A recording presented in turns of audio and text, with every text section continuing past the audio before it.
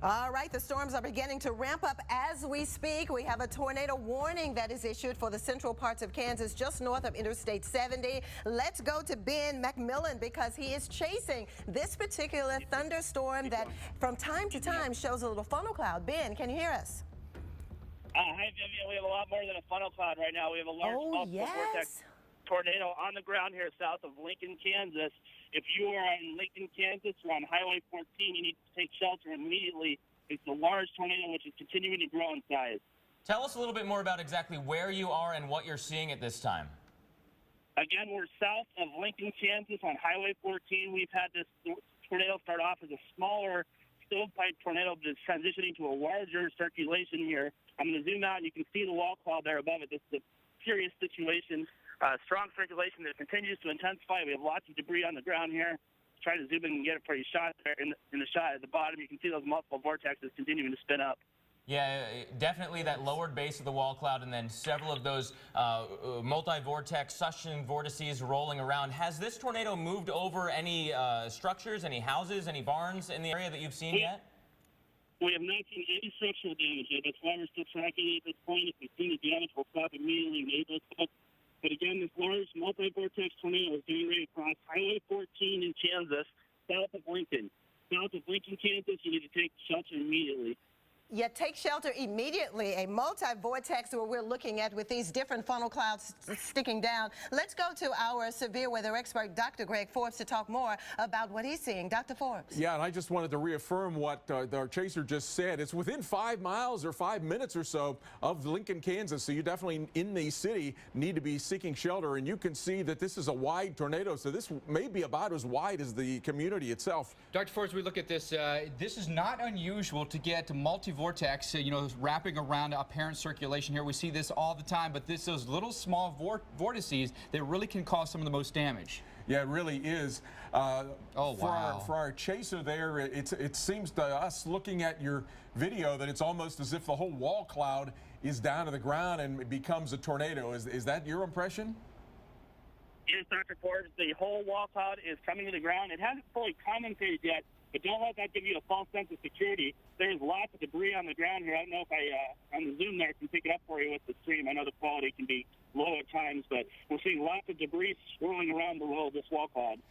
Yeah, we've seen these multiple funnels revolving around that wall cloud. So this is the kind of thing that reminds us of say, some of the big tornadoes that we've seen in the past, where the whole thunderstorm rotation comes down to the ground and you get a mile wide or 2 miles wide tornado at times. Ben, it's Mike Bettis. What road are you on right now? Which direction are you traveling? Which direction is the tornado traveling? Mike, we have a roof that just flew through the air here. Oh, we see it. We see it, Ben. So it's hit something now. Yeah, keep moving big piece. A whole roof went there. Yeah, this is a serious situation, guys. This is life or death out here. These folks in these farmsteads need to get in a shelter immediately. It's a large tornado that's continuing to track east and north. We're seeing the town of Lincoln, or at least some part of Lincoln, be hit right now by the looks of things. This is very, very serious situation. Ben, how far are you, would you estimate, from the circulation right now? I assume you're not wanting to go any farther forward. It's crossing the road. Correct. We're probably just about 4 to 5 miles south of Lincoln. Oh, there's a building right there. Yep. Go ahead and we're just working on our logistics, sir. Guys, apologize. Getting the left line there, TJ. Thank you. Yeah, we're just about 4 to 5 miles south of town. It's almost east of the road now, and it's continuing to. It's not really fully coming down to the ground, but we still have debris below it. Ben, what's off to the right? We're watching it cross the street here. Is there anything off to the right there on your screen that may be in the path of this? Guys, this is incredible. Large multiple vortices in the field right in front of us.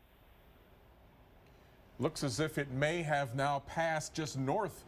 If I'm correct, is it just passing north now of the community of Lincoln, Ben? No, it's south of Lincoln, Dr. Forbes. Still south of Lincoln along Highway 14. Oh, still south, so it's hit something south of Lincoln and still heading toward the community. That's not good. You can see some the multi-vortex within that, Dr. Forbes. How much impact do those small little vortices have? They're quick, they're fast, but they're very, very strong. Yeah, they really are. My guess would be that the tornado itself here maybe has 75-mile-per-hour winds in that, but these multiple vortices, where they hit, the winds might be up to 150 miles per hour because of the very intense rotation. You can see in these. there's rotation almost right above where Ben is here. But Ben, are you in a safe location? Yes, sir. We're south of the circulation. The storm's moving away from us. We are in a safe position this time. Thanks for checking on us. Do you notice any buildings that may be inhabited that have been hit by this? We saw the roof come flying through the air, but we were unable to figure out where it came from. And then after that, we saw big pieces of debris that were flying, like maybe they were big pieces of siding or something like that. Also, after that whole roof flew off. So probably several buildings were hit there on the south side of Lincoln. So again, you're looking right now at a storm that has produced a tornado, multi-vortex tornado. This is a tornado warned storm. This is a tornado warning for Lincoln County, Kansas. This is north of I-70, north of Salina. So if you live around Elkhorn or Lincoln Center, tornado basically right on top of you. Doppler radar has indicated some pretty strong rotation. We've seen that obviously now with the chaser video, Dr. Forbes. Yeah, and this storm is moving about 30 miles per hour. So the next community after Lincoln would be Barnard. It's coming your way as well. Go ahead and stop, TJ. Stop. Ben, do you have any visual on it any longer? There it is. There's a funnel. Can you tell if it's still in contact with the ground?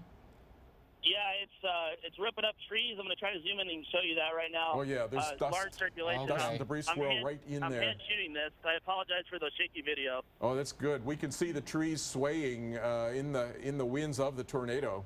So this is coming right near Lincoln Center as we speak. There goes So the suction vortex going leftbound in the screen there. if you're in Lincoln Center, Oh, you debris have in to that take one. shelter right away. Underground, if you have an underground shelter, get there right now. An interior room, put as many walls between you and the danger as possible. Confirmed tornado right now near Lincoln Center, Kansas. You're looking live right now at the tornado. Chaser Ben McMillan on the phone with us. Ben, give us your perspective of what's happening right now. Well, Mike, I believe it's missed the community, which is just a godsend at this point. But still, these farmsteads are in imminent danger.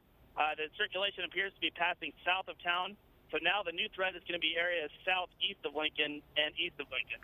Real good example here in the past few seconds of the very strong rotation of the cloud, then what appears to be a clear space, but if you look right above the tree line, you see little bits of dust and debris that are picked up periodically. So there are continue to be these suction vortices, multiple vortices. There's a good one right there. Oh, tremendous that flow is, with that. very likely to have pretty intense winds in localized spots. We've got basically a wall cloud here, Dr. Ford. It seems to come almost all the way to the ground with the rotation, then the funnel and the tornado coming down from that. This is a very well-formed storm. Yeah, it really is. It has tremendous rotation, maybe of the whole cloud right down to about 1,000 feet or so above the ground. And then occasionally we're getting the tornado circulations develop beneath that. So the large area you're seeing there kind of in the lighter gray, that would be the rotating wall cloud. You're seeing right behind that tree where the circulation is. But some people might mistake that whole entire rotating wall cloud, Dr. Forbes, as the tornado. But the tornado would fall from that. Yeah, that's exactly right. And we've seen that happen a few times, that something that was about the size of 10% of the width of that broad rotation has dropped down to the ground as a tornado. Now, that said, there may be little mini tornadoes that could be revolving around the whole. Maybe this is a mile and whoa, the wall cloud is getting more concentrated now. And now the tornado has come down again right out of the center of that part, right above that silo. You're seeing the tornado, and just to the right there, you're seeing the tornado that's dropped down. So there may be. We're in the transition between the wall cloud and the tornado here. There could be 75, 80 mile per hour winds down at the ground almost constantly. So there's a funnel right in there. This is the whole rotating wall cloud that's rotating counterclockwise here, Dr. Forbes. Yeah, and you can just see how there's one. Now over here, looks like there's probably another tornado that's trying to form beneath this. Is it uncommon to get more than one tornado forming from the same wall cloud? No, that can happen at times. Usually in this case, when they're this close together, afterwards they'll get classified as one big broad tornado with a little embedded suction vortices inside of it. Ben, are you still with us on the phone? Ben McMillan, Storm Chaser on this. We are in Lincoln County, Kansas. Ben, what are you noticing from your perspective, from your camera? Well, Mike, we're just getting ready to come into the city of Lincoln here. We have state troopers and fire department personnel all running with their emergency lights on. They seem to be aware of the situation, but we're just hoping that the word can get out to everyone at this point so they can all do what they need to do to keep themselves safe. We watched this tornado come right in front of you, right across the street. You would kind of slow down, let it pass in front of you. Now it's gone off to your right. Can I assume that you are pointed west? We're looking north, Mike. We're staying south of the storm for our own safety. How far are you from it right now, and how quickly is it moving, would you estimate? Probably moving north at about 30 to 35 miles an hour here. You're going to lose the shot as we enter the city of Clinton here. We'll be able to give you a damage assessment shortly. It may have actually flipped up to the outer lying edges here. You can see that circulation right above the city there. That's what all those trees are in the shot. Yeah, noticing on our radar, the circulation may be right over Lincoln Center as we speak. And we've seen this pulse multiple times, Dr. Forbes, putting down tornadoes. Seems as weakened maybe a little bit in the last couple of minutes, not producing the big funnel that we saw earlier. Yeah, and I would say now that it may be about 2 miles north of Lincoln Center and heading up toward the Bernard area as they're to the south of it, and now they're coming, obviously driving right through the community of Lincoln Center. So we see a few more homes here. Ben, do you know if the circulation's gone over this town, or did it just miss? I think it was a very fortunate thing. I think a lot of the multiple vortexes we were discussing actually lifted as it went over the community. So thank goodness for that. At this point, we're fortunate so far, at least for the city. Well, we appreciate your perspective. This is truly incredible. Again, recapping for you folks, you're looking live at a tornado-warned storm. This is north of I-70 in Kansas, in Lincoln County, Kansas. Our chaser here, Ben McMillan, is driving through the town of Lincoln Center that may have just been spared by this, but this has put down a multi-vortex tornado. Dr. Forbes, we saw it kick up debris. Maybe looked like a big piece of maybe roof had gotten flung up by this. Looked like a whole roof, that one, and then there was others that were multiple pieces. I've been trying to look there as we've been driving, as he's been driving through the town. I thought I saw maybe a part of a carport canopy that might have been knocked down or damaged, but so far, from what we're seeing along this road at least, there doesn't seem to have been any of the whole roofs taken off or anything that would have created the debris that we saw. It looked like maybe there was part of a road sign board that may have been blown off. Let's show you what we saw just moments ago, literally just minutes ago, of the tornado that touched down here. This is chaser Ben McMillan as the tornado was coming near the road he was chasing on, and you can see debris got tore off of a building here, Dr. Forbes. You can clearly see in these pictures multi-vortices just spinning around the parent circulation. Yeah, absolutely. A big wide tornado with multiple vortices, and of course those are the ones, as we saw, when they hit something, it was those what we call suction vortices that were causing the damage. You'll see it right here. You can see just right in the center of your screen. It's about to come across the screen. There, you're going to see the debris being picked up by that. So it certainly hit some sort of building. Ben was with us and couldn't confirm whether or not it was inhabited buildings that were hit or not. But we know that this at least has caused some damage, now pushing north of Lincoln Center. And right about there is probably the biggest of these multiple funnels that we saw, and there was the whole roof that you just saw flying off there. This was probably at its strongest, at least from what we've been seeing. The tornado circulation there, as manifested by that dust, got very wide at that point, probably a half-mile wide, I would guess. Let's take you back to the live pictures of the storm now as it has gone off to the north of Lincoln Center, now headed toward Bernard. So if you live in Bernard, please take shelter right away. We know we've had a storm here that has produced a tornado, if not multiple tornadoes, during its lifespan. You can see emergency responders now on the scene. Ben, are you still with us, Ben? Give us the lay of the land. What's happening right now? We're just repositioning north of the city on 14. And again, it does not appear like any significant damage has occurred in the city. Are you listening to any scanners or anything like that right now? Can you hear any of the first responder communication? I have not. I actually turned down the radio so we can effectively communicate with you there in the studio. I can try to monitor that if you'd like. Gotcha. I appreciate that, Ben. Thank you very much. I want you to be safe. But what are you noticing with that wall cloud? We're looking at it on the radar. Looks like the rotation has weakened somewhat. Yeah, it appears to have broadened out a little bit. These things are obviously long-lived supercells, so it might just be cycling at this point. I'm not sure if it's going to drop down. We're just seeing broad rotation now. I don't see anything on the ground at this time. This seems to be about 5 miles south of Bernard at this point, heading pretty much right toward Bernard. So Yep. people there need to be seeking shelter. I would think that this is a storm that is cycling that could very well put down another tornado. There's not obviously anything in its way that would interfere with it.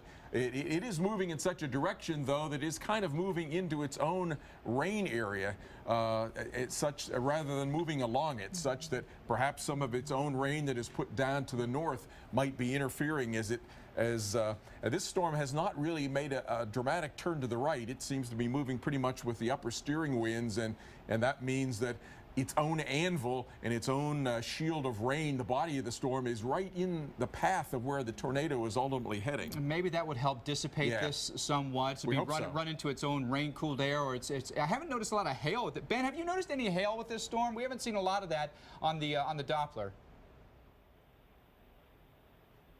Not sure if we still have may Ben have with us lost or not, him. but we know that if it's running to cooler air, Dr. Forbes, that means it's cooled, it's denser air, which is not going to lead us to rotating updrafts within the storm, which would really build the storm. Yeah, that's what we hope is the case. That said, it has really built up quite a rotating wall cloud with the storm, and so when that happens, what happens is the whole storm gets a low pressure up in the mid levels or the low to mid levels of the storm, so that even if you've got a little bit of rain cooled stabilized air in its path, that low pressure can sort of suck up, kind of like you would suck soda out of through a straw up through a can or a cup of soda. Right. And so you don't have to have the air that's perfectly buoyant, perfectly warm and unstable to still go up in these kind of thunderstorms, because they've built up enough momentum in their wall cloud that they can pull it up because of their own low pressure. So that's what sometimes happens. So unless the air gets too cold, you can sometimes continue to pull that somewhat stabilized air up. At the moment, it seems as if maybe the air that's ahead of it is too cool. That's our working hypothesis, at least, such that it is seemed to have lost its tornado at the moment. So now, what you're looking at, folks, right now is a tornado-warned storm in Lincoln County, Kansas, a rotating wall cloud. I think we've reconnected with Ben, a storm chase here, Ben McMillan on the phone with us. Ben, take us through this over the last couple of minutes. What you noticed when it was at its peak and what you're noticing now. Hey, Mike, it was very strong as it was approaching the city of Lincoln, Kansas. It did some damage to maybe some farm buildings or possibly some houses. We didn't see it, but we actually saw some roofs flying through the air. So a very serious situation here south of Lincoln, Kansas. And then luckily it actually lifted somewhat as it approached the city. So it didn't appear to do much damage in town. We're very thankful for that. It's now north of Lincoln, still on the Highway 14 corridor, and we're just monitoring it to make sure it doesn't reemerge from the clouds, wall clouds. Well, it looks like you're at a good safe distance from it here, a good paved road, so that's all good. Well, Dr. Forbes, when you look at his picture here, a couple of things you're noticing. I noticed you noticed the rain shafts or maybe the hail shaft out ahead of him. yeah, I'm noticing that ahead. Now, that could be mistaken for a tornado given the context of all this, but I'm thinking that that is still just rain shaft. But clearly what has happened here is that they're driving into the south side of the storm. They're getting in some rain, so that can sometimes obscure the view. So it's not out of the question that there could still be something hiding in that area that kind of looks like rain shafts, but there could be a tornado hiding in that. It just looks like rain shafts because the intervening rain is making kind of an obscure picture. Ben, have you noticed this is becoming more of a rainmaker than what it was maybe 15 minutes ago? Yeah, definitely, Mike. It's transitioning from that classic supercell type to that HP, and we haven't completely lost visibility of the wall cloud, but obviously it's not as good as it was, the view. Well, Ben, we appreciate the pictures. Truly amazing. We know that first responders are on the scene right now monitoring this as well as we are here at the Weather Channel. But just moments ago, folks, you saw live pictures here at the Weather Channel. The tornado coming through Lincoln County, Kansas. Storm chaser Ben McMillan on with us and showing us the incredible views, and this is what it is doing right now. I want to also mention, by the way, Ben, thank you so much for your time, and we're gonna monitor your feed here and make sure that we're on top of anything that may happen here in Kansas. But it looks like the threat may have dissipated just a little bit. I want to show you another storm coming closer and closer to Oklahoma City, by the way, folks. We have a new tornado warning in Oklahoma. I wonder if we can get over to that and show you what's happening with that storm. This is a look at a storm coming near Chickasha. Dr. Forbes, Cato County here, the cities of Apache, Cement, Cyril here. This is right along I-44, just north of I-44 near Anadarko. and maybe coming toward Chickasha here. Pretty intense storm that may have enough rotation here that could be producing a tornado. Let me put the velocities on this and show you if we can see. What do you make of the velocities we got on here, Dr. Forbes? We definitely got some inbound and outbound wind here. Oh, definitely. The red's going northbound, the green's going southbound. Very strong rotation, and where the green and red touch, that's what we call a tornado vortex signature. So it's in the area just south and east of Apache, heading off toward the north and east. It should go north of the Cyril area, heading toward the Verdon area at its current direction. All right, so we put the tracker on this. So a place like Stecker, momentarily going to be on you about 10 minutes. You got to take shelter right away. Indian City, 3:11 local time. Then coming near Vernon at 3:32. So shelter right away. If you've got a tornado shelter, you, your family, your pets, get there right away. Get underground if you can. If not, an interior room of your home on the lowest level, on the first floor. Get under a sturdy piece of furniture. Put your helmets on. Make sure you've got shoes. There can always be something like broken glass that could cut you. So take all those things in consideration. You may have just a few minutes to get to shelter here as we potentially have a tornado rolling near Chickasha. This is coming right north of I-44, outside of Lawton, north of Lawton, and just to the south and west of Chickasha. You can see where Oklahoma City is on the screen. This is southwest of Oklahoma City. This is another warning that we're watching for you in addition to the one up in Kansas that has already produced a tornado. Yeah, just to the south, a few miles south of Stecker, a few miles west of Cyril at this point. If you've been watching, you've seen me looking off to this direction. I have a high, that's what we often call our high resolution radar that I've been over here looking while Mike is working with this system. All right, so we've got some hail in this as well, Dr. Forbes. Around Apache, you've got at least 1 inch hail here to go along with what may be a tornado. Yeah, indeed. This storm is going to head its way up toward the Oklahoma City metro area, and we're early in the afternoon. We're just coming up on 3 p.m. and so this is early in the day. It's a day that has not had very much of a cap, no real warm layer aloft to inhibit storms, so the storms have gotten an early start. It's often 4, 5, 6 o'clock before the storms get going. And so it is going to be a long afternoon, a long evening. We'll see more coverage instead of just these 1 or 2 storms of tornado warnings. I think we'll see quite a few. That's why I've given today central parts of Oklahoma up into central parts of Kansas Torcon values of 6. I've upped them as I came in today. 60% chance of a tornado with 50 miles. And 4 or so for south central parts of Nebraska, 4 or so for northwest or north central parts of Texas. All right, let's take you. I want to go back to Kansas if we can. They've newly issued another tornado warning on the storm that we had been following, Dr. Forbes, that had indeed produced a tornado. You watched it live here on the Weather Channel. So you go up north of Lincoln Center, Kansas, be north of I-70. A new warning has been issued. I believe this is Mitchell County where this tornado warning has been issued. Lincoln County to the south, the new one, Mitchell County. So Asheville and Simpson, those are the cities that could be impacted. The storm has been moving to the north, generally 25 to 30 miles an hour. I think we have pictures out of Kansas. We noticed that we had a tornado earlier, and there's the live picture right now on that storm. We don't see the definitive lowering, rotating wall cloud that we once did, Dr. Forbes, but I'm sure the Weather Service at this point issuing the warning, knowing that it has indeed produced a tornado at one point. Indeed, and the storm seems to have speeded up now to going north at about 40 miles per hour, so it is just about on the Bernard, Kansas location at this point. We've had multiple tornado sightings that you watched us live down around Lincoln and south of Lincoln in Kansas. So this storm is heading from around the Bernard, Kansas area up toward the area maybe just to the west of Simpson, Kansas.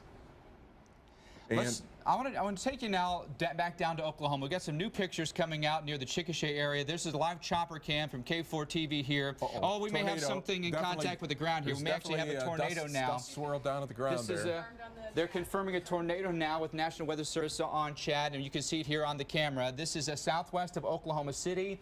This is in Cato County. So if you live in Cato County, tornado warning right now. Please take shelter right away. What do you make of this, Dr. Forbes? Absolutely. Again, we see that cloud lowering, the wall cloud, and then occasionally no funnel all the way to the ground, but you see that dust. You can still see it right down at the ground there, that swirl. The wind is swirling down at the ground despite the funnel not reaching all the way to the ground. So it's that swirl at the ground, the winds at the ground that define what a tornado is. It's not what the funnel or how far down the funnel goes. A usual rule is if the funnel is halfway to the ground or more, it probably is a tornado, and you can see at this point some swirling action down at the ground. You're seeing. Yeah, I look down at the ground there. I don't see a lot of dirt, so this may be a newly planted field. meadow, so yeah. you've got something there that's actually holding the ground in place. You may not get all that dirt that's flung up into the air here, Dr. Forbes. Yeah, what I'm trying to look at here is to see if I'm seeing the trees, any trees that are swaying, or any trees that suddenly pop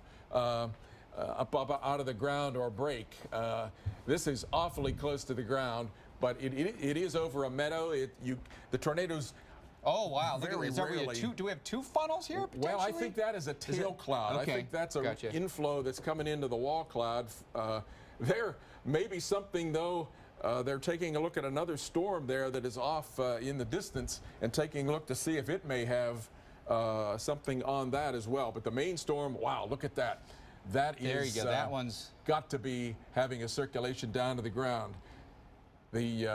You're taking, this is a live look, folks. Now, this is a storm that is north of Elgin, Oklahoma, just west of Chickasha, Oklahoma, outside of Oklahoma City. Live chopper cam right now out of Oklahoma City. It is extremely rare for a tornado to actually pull grass out of the ground. And so when it's over a meadow like this, it is, as Mike was saying, it's very hard for any kind of dust or debris to come up. There's no dust there, and it's hard to pull up grass out of the ground. So unless it hits a tree or is able to pull a tree up, that would be the way that we would see. Yeah, we're seeing the chopper video. Let's go ahead. Now, Oh, there you is. go. Now we've got the tornado. Let's listen to the chopper pilot for a moment. Zero is just fixing to cross those power lines right there. We'll be able to see if anything snaps and coming in. But you know, still, if you're east northeast of Surreal, you're going to obviously want to be able to take your turn here, Mike.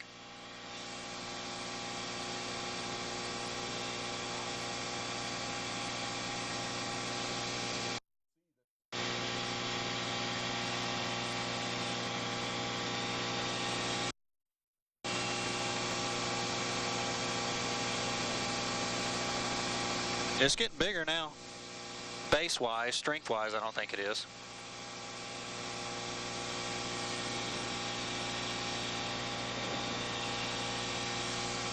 It comes back down. You see it lift. It comes back down. We've seen this many, many times, especially in Oklahoma. Yes, indeed. And we're at a situation here where the instability is only going to increase as the day goes along. Pretty strong rotation in the area northwest of Cyril, southeast of Stecker, heading off toward the northeast, toward the Verdon area in Oklahoma. Okay, so we'd be looking, I see some high-tension power poles here, Dr. Forbes. What kind of wind speed would have to take something like that down? Well, I think probably, just off the top of my head, trying to recall, I think that would be probably usually about 120 miles per hour. Depends on exactly what type. Oh, there you see right behind that. Look at the trees leaning over and right down to the ground there, just to the left of the power pole when they were zoomed in. So there's definitely a circulation on the ground there. Wow, look at the rotation in the cloud there that we're seeing. So the rotation counterclockwise here, clear funnel, you know, and we probably have something in contact with the ground here. We've seen a little bit of debris at times, not much, a lot of vegetation here, so it's probably not literally pulling the grass out of the ground at this point. No, it doesn't usually do that. This tornado doesn't seem to be moving very fast at this point. So we're, look at the little wisps of clouds that rotate around that. No problem at all seeing the rotation in this. So about 3,600 people under this warning right now. This is still in Cato County, correct, yes. Sarah? Still Cato County, so please take shelter right away. This is near Anadarko, so the rotation could be coming near Anadarko. And Dr. Forbes, now getting more of a horizontal. Usually that means it's about to dissipate in more of a kind of an elephant trunk shape. Yeah, it is. It is kind of roped out for some reason. Probably it's got some of the rain-cooled air in the road there. It's left the tornado behind down in this area. Look, the little kink in the tornado there, and then it goes almost horizontal all the way up to the parent circulation of the thunderstorm that has gone off toward the upper right there. So usually this at this point, when you start getting this contorted, the tornado is getting left behind and ever more narrow, so it usually begins to tear itself apart or brings in some of that drier environmental air, that non-rotating environmental air that dissipates the tornado, and that appears to be what we're having happen right here. Again, you're taking a live look at K4 chopper video. This is live right now, southwest of Oklahoma City. Cato Parish right now is under a tornado warning. This has produced what we've witnessed, at least 2 tornado touchdowns. Right now it seems to maybe have lifted some up, but you still see a rotating wall cloud. If you live near Anadarko, right along, let's say, County Road 8, just outside of Chickasha, just passing by Apache, these are the locations that we're concerned about. You need to take shelter, lowest level of your home, an interior room.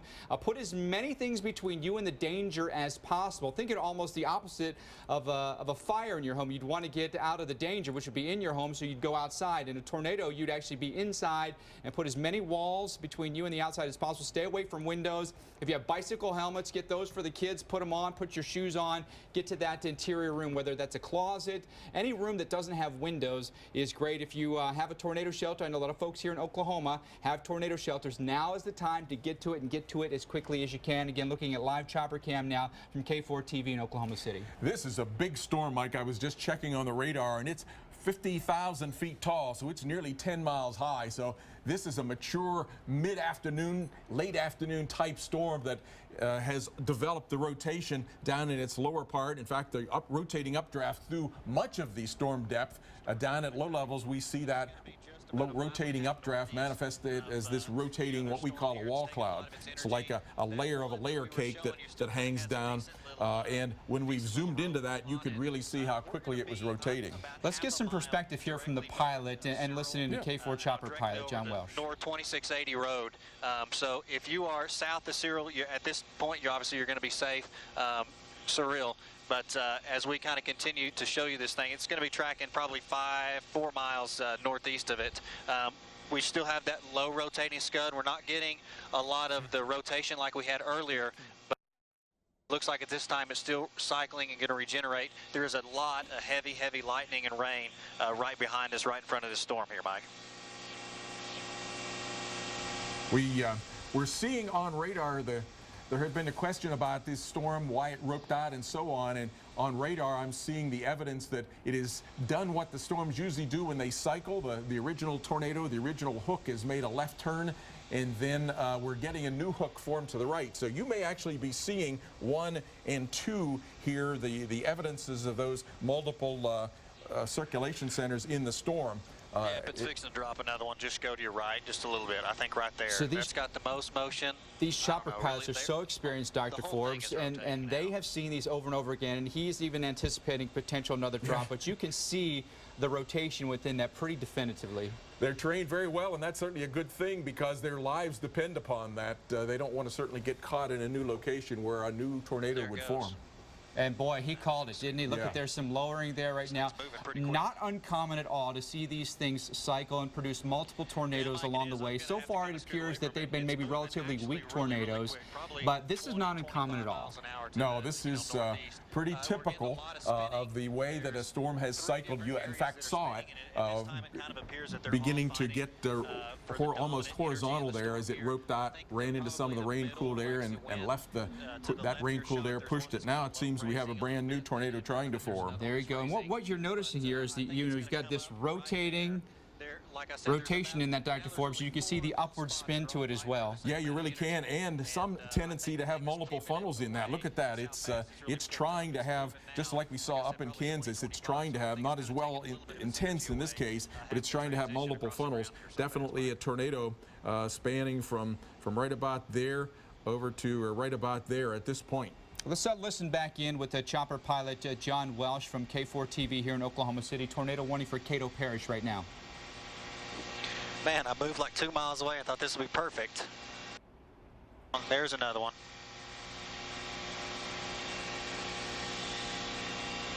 Sometimes in these tornadoes, there's all sorts of proportions of whether the air in the tornado is mostly going up or whether it's mostly going around counterclockwise. This one at this time, I think, has mostly going up. The previous one we saw, it really had some strong counterclockwise horizontal rotation, and so what does the upward motion tell you? I think it was, Mike, and like I talked about, you can kind of see the 3 kind of distinct areas in your screen, like the left, the center, and then on the right side there, that you're actually really kind of fighting for the dominance. Now, at this time, it looks like maybe the center is going to take the state. They pull in a lot of the energy. It has that little rope area that it'll kind of come down just a little bit of ground contact and then it lifts. I think if if one of these storms or one of these rotating columns right here will take over with the amount of energy that's in here, we're 73 degrees with a pretty decent wind. This could be, like you said, a long storm here. Because it looks like at this time the center one is going to win and it's going to put it down. So again, hopefully it doesn't happen, but it looks like the conditions are becoming more favorable for that to happen, Mike. All right, so you're looking live right now at chopper footage from K4 TV in Oklahoma City. This is Caddo County right now under a tornado warning. We've seen this produce, Dr. Forbes, 2 tornado touchdowns, and watching it right now. Yeah, and going back to your original question of what's the importance of that updraft, that very strong upward motion when it's present, if it can come in contact with some source of rotation at low levels, then it becomes sort of like the skater. It can pull in that rotation because there's an inflow that goes inward toward that strong updraft, and that can be how the tornado can quickly form. So we've gone from what 2 minutes ago probably was mostly upward. Now we're seeing the counterclockwise rotation has in fact developed, and now we have a pretty well-defined tornado. Very distinct funnel here. Hey, you're have another one just in front of that. What we're looking at the ground, it's been very difficult. Even ones that have touched down, we haven't seen a lot of debris. There's not a lot underneath it. We don't see a lot of buildings in the way, which is great news. But a lot of vegetation, your trees or grass or newly planted crops that aren't necessarily being sucked out of the ground. That's exactly right. My impression is that this is probably a pretty weak tornado at this point. Again, still with mostly upward motion, but some counterclockwise rotation that's going around that. And so it certainly would not pull grass out of the ground, and but it could knock down or pull out a tree on occasion if we were zoomed in enough that we could see that. But we have not been seeing much in the way of debris with this tornado thus far, thank goodness. A pretty expansive storm here, at least the base of this storm, west to east. We've noticed that on the radar as well. Haven't noticed a lot of precipitation with this, Dr. Forbes, so it'd be considered, I would say at this point, low precipitation. Chasers would call this LP. Then you get a really clear view of what the storm is doing. But incredible footage here from K4 TV in Oklahoma City. You're looking live. Tornado warning right now. If you live looking at the radar, if you're near Anadarko, you'd want to take shelter as soon as you can because it's coming for you here, folks. Our tornado warning goes until 3:15 local time, and they have, by the way, extended the watch over into Oklahoma City Metro. And if you see there in the box in the lower left, I mentioned that it had now 2 hooks. The one is up near Highway 281 off to the west side of the storm, whereas the other is coming right toward that Highway 8 symbol that's heading straight south of the storm. And that Highway 8 symbol, that hook, is the one now where this tornado is in. The one that we saw rope out, that did its roping out in the process of that hook going up the west side of the storm and now being due west or even northwest. There you go, Dr. Forbes. There, so maybe one right in here, and then one by Stecker and one near Anadarko. Yeah, and so originally the storm was coming up like this, and the first tornado roped out and made a turn to the left. The new hook is formed, and now that tornado has been reported there. You see the little tornado symbol. That one's heading off toward the northeast, toward the Verdon area. So the new tornado is located in around here. It does not, we're a little bit distant from the radar. It does not have extremely strong rotation showing up, but you can see some red and green showing up in here. That's where the tornado circulation would be, and then heading up toward the Verdon area. So when I'm looking at the pictures here, do we have the chopper cam still? Don't see the distinct rotation with this that we did maybe just a few minutes ago. But the cycling of these can happen. It happens quite frequently. So it may just be a matter of time before this produces another funnel. Yeah, absolutely. These storms. This storm has a very well-defined hook echo on it. The hook echo getting more organized. So it has rotation aloft. It's just having a little bit of difficulty here. Apparently having that rotation right down at the ground. So it has cycled. Occasionally it certainly can put out tornadoes. And with this well-defined of a wall cloud, maybe even a 2-centered wall cloud at this point, it's definitely trying to put down tornadoes. Maybe 1 or 2 of them. We'll watch this and see which one of those wins out. It's trying to get little embedded circulations within that wall cloud. Maybe even 3 there. There's something off to the far right. So I'm looking at Anadarko and Verdon here. It may split right between the 2 towns. It's really, really close.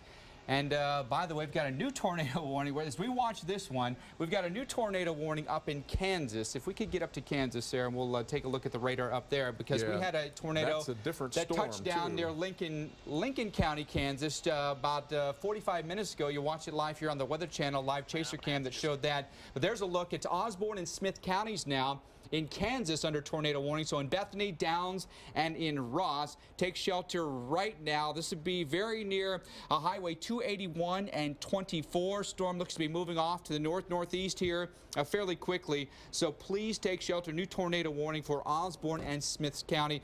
Dr. Forbes, when you take a look at this, what do you notice? Anything distinct on the radar? I think we can definitely see there's a hook echo in there. There's definitely a hook echo, and this one is one that definitely is a little bit more complicated than the ones we've seen thus far, with the possibility here of 2 circulations, even 3 circulations in this. It is a storm that has an arm that comes out from the south and east, and then the main part of the storm goes back in from the southwest. Is this? And you're taking a live look at Yes, Chaser I'm Cam here, controlling by this. the way, in Kansas. We got live pictures here out of Kansas, and Dr. Forbes analyzing the same storm on the radar on your left side of your screen. So this is a big swirling storm. This was likely to turn into a high precipitation supercell thunderstorm. With that kind of swirl there, we'll be seeing a wall cloud, a big wall cloud again, and maybe a tornado somewhere right about under the N in Osborne, heading toward the Ross area. It should miss Portus, but Portus may be getting some hail and certain very heavy rains with this particular storm. I'll zoom in. It looks like there could be a lot of hail on that. Let's put the tracker on this. We'll show you that Bethany and Dentonia next to be hit. 314 for Bethany, so that's only about 5 minutes from now. So lowest level of your home, take shelter right away, get under a sturdy piece of furniture. If you have a tornado shelter, an underground shelter, now's the time to get there quickly. And a good time to point out that we tell you that don't rely on seeing the tornado come, because the tornado is down here near just to the northeast of Osborne, but you have not 1 but 2 rain bands that are in your way. So if you're you're never in gonna the see path it. of the storm Yeah. coming toward you, it's very unlikely you're going to see it until the very last minute, when it may be too late to take shelter. So you want to take shelter based upon the warnings, and that's why we give you the names of the communities that it's going to hit or come near, so that you can sort of know the time that it's headed your way. This is a separate storm from the one that produced the tornado near Lincoln Center. That was off to the southeast of the tornado warning storm that we have right now. But It looks like, and now it looks like we have a new tornado warning on that, maybe that storm again farther down to the south and east. let me see if I can move that over here. So this is the storm that we were following earlier. Mitchell County still under that tornado warning. This has now gone north of Bernard here, but maybe near Beloit or near Glasgow, or slicing just between Glasgow and Bloomfield. Yeah, it still has a little bit of a hook that comes out the southwest side of the storm, but you can see by comparison, this one looks a lot more like a low precipitation type storm, or a normal classic supercell, as we call it. And that was the one we were watching have a multiple vortex tornado earlier. The newer tornado warning that's up there in Osborne and Smith counties is a much more complex, big spiraling mass that is likely to look rather different. Let's take you back. Can we go back to Oklahoma City and show you the pictures from Oklahoma City? We have live chopper cam out of Oklahoma City. A tornado southwest of Oklahoma City. They've reissued tornado warnings now for Caddo and Grady counties. This is a live look at chopper cam from K4 TV. This has put down 2 tornadoes that we've witnessed here on the Weather Channel. And without question, because they've seen the rotation of this wall cloud, Dr. Forbes, they have to issue another tornado warning for the possibility to see a touchdown again. Oh, absolutely. Once you've seen the rotation, seen tornadoes, as long as you begin to continue to see something that shows the whole storm is rotating, and in this course, the wall cloud itself is visual evidence. They'll be seeing that in the National Weather Service office. They'll also be seeing the radar that continues to get ever a more intense hook echo with that. So I think within a few minutes we're likely to get another tornado form out of this. What do you make of that hook, seems Dr. to be, Forbes? And it's quite a hook. and if we get a right turner here, Chickasha would be right in the direct path of this potentially. Yeah, this is definitely along Highway 8, just to the north of Cyril. It has definitely developed a stronger circulation than just about 5 minutes ago. So that would either head toward Chickasha or along Highway 62, not very far to the west of Chickasha. So there Probably are near your Verdon, or warnings. might take a turn to the east of Verdon, between Verdon and Chickasha at this point. That may be the most distinct hook echo we've seen on any it of the storms definitely that is we've followed today, so far absolutely. today. The live pictures that you're looking at here, K4 TV, live chopper cam. These chopper pilots are pretty remarkable, Dr. Forbes, and what they see and how close they get, but showing us incredible pictures. There's a look at the tracker on this, and we'll show you who's in danger next as we time this out for you so you know. There you go, Chickasha, 3:49. So you've got a few minutes, but to make sure you get to a shelter as quickly as you can. Kids, pets, maybe grab your phone real quick and get to your shelter right now. A bedroom that doesn't have windows, a bathroom, a closet, basement, all good places to be, and protect your head. Maybe dive under a big, heavy, sturdy piece of furniture. Pop up the velocities now, Sarah. It has really intensified the velocities there you on this. go. The big area of greens with this rotation, the big area of reds with this big rotating thunderstorm, and then where they're touching right there, the tornado vortex signature. So that is looking like it's probably making a right turn toward the area between Verdon and Chickasha. They are reporting funnel now halfway to the Yes, ground. right. I think we may have lost the chopper cam, but as soon as we get reconnected with them, we'll show you the pictures. This has produced 2 tornadoes, by the way, near Anadarko, south of Anadarko, near Cyril, going toward Vernon, maybe very near Chickasha. Caddo and Grady counties under tornado warnings right now until 3:45 local time. Look at the hook on that, the wrapping right around here in the area vicinity of Highway 8, with the tornado liking to sit right inside of that notch right in there. And it has definitely, as it's developed additional rotation, that usually means kind of like a pitcher putting spin on a baseball. That means that it has taken a turn, and when the storms rotate counterclockwise, they turn to the right. So that would take it into the area. If it rotates even more toward the Chickasha area, should it do what we've seen some of the storms do, that it cycles, that could still come back up to the Verdon area. So that's why we still have Verdon in the tornado warning, because these storms, as we've seen, can weaken and make a left turn, a new one can form and head off to the right of where the earlier one had been. All right, so a definitive hook echo. When that pulse is like there and then the new scan comes in, you can see the hail cores off to the north of that. So big hail likely falling out in front of the tornado. Absolutely. Probably, and we've had, I believe, some 1 inch at least hail reported with this, and it certainly could be producing some hail that could get up to golf ball size. There you're seeing Yes. the hail track up to 1.6 inches. I usually feel that that's because of the updraft. The biggest hail doesn't quite get to the ground, so I would make that probably at about reaching the ground of about 1 inch. Would be sort of typical. All right, let's show you some more live pictures that we have. I believe we've made contact again with the chopper cam from K4, upper left-hand side of your screen. And then following another storm in Kansas that has produced tornadoes near Lincoln, Kansas. So you're watching 2 radars on your right, 2 live cameras on your left. Upper left-hand screen, by the way, is the imminent danger right now. This is the storm that has produced 2 different tornadoes, and we've got at least Now with the Chickasha storm. tornado reported on the ground. We're trying to look at that right Southwest now. of Verdon.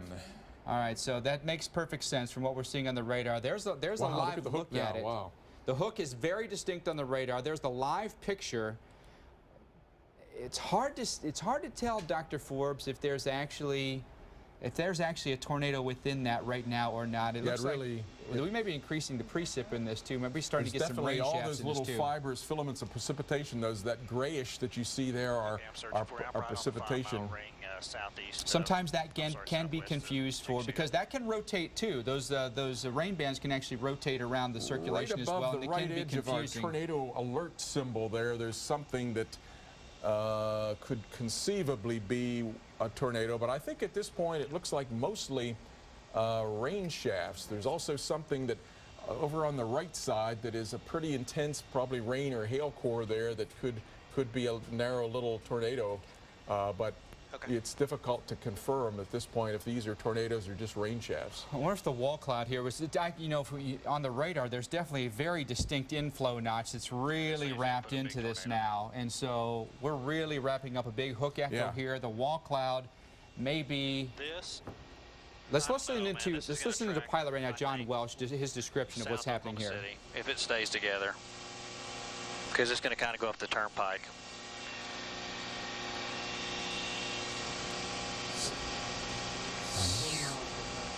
So he was talking about the turnpike here, Dr. Forbes. About Could be 40 miles away from downtown Oklahoma City at this point. Could be some real danger to folks that are traveling on the roads. This may be going into eventually here some more populated areas. For the most part, it's been over rural areas, but this may now hold together and last through the Oklahoma City metro area if it takes a turn in that direction. Absolutely. What you're seeing there is at the far right, Yeah, what Mike, right now you can kind of see it's definitely getting its act together. It's becoming a very large storm.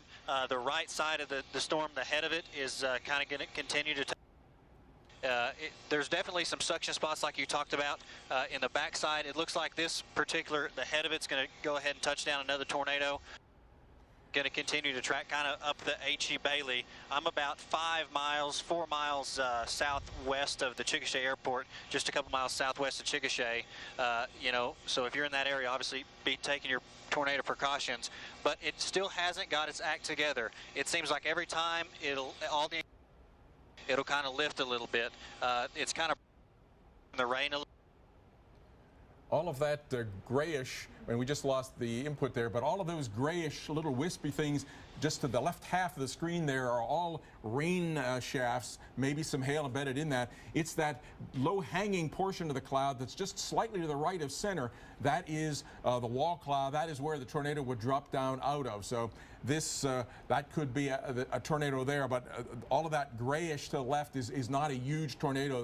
That's rain that is in the vicinity of the wall cloud. So we're seeing the body of the storm here with rain. Then down in that south side, that would be where that low-hanging wall cloud would be. And inside of this, there is very strong rotation right up at cloud base. Now, as we're seeing there, it's not quite making it to the ground. So that's why sometimes when you get these tornado warnings, they're based upon what the Doppler radar sees, and in this case, it's seeing the strong rotation at cloud base. But as we can see there from the helicopter view, it's not quite making that as a tornado down to the ground at all times. So with this kind of signature, though, Mike, this would be something that I would expect before very long to put down a tornado. Indeed. We've been watching these camera shots from K4 Chopper. They do just an absolutely incredible job. But he's got such a vantage point here, Dr. Forbes, that, I mean, he's just right on top of it. We've watched this the whole time. Put down 2 different tornadoes, Caddo and Grady counties under tornado warnings. And watching that front end, as he was talking about, potentially produce a tornado. But we've seen the rotation. Let's listen real quick to John Walsh, a Chopper pilot. Until it really gets its act together, we're going to sit there and play cat and mouse. Basically, you can kind of see the backside of it. The lowering is actually rose up just a little bit, but it's separating itself from the rain, and so it's staying in a little bit warmer environment here. If Travis will zoom out and go to your left, we'll show you. Here's the other players in this particular storm, Mike, and this is what's kind of killing it, because on the backside right there, you have those points of rotation that are fighting for its energy. So the one in the front will kind of get really close, and then the one in the back is going to steal its energy. So the ingredients are here, and hopefully it doesn't all intensify, but at this time, it's not looking like it's getting any better here, Mike.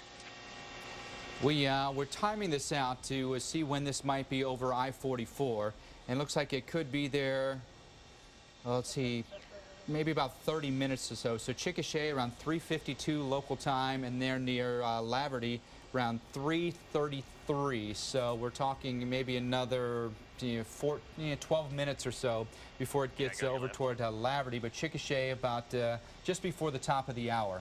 And I've been looking at our high-definition radar, and inside this rotating wall cloud, we're seeing that up at about 4,000 feet.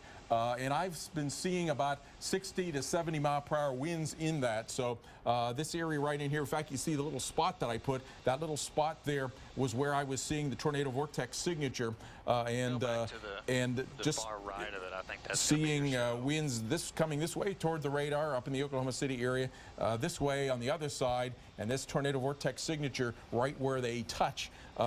So up at about 4,000 feet, it's got 60, 70 mile-per-hour winds, not quite reaching the ground with that. We're getting a report now of about 2-inch hail that is falling from the storm here just to the south of Verdon. So this storm, as you can see here, the hail core, the lavenders in here have intensified. We're getting more of a hail threat as well as this rain and tornado threat. The National Weather Service out of Norman, Oklahoma, saying, Dr. Forbes, storm is turning hard right. Right-turning storms usually become dangerous storms, oftentimes produce tornadoes. Yeah, this one is heading right now toward Chickasha. Instead of the Verdon area. It's definitely going south of Verdon, but the tornado threat could be heading right toward Chickasha. Chickasha and right along I-44. If you know someone that might be traveling in this location in the short term, within the next half hour to 40 minutes, strongly discourage travel here on the south side of Oklahoma City. This is be near Chickasha, right along I-44. Storm moving almost now, it appears almost due east as it's taking a hard right-hand turn here. Vernon, you may be looking at some hail, some large hail, definitely some heavy rain, but tornado warnings continue for Caddo and Grady counties now. Let's go to, Sarah, can we go just a little bit wider? I'm going to give some people some perspective of where Oklahoma City is, which would be just off to your north here. So Oklahoma City sitting right in here, and the storm now just to our south and west. And so Chickasha, you were probably next at risk. Highway 62 here, just between Highway 62 and I-44 is where the tornado may be. We've been looking at the live pictures from K4's cameras, chopper cam here, that's shown two distinct tornado touchdowns in about the last 30 to 40 minutes. And this may be cycling, could potentially produce another tornado touchdown. We've seen this hook echo take on a very distinct shape. Lately, though, Dr. Forbes, the latest scan or so doesn't look as distinct as it once did, and with the inflow notch maybe sucking in some rain-cooled air now. Yeah, I think it's pulled in that little filament that you saw right in here. I think it's pulled some rain-cooled air all the way around itself. And so what we're seeing is a little tail of cloud that's coming in here. That's right in the inflow notch is right in here. That's where the inflow comes in. I'll draw in red. The rain-cooled air is wrapped all the way around. And that's what you're seeing. All those rain shafts in here are what you're seeing with that little wall cloud, that little lowering that's just off to the edge of that. So that's what you're seeing on radar to correspond to what you've been seeing from the helicopter.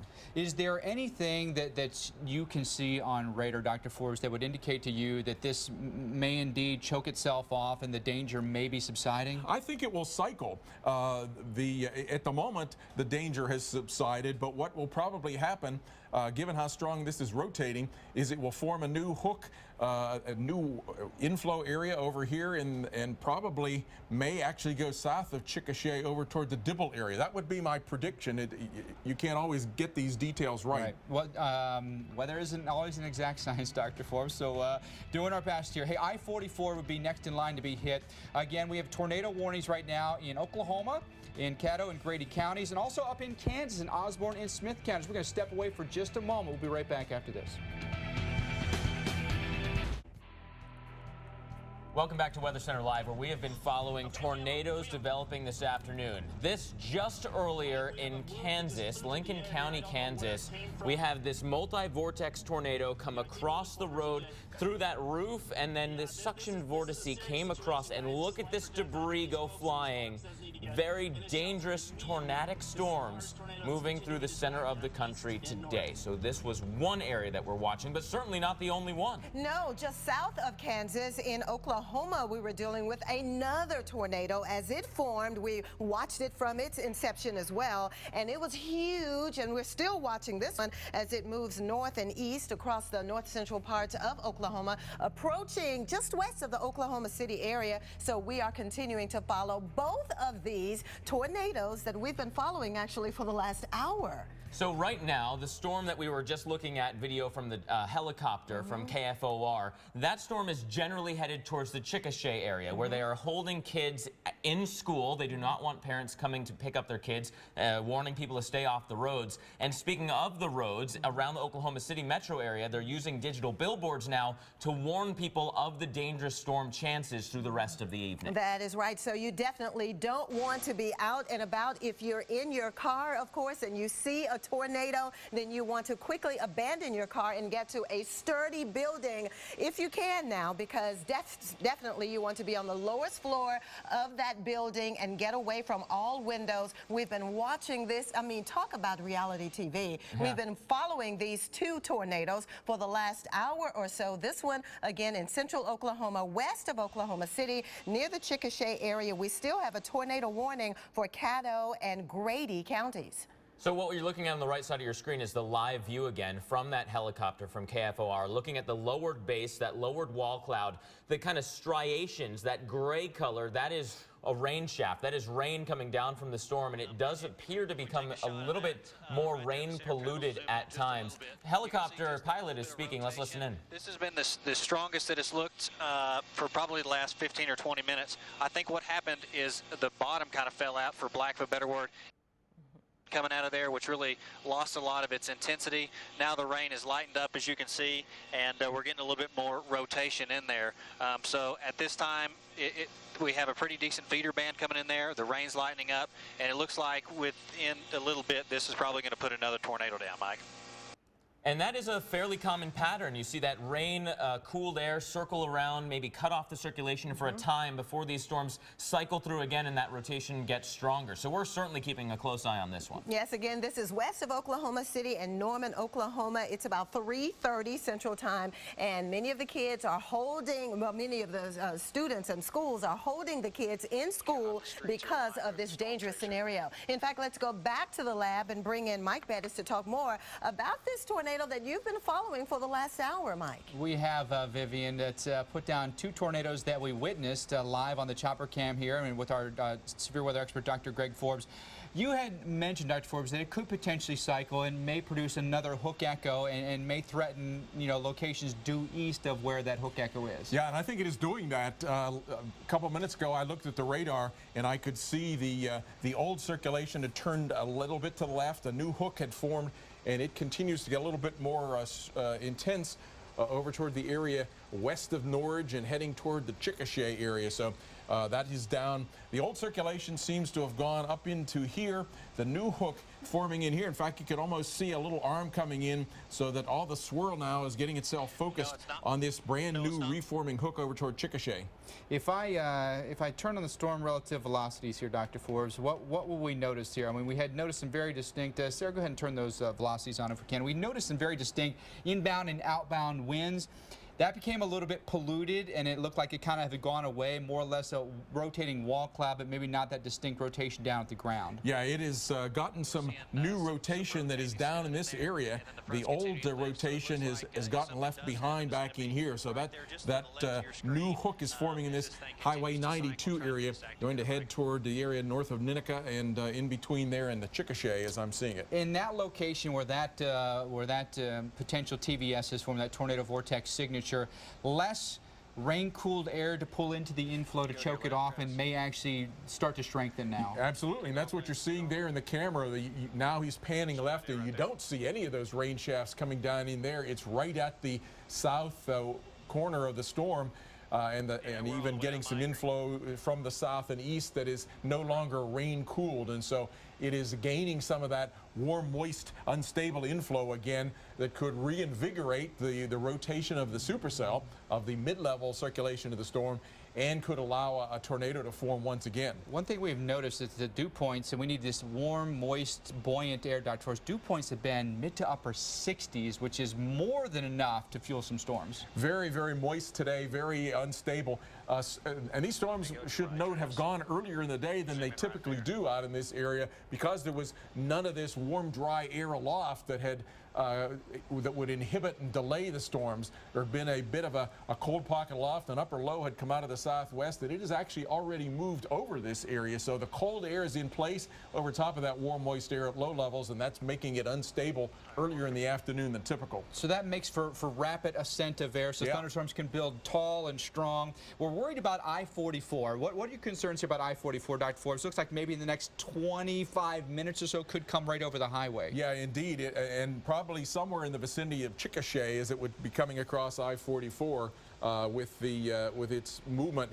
That said, It may have turned a little bit to the left here recently, but I think it's going to go back to the right again. If it continues the way it has been going the past few minutes, it may go off to the north and east of Chickasha. If it turns far more to the right, it would be closer to the Chickasha area. So at this point, it may be heading into an area between Chickasha and Amber, or close to Chickasha, with the rotating part of the storm. And we've been watching the live cameras here from K4 TV in Oklahoma City, rotating wall cloud from their chopper cam. Let's listen in right now to the pilot, John Welch. He describes this. That first storm, you can kind of see where it's lowered pretty well as we kind of continue to look back towards the left in the areas that you talked about. It's rotating, but it's pretty high base. It's probably 1,500, 2,000 feet above the ground back there on the second one. But another spot that we're looking at is, if Travis can zoom in right there in the top right of your shot, Travis, right there. That's going to be just to the backside of that major lowering here, and it's kind of getting its act together. It's going to lower, but I think what'll probably happen is been happening all night. That second storm that we talked about just a moment ago is probably going to end up taking all its energy, because we're seeing some light rotating clouds, scud clouds in it now, but at this time it's still too high to put down a decent tornado there, Mike. Dr. Forbes, he said two distinct things there I want to ask you about. He talked about high base. Yep. And he talked about scud clouds. Explain to our viewers what he's talking about there. Well, when storms have a high base, that means there's a big distance between where the rotation is in the cloud and then the ground. So the higher the base, the harder it is in some cases to get that rotating air down all the way to the ground. And so that's the importance of the high base. Scud clouds, those are areas where there's some updraft present. And so if you get a little pocket of humidified air, maybe rain-cooled air, you can get those rising, and they form clouds that are momentarily below cloud base. They usually rise up. Sometimes they get confused with the funnel clouds. But they don't rotate. No, and they usually look pretty ragged, more so than a funnel. Again, watching live storm coverage here from K4 TV's Chopper Cam. We have a tornado warning for Caddo and Grady counties near Oklahoma City. Coverage continues.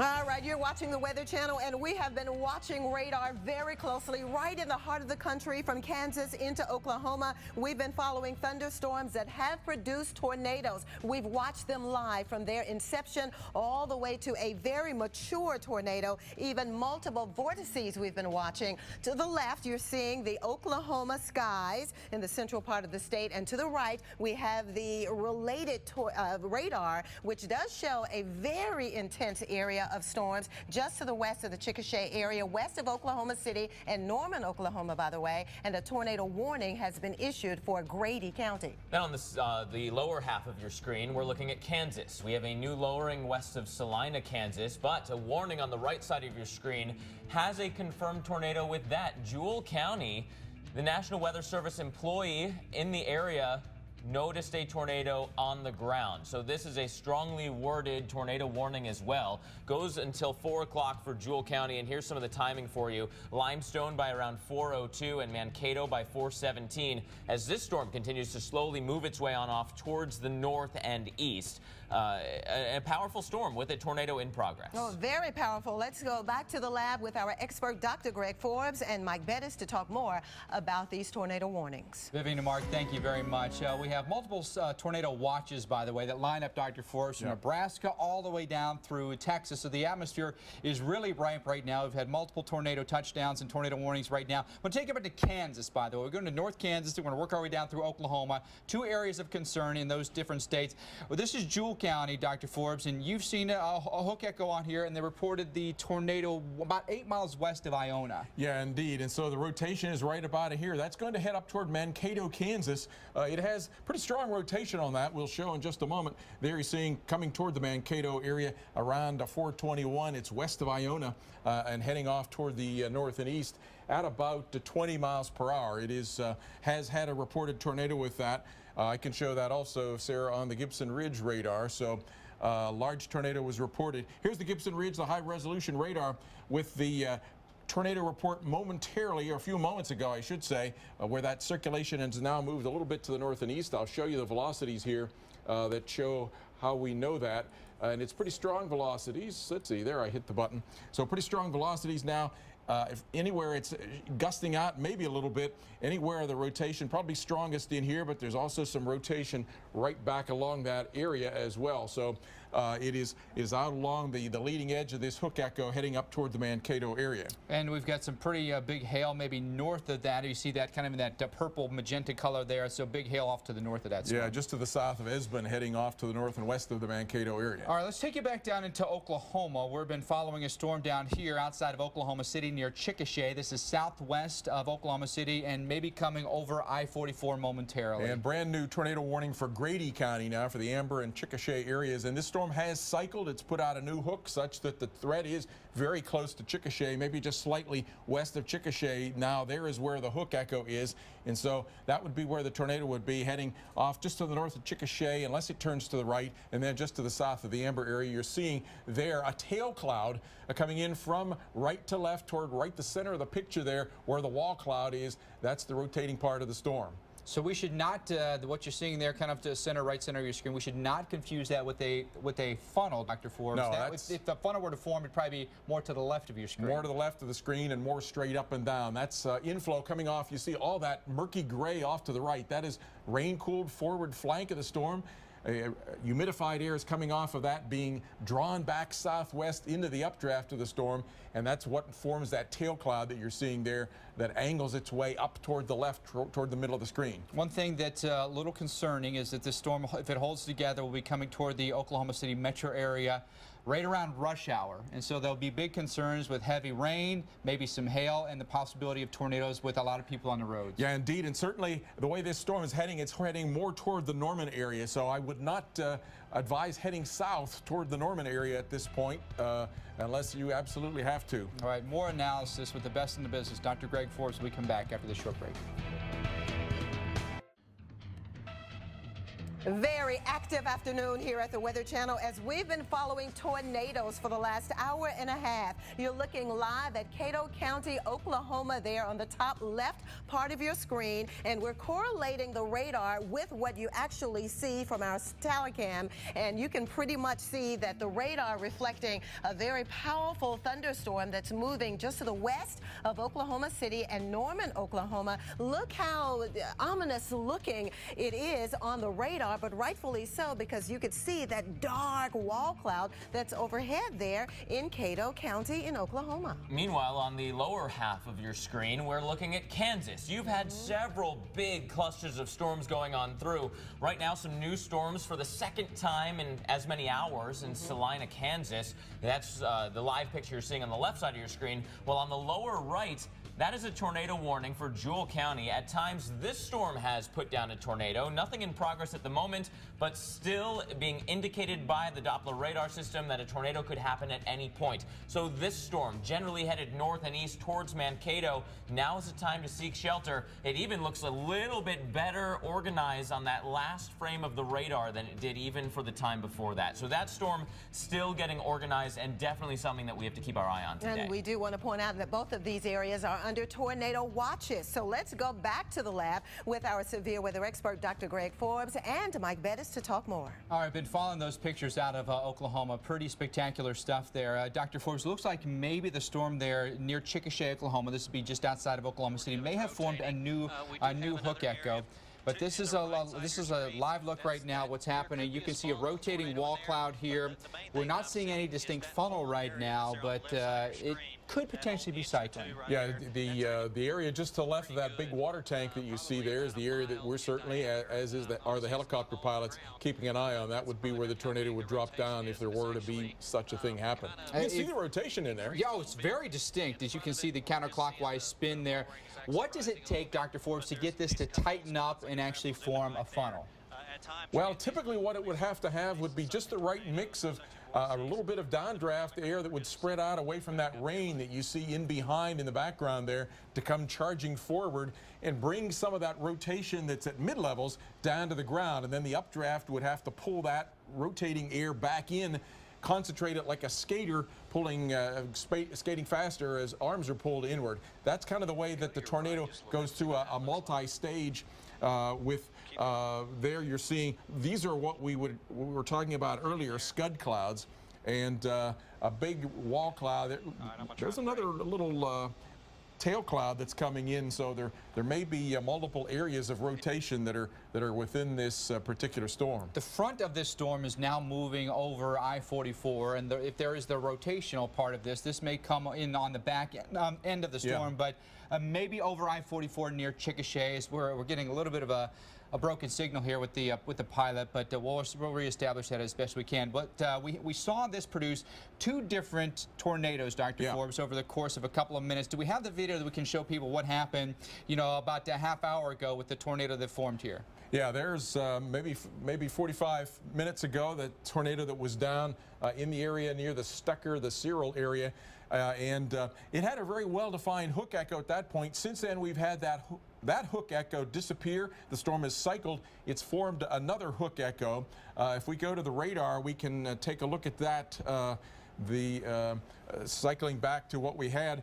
This is about 45 minutes ago. Look at the well-defined hook that was there then with the tornado having just occurred. Now I'll step this forward in time. Watch this hook. That goes up toward the Verdon area, disappears, and now a new hook is formed there coming into the Chickasha area. So that's what we call cycling. The supercell loses one rotation center, forms a new one, usually off to the south and east. We'll be right back.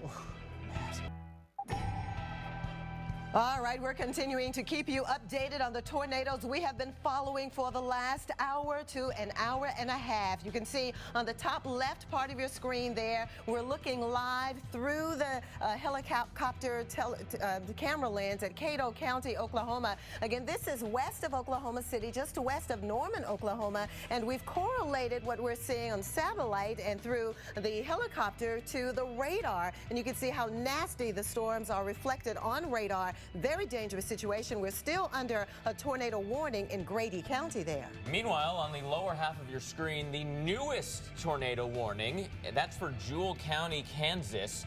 Now, on the left side, you've got Salina, where there's had several rounds of storms, but a powerhouse storm is moving just towards Mankato, or maybe just to the west of Mankato, Kansas. That's Jewell County, northern portions of Kansas there, moving towards the north and east at about 25 miles per hour. At times, we've had confirmed tornadoes on the ground with this thunderstorm as well, and although there's no confirmation at the moment, radar is still indicating that at any point we could have a new tornado cycle through. So Jewell County and the Mankato area and points just west from there, now's your time to seek shelter. Okay, Oklahoma and Kansas, 2 states under fire right now with tornadic activity. So let's go back out to the lab. That's where our expert, Dr. Greg Forbes, is joined by Mike Bettis. All right, thank you very much. We're going to follow some of these storms. We'll begin north. We're going to work our way south. We're going to start in Kansas here, Dr. Forbes, with the tornado warning that's just been reissued now for Jewell County until 4:30. Yeah, big line of thunderstorms up in that area. The northeastern one has produced a tornado, and then some storms beginning to fill in across this whole area, I think, before the afternoon and evening are out. All right, so these storms up here, a lot of precipitation with them. It's a bit of a messy pattern, but you can still pick out the hook echo on radar. Yeah, this one has gotten much better organized again with the hook echo coming out here. A few moments ago, it was turned more that way. Now it's turned more counterclockwise. So when that happens, that usually means it's rotating more strongly or has gotten away from its rear flank downdraft air. Look at some of the chaser cams there. Don't see any funnel just yet, but I see a low-hanging wall cloud there that they're following. Let's time this out for you. Irving around 342, Limestone 414. Take it up toward maybe Burr Oak here, Yep. And then maybe eventually up towards Superior about 5 o'clock this evening. Yeah, indeed, that looks pretty good. It's moving off to the northeast there at about 25 miles per hour toward these particular locations. So that right inside that hook, right inside here, as we've zoomed in, is where the tornado would be, probably right about at this location. So it's going to miss Mankato by about 5 to 7 miles off to the west. It has produced a tornado previously when the storm was down right about at that location. So I can show you the velocities on this. We do have definitely some distinct right there. Let me take that off and circle it in white. Here's that gust front that I was talking about, but right at the north end of the gust front now, it has redeveloped a concentrated area of rotation. So that would be where I would expect the tornado to come, heading up just to the east, south of Burr Oak, up toward the area near Weber and north of Mankato. All right, so Espen maybe hit by some hail here, but looks like the tornado threat will slice right between Espen and Mankato. Let's go down to the Oklahoma City area. This would be just outside of Oklahoma City towards Chickasha. We've got a pretty imminent danger along I-44 here. Yeah, this one is going to be heading generally toward the Norman area and probably the Shawnee area unless it makes more of a right turn. But it is really redefined, reestablished now a hook there just to the northwest of Chickasha. It's about 4 to 5 miles north of downtown Chickasha with that tornado warning for Grady County. And the tornado would be right inside of that hook, going to go just to the south of Amber and probably hitting I-44 now as it looks just to the east of Amber. So you want to avoid that area. We're talking about Oklahoma here with a tornado warning in Grady County. That the circulation there north of Chickasha heading over toward the Middleburg area, or perhaps just a little bit to the north of that, as it's going. This storm is going almost due east now at about 25 miles per hour. So dangerous storm, looking more and more likely to produce a tornado. All right, so this wall cloud we've been following for quite a long time here, Dr. Forrest, from K4 Chopper Cam. This looks as good as it looked in the last half hour or so. And let's see, we got new tornado warnings now. Alfalfa, Garfield, and Grant County, same storm? It's a different storm. Okay, so let's widen out real quick and show those new tornado warnings. We'll get back to this one. There's the new ones near Enid, Dr. Forbes. Yeah, up near the Enid area, you can see down a well-defined hook echo. In fact, all three of these storms now beginning to get these little hook echoes down in their southwest flanks. So dangerous storms in here. The tornado the warning is likely to be based on this one, but there could be multiple places within that warning that could develop tornadoes almost any time. All right, so those tornado warnings go until 4:30. Make sure you're taking shelter in the lowest level of your home, interior room, maybe right near Ringwood or just east of Ringwood. There's possibility of a weak hook echo in there, Dr. Forbes? Yeah, hook echo there up near the Helena area, or Helena, I'm not sure exactly how that's pronounced. And then the one south and west, Sarah, is likely to be the one that's warned on for the immediate warning. So that's in between the Fairview area and the O'Keene area. Some kind of a boundary, a gust front or something there is likely to be the thing that is focusing the rotation to head up toward the Ringwood area. All right, let's take you back to Oklahoma City. We've got the live chopper cam. We've also got the radar focused in there. The wall cloud that's formed once again, Dr. Forbes. It just seems like it keeps teasing and teasing that it's going to produce some. This has already produced what we've seen, 2 tornadoes, and maybe now to the point, wow, that wall cloud is looking really, really strong now. It really is. That hook echo that is associated with the wall cloud has gotten much more well-defined, and there's been some intense little circulation that at times has been showing up now just to the north of Chickasha. But right down at the lowest scan, and our lowest scan now is at about 2,800 feet. The rotation is not extremely intense, so that's consistent with what we're seeing here, that the rotation is stronger up inside of the storm than it is down near the ground beneath the prevailing cloud base. A bit of a mystery sometimes. We see these hook echoes that are really well defined, but the rotation does not always work its way to the ground with that. Still lots of mysteries. That's why more storms are tornado warned than actually wind up producing tornadoes. Big rain shaft now out of that, so some blinding rain potential here. This is basically about to go over I-44. The rotating wall cloud itself is literally just minutes from being over the highway. Yeah, and it has multiple little arms that are coming in, spiraling around to this well-defined hook that is now north of Chickasha. There could be definitely will be some spots in there in addition to that blinding rain that will have some 1-inch hail. Maybe a couple of golf ball size hailstones might come down as well. Look at the landscape here. Fairly rural population, at least south side of Oklahoma City. 50,000-foot cloud tops with this, so we got some pretty strong storms. We'll continue to follow this storm just outside of Oklahoma City when we return. All right, still a very active afternoon here in parts of Oklahoma and Kansas. On the top left, you're looking from a helicopter at a very large rotating wall cloud that we've been following for the last hour or so. And it's still kind of producing some severe weather. Right now, we still have a tornado warning now. It has been issued for Alfalfa, Garfield, and Grant counties now. This is just west of Oklahoma City, just west of Norman, Oklahoma. You can see to the right the correlating radar, which definitely shows a very active afternoon here in central Oklahoma. Yeah, and because of that active afternoon, kids are being held in schools. Chickasha, Moore County schools, all saying, let's wait for these storms to go by, and then parents come on the roads and get your kids. So stay in shelter if you're anywhere near these warnings. Meanwhile, look what happened earlier. The bottom left of your screen, that's in Lincoln County, Kansas, where that's a multi-vortex tornado. Picked up a roof. We had some debris go flying as one of those suction vortices came across the road. And right now, radar on the lower right side of your screen, that is a warning in Jewell County for an observed tornado. That tornado now located near Ebson and moving northeast at 25 miles per hour. So 2 different states, but both with powerhouse storms that we're watching this afternoon. Powerhouse indeed. So let's go back out to the lab with storm specialist Mike Bettis and our severe weather expert, Dr. Greg Forbes. All right, Vivian, Mark, thank you very much. We've been noticing that storm there in Kansas, too, by the way. That's really potentially producing now a tornado with a very distinct signature on radar.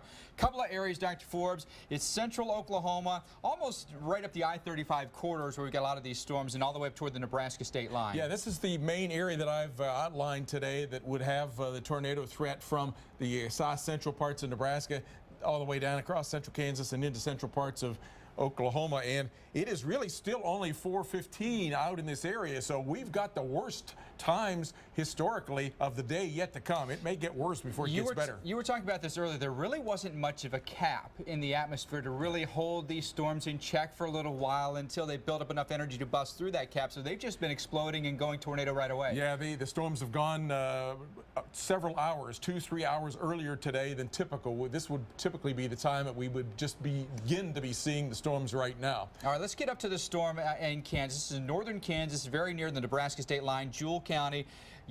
This caught your attention in the last scan or so, Dr. Forbes. Yeah, it really has. It has got this little spiral, the little extra arm that wraps around there. So this could be a rain-wrapped tornado that is right inside that little band right there, north and west. You can even see a wee little mini hook in there, just to the north and west of Mankato, heading up toward Bostwick and Nelson. Bostwick 441, Nelson 511, Nora 517, as this is a well-defined circulation that is associated with this particular storm. It has produced a tornado. There is the tornado. It was just south and east of Esbon. That circulation is now headed up. It's very close to Burr Oak. I'll lean over here and show you the high resolution. Oh, wow.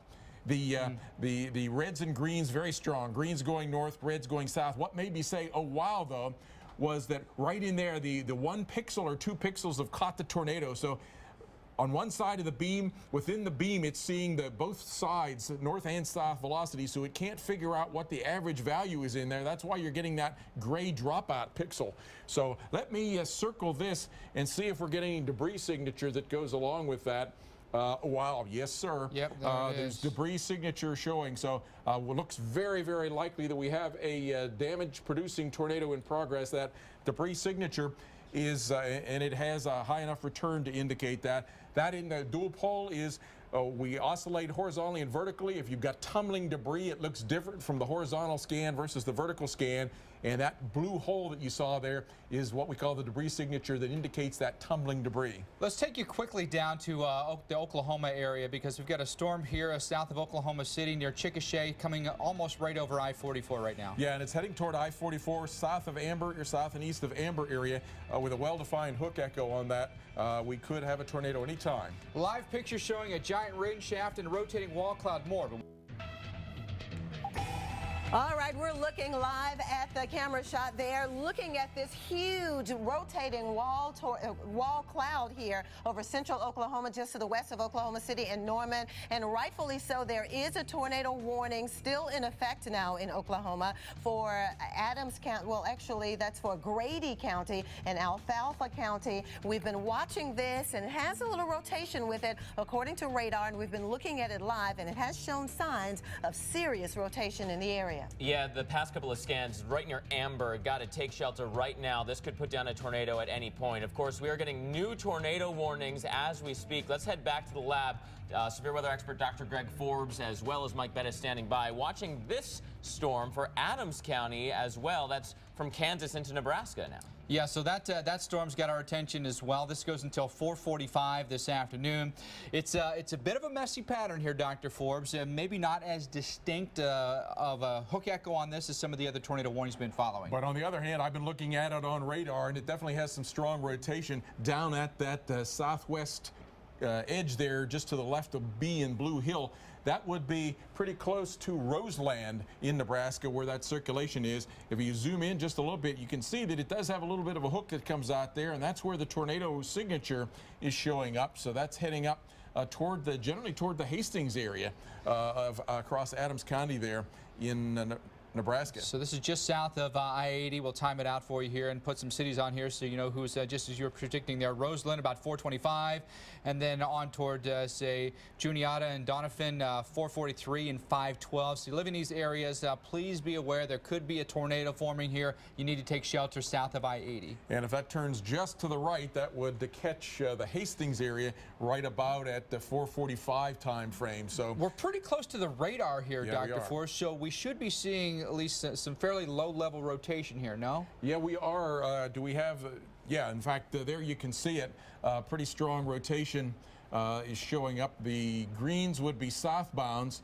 The reds would be northbounds here. So right at that spot, right in there, a very tight little tornado vortex signature is showing up inside that hook, just to the south of Roseland, heading up generally toward the Hastings area. Looking at correlation coefficient, don't really see any debris signature in there just yet. I don't think. No, I don't think so. It's kind of in the noise pattern. Yeah, there it is. Now you really see the tornado Okay. vortex Yeah, signature that's right tightened there. up. That was really tightened up now. Go back to the, and that's got that little There hook you go. with it. Boy, Go just back to like the that. correlation Just like coefficient on that, it Sarah. formed. There's a wee Okay, little maybe bit, a little bit of blue wee in little there, bit. huh? There's an awful lot of noise there, but there's definitely a little bit of a lowering. The reds and purples, by the way, are precipitation signatures in this dual pole. We've got some new radar here, or a new. Exactly where the center of the storm is, but the Bailey's right there, basically down the center. There's of the 1 mile screen. south of We're Roseland seeing is the just a tornado lot of reported. The heavy pictures you're looking at, by the way, on your screen there are just outside of Oklahoma City, near Chickasha and near I-44. And we'll get you down into that storm here in just a second. I want to show you, though, the storm here near Roseland, Kansas, that coming up toward Nebraska here. This is a pretty potent storm here that may indeed... this is Adams County, Nebraska, going up toward the Hastings area. That may indeed be producing a tornado as we speak. Yeah, I'm seeing what I would call a debris ball in the radar return. We've seen now a tornado debris signature with that. That's just about 2 miles south of Roseland, Nebraska. Yeah, right in there is the debris ball, the debris signature heading up. Generally, it's going to head toward the Hastings area. So be on the lookout, Hastings. It's coming your way. Distinct rotation, distinct tornado vortex signature, the red and the green next to each other, and a very well-defined hook echo. It's not the only storm we're following, though. We'll take you back through Kansas and through Oklahoma when we come right back. Welcome back to a severe weather edition of Weather Center Live. We have tornadoes ongoing in several states now. One of the newest tornado warnings is here in Nebraska, just outside of Hastings, north and to the west of Blue Hill. Right in the center of that tornado warning in Adams County, there is a clear tornado signature on the Doppler radar system. This could be putting down a tornado just about at any point, so that's something that we're watching carefully. All right, so if you're in the Hastings area, you need to take cover now. Go to the lowest floor of your home. If you have a basement, that's where you need to go. Go to an interior room away from all windows. Get under a sturdy piece of furniture if you can, and cover your head for sure. And just make sure that you are safe, because this is headed your way, in particular if you're in Hastings, Nebraska. So thanks for sticking with us here. Mark Elliott, Vivian Brown. We've been following storms from Kansas and Nebraska all the way down through Oklahoma. Several storms that we've been following today. So if you're just tuning in now, here's what you've been missing. Let's show you where we've been, because we are covering these storms for hours now. We start off west of Salina, Kansas, with a multi-vortex tornado, a huge area of rotation, and several different suction vortices rotating around that parent tornado. Yeah, we were showing it to you live right here on Weather Center Live just a couple of hours ago. Again, this is video from just west of Salina, Kansas, north of Interstate 70, when we saw this huge rotating wall cloud, and dipping from it, we saw that wedge tornado, and we did have reports of debris. In Right. fact, we could actually see a large piece of debris. Remember, this is all earlier, so a little bit later on in the process at of that that. same storm, there goes a roof.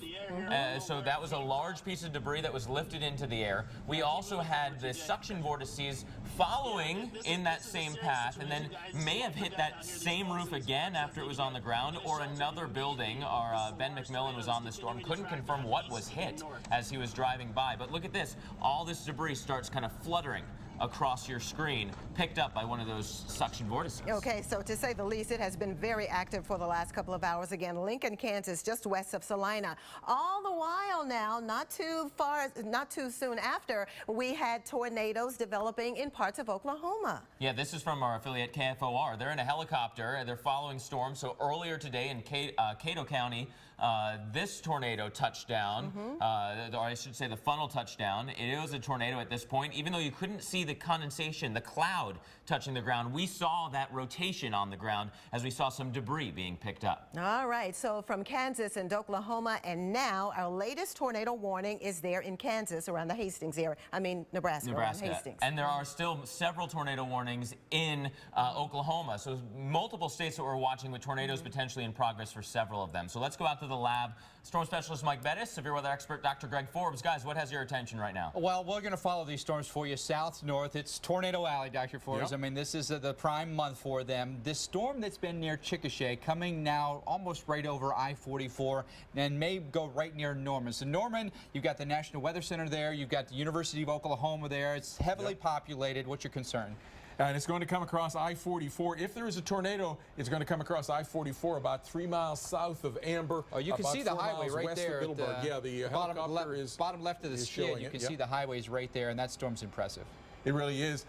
Fortunately, lately, it has not shown tornadoes that coming out of it, but it has shown a continued big heavy rain and hail shaft with that, and a big wall cloud that has been on the edge, where the classic location for it, on the edge of the heavy rain, where the interface between the rain-cooled downdraft in the rain shaft and then the warm air just to the edge of that. If you're not running the risk of a tornado, and I see a lot of traffic on the highway there, Dr. Forbes, you know, you could have people that are just unaware of what they're about to drive into. At the very least, it's rain, and then you could increase the threat to maybe some large hail, then potentially some rotation. And some winds. Even if you don't get a tornado, you get wind-blown rain, and certainly the direction of this could be at an angle across the I-44 there, so there could be crosswind issues for some of the high-profile vehicles. And we've seen, you know, big tractor trailers, you know, tip over in winds associated with thunderstorm gusts. So, you know, it's a big concern here. Grady County still under the tornado warning. 4:45 is the expiration on this, but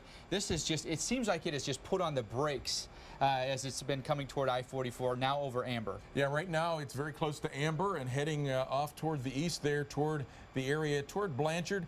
It's gotten itself into a motion that where it's running right along the south edge of its forward flank area. This is the body of the storm, so the rotation, it's weak, but sometimes it will strengthen up if the storm has formed a little bit of a boundary there. And so if that's the case, the tornado threat could increase as it heads across I-44 into the Blanchard area. Yeah, and it'd be headed toward a more heavily populated area here. So there's the timing on it. Norman, about to 5:35 or so could come your way. Again, it's slowed down a little bit, but when the camera tilts back into that, Dr. Forbes, it is dark. It really is. There is really rain and hail shaft that is showing up there in the area north and west of Chickasha. All right, so we're following this one very, very closely. We haven't seen, this did at one point produce 2 different tornadoes that we had shown you there, but it hasn't produced that of late. We took a look at the 3-dimensional tops on this, about 50,000-foot cloud tops. So, you know, it's got a lot of vertical motion into the storm. It's keeping it tall and strong.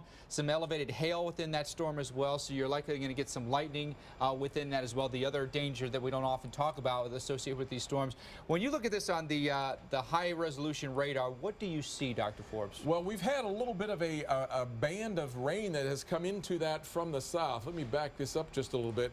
And you can see here, down in the lower left corner, a little bit of band of rain. Now let me go forward again.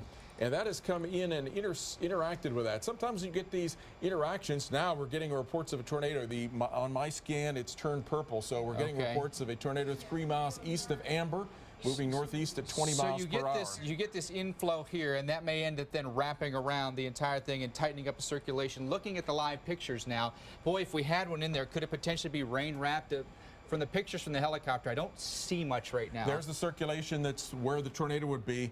3 miles south and east of Amber, you're seeing the greens going eastbound, the reds and yellows going westbound. So the tornado sitting right there, right at the at that location. See if we have any debris showing up there.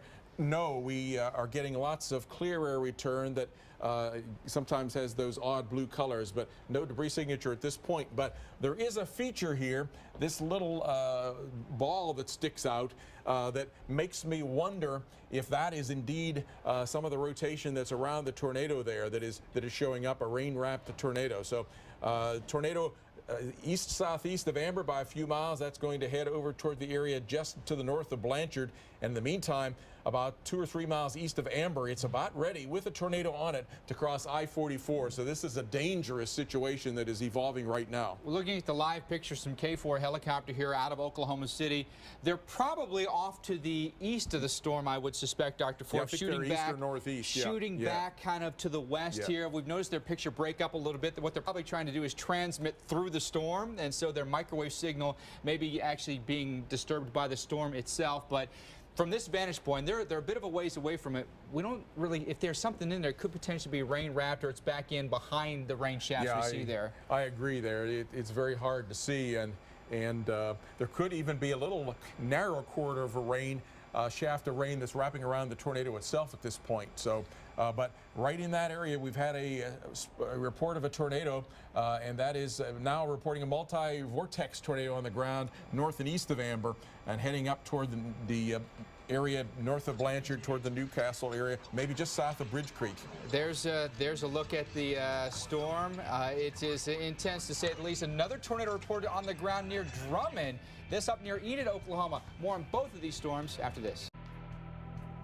And welcome back into Weather Center Live, where we are following several states with several tornado warnings each in the center of the country. May, prime time for tornadoes in the plains. That's right. It is Tornado Alley, and from Oklahoma into Kansas, now Nebraska, we have tornado warnings. Let's show you the tornado warning here in Oklahoma. Now, this is west of the Norman, Oklahoma area. Grady County still under a tornado warning. Yeah, you know, the classic signature to this supercell, as you see inflow air coming right into this notch, and then the rain-cooled air coming back around from the storm and wrapping back in as the rear flank downdraft, that cool air. In between, you get that hook shape, and that's where a tornado would hang out if there is going to be one. And there is some rotation being indicated on the radar right now, Viv, with a combination of reds and greens next to each other. A bit of pollution there, but it certainly could be right there. And keep in mind the orientation now. This is just west of Norman, Oklahoma now, north and west of Interstate 4040, near the Bridge Creek area. You need to take cover right now. You need to go to an interior room on the lowest floor of your home. Get away from all windows. That is the safest place. Yeah, in fact, can we stop this rotation,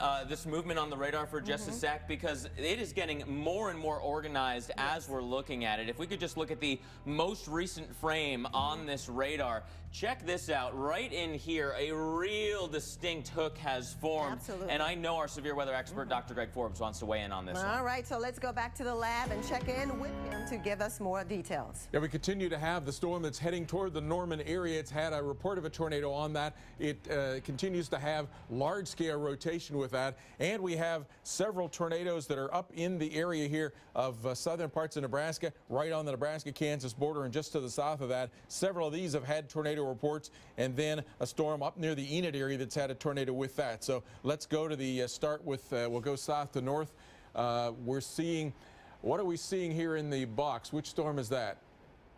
Okay, that's the storm that's near Oklahoma City. You're seeing the wall cloud that's hanging down with that rotating wall cloud. If there would be a tornado, it would be dropping south out of that. In the box at the lower left, you're seeing the hook echo that is associated with this storm. The hook echo is just to the south and east now of the Amber area, where we've had a report, at least a brief report, of a tornado, and that hook echo would be heading off toward the east, toward the area between Newcastle and Blanchard, just to the south of the Bridge Creek area. There could be some large hail coming across, and maybe a duration of that heading across the Bridge Creek, Newcastle area and into the far south suburbs of the Oklahoma City metro area. The tornado itself heading toward perhaps close to the Norman area about 5:49. The storm, there is the high definition radar. You see the very well defined. Look how the storm spirals around. So that's what we talk about, a hook echo. A couple bird wings, if you like, spiraling in. Tornado reported there. Taking a look at that one. That is, I believe, a brand new tornado report that has just come in from 3 miles east of Amber now. That has come in just about 10 or 15 minutes ago. So continue to have the tornado threat there. And I'll take a look at the velocities. It's not been at the surface the most impressive velocity signature. We definitely have some greens going eastbound, some reds westbound, and a couple locations of that. So we're seeing kind of this broad area of rotation along the edge of the heavy rain with the storm, but we've not been seeing any prolonged tornado. Let's move on then, Sarah, to the next storm. We're going up to northern parts of Kansas, or northern parts of Oklahoma here. Major County with a tornado warning. The storm there has been a tornado reported with this particular storm, and it is heading off toward the north and east as well. It's in the Mino area right at the moment. There's been tornado reported southwest of Lahoma, heading up toward the Carrier area. And then farther to the north, up in Nuckolls County, the storm just coming across the Kansas line into Nebraska. That one has extremely strong rotation in that, heading up toward the Superior area. There has been tornado reported with this one. Also a tornado warned storm in the area north and west of Cortland, Kansas. So we'll continue to keep you updated, seeing some interesting features there in the helicopter cam. We'll be back after these break. All right, welcome back to Weather Center Live and welcome into the lab. Mark Elliott here with severe weather expert Dr. Greg Forbes. A very busy afternoon has developed. Several states with several tornado warnings that have tornadoes in progress. Indeed, including one that is coming across the I-44 area just to the south of Bridge Creek, east of Amber, near the heading toward the Norman area south of Oklahoma City. Yeah, so let's start out right here. Here's the Oklahoma City area. We've got this distinct hook echo moving right over I-44 at the moment. Indeed, you can see that. It even has, it's almost like the storm is making a muscle there. The little bulge there right over I-44 is where the tornado is sitting, coming across the Grady and McLean counties. Sitting right there, that is where the tornado is located, moving off about 20 miles per hour now, heading its way toward the Norman area with a tornado in that. Yeah, and you know what, this is a dangerous situation with this highway. As so many people, it's rush hour. We've got these winds that are going to be moving across basically a north-south highway with a lot of west winds. Well, and reports that we have gridlock in part of the traffic system in the Oklahoma City area because people are getting out of work. People have been left out of work. Particularly if there's well, we've seen the traffic moving along in I-44 down in this area, but still they may be caught unaware that the tornado is right there, heading over toward the Blanchard area. Norman, the timing of that is about 5:56 p.m. A powerhouse storm, and you know, at first glance we would say this definitely has a tornado, but we haven't had a lot of other indications that this is actually in progress at the moment. It could happen at any time. No, that's exactly right. And I should point out, at this point, I'm glancing to the left here at my high definition radar, and it is showing the strongest rotation that this storm, I believe, has ever had since we've been looking at that. Look at that, the greens and blues even going eastbound, the yellows and reds going westbound. So right there, right over I-44 at the moment is the tornado vortex signature. Let me see if we're getting any debris signature on that. One little speck there. Can you see the one little speck of blue? So it may be hitting something, picking up some dust. And let me go back to the regular way of looking at things. Now that little debris ball is sitting right there, heading off toward the east. It's going to go just to the north of Blanchard, south of Bridge Creek, but heading over to the area just to the south of Newcastle. I'll slide this over, and you can see, if I slide it far enough, you can see there the beginning of the N in Norman. It's heading directly toward the Norman area, so heading toward very populated areas. Very dangerous storm in progress here, having already had a report of a tornado. And on the screen right now, we have live video. It's choppy because they're moving, but there's a report of a tornado on the ground exactly where we were just analyzing on the radar on the left side of your screen. So that is a dangerous situation. That's why they are moving. But here you go. Here's that camera with a view again, and potentially a tornado right here. And you're seeing a wall cloud that is there hanging down, the rain-free base off to the far to the right. Then you see that low-hanging wall cloud. Then just beyond that, you see all the rain coming down to the left. So that wall cloud there is at the interface between the warm air with a high cloud base and then the rain-cooled air. It seems to me as if unless the tornado is hidden in the rain, that we do not have a tornado at this point. But that said, the tornado could be hidden in the rain from this particular perspective. With the signature that you see on the radar, with such a wound up hook echo, is it possible that the tornado is indeed behind that rain? Yeah, the tornado could be hidden right in behind the far right edge of the rain there, and not possible to be seen. We're definitely seeing on the radar there a circulation, and I think we didn't have a tremendous debris signature on that, but we have such a strong rotation signature, so I do believe that the tornado there is wrapped in rain at this point. That couplet that we're seeing is showing up. I want to put a marker here. The broad rotation is showing up here about 2.5 miles wide. Wow. The tornado circulation there embedded in that is probably about a mile wide. So we definitely have a rain circulation that is wide enough that it could be hiding the tornado inside of it. And centered right over the highway. So if you are traveling on I-44 and you are seeing rain in front of you, there may be a strong tornado hidden within that very zone. Of course, our coverage is not going anywhere. We're going to bring you live images.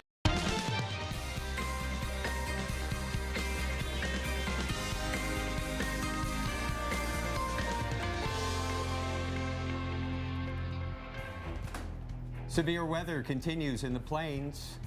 Helicopters are on some of these storms. Damage has been reported in Chickasha, Oklahoma. And we also have reports of students being held in their schools for fear, if they get out on the buses on the roads, that there could be debris from some of these big storms. You know, 5 o'clock local time, we've also been talking about people getting out of work, heading out on those roads. Take a look at this. This was video from earlier today. Already been an active severe weather day. This tornado we tracked live on the air in North tossed roofs and trees. Fortunately, it did stay away from homes. The sheriff here in Lincoln County, Kansas, says only minor damage was reported from this storm. And the severe weather tonight is only half of our big coverage. On the left, a torcon of 6 continues into the evening hours in Kansas and Oklahoma. That's a 60% chance of a tornado And in on 50 miles at any point in that area. On the right, we could have our first tropical depression later tonight. Invest 90L has a 60% chance of developing into something maybe subtropical or tropical. You know, if you're into weather, this is the place to be. If you know somebody who's a weather nut, have them get to the television because this is going to be some hour. This is Weather Center Live. I'm Dave Schwartz along with Alex Wilson, and we are live in the lab today. And we've got experts all around us because we've got 2 big weather events we've got you covered. Greg Forbes, Brian Norcross here in the lab working behind us. We're watching the clock. At 8 o'clock Eastern, we'll get our next update from the National Hurricane Center, and that's when Invest 90L could become something more. National Hurricane Center will give us the latest, so stay tuned on that. Could be an early start to tropical season. All right, let's turn it over to our experts. We've got the severe weather that's hitting right now. Dr. Greg Forbes, live in the lab. Thanks, Dave. And we definitely have a tornado that's in progress. It's crossed I-44 in the area south and west of Oklahoma City, heading directly toward Norman, Oklahoma. A very dangerous situation. The storm appears to be getting even stronger on radar. Let's take a look here. We'll see on radar the overall picture. We're talking about a storm that's going to stay south of Oklahoma City proper, but it is coming toward Norman. Right now, it's east of Amber. And look at the hook echo there. That is the rotation right over I-44. And tracking that along, it's going to go just to the north of Blanchard and over toward the Norman area, tracking into the Norman area at about just about an hour from now, 5:56 p.m. So very, very dangerous storm, very strong rotation, might be rain wrapped, hiding inside that little debris ball there right over I-44 at the moment. We believe that traffic has mostly stopped coming northbound. We think there may be some traffic still going southbound, and that would be a dangerous situation. So let's take a look here. There is the velocity. Look at all that. There's a big area of blue. That is the rotating wall cloud, the whole rotation of the storm. The same over here. So that broad rotation is that wall cloud that we've been watching. Where it touches, though, right in there, we have very strong blue toward the east, very strong yellow toward the left, toward the west. That's the tornado vortex signature. That's where the tornado is heading into the area north of Blanchard over toward the Newcastle area. It does have a tornado debris signature on that right as it's crossing I-44, that little blue speck in there.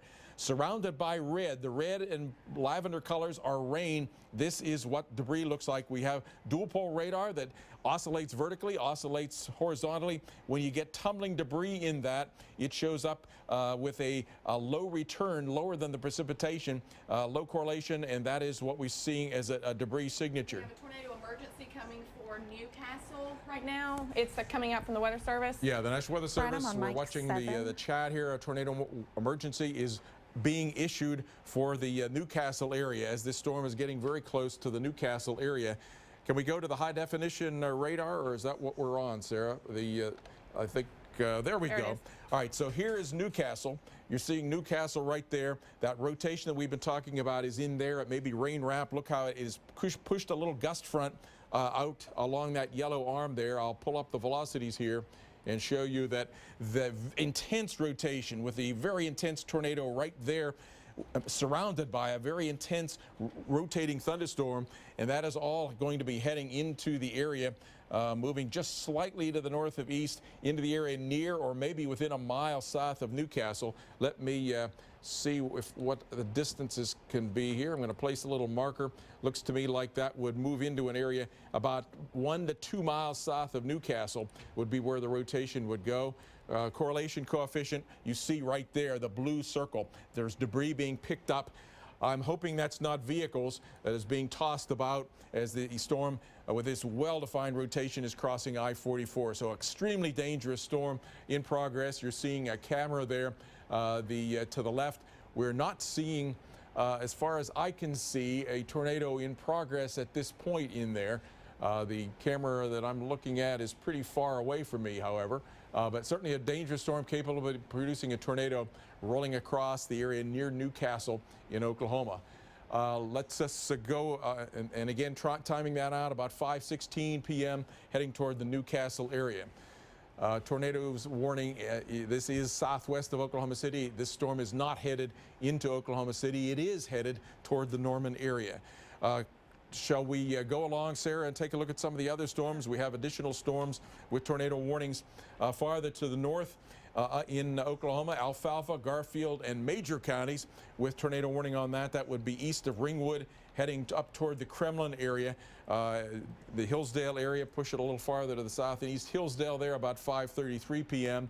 Sliding up farther then to the north in additional storms up into with very strong rotation that has gone past Superior up in Nebraska. Several storms there. Republic County, many counties, probably the strongest rotation is heading up toward the area just to the southwest now of Hebron. That's Nuckolls and Thayer counties with very strong rotation. The rotation of the storm just to the west of that has weakened a little bit. It's drawing in some of the precipitation. That's Nuckolls County as well. It's getting interfered with by the storm to its south and east. So I think that one heading toward the west of Hebron will take over. Additional storms that are down toward This has a confirmed tornado on it earlier, this storm. Yeah, these storms have had confirmed tornadoes. This one, Harvey, McPherson, Sedgwick counties in the areas north and west of Wichita County. So it's becoming the day we predicted, Dave and Alex. Absolutely. Thank you so much, Dr. Forbes. We're going to stay on it. We'll leave you with a look at that storm again. And remember, a tornado emergency is in effect for the town of Newcastle. This is in between Moore and Oklahoma City for this storm that we will continue to track. We will be back after your local on the 8s.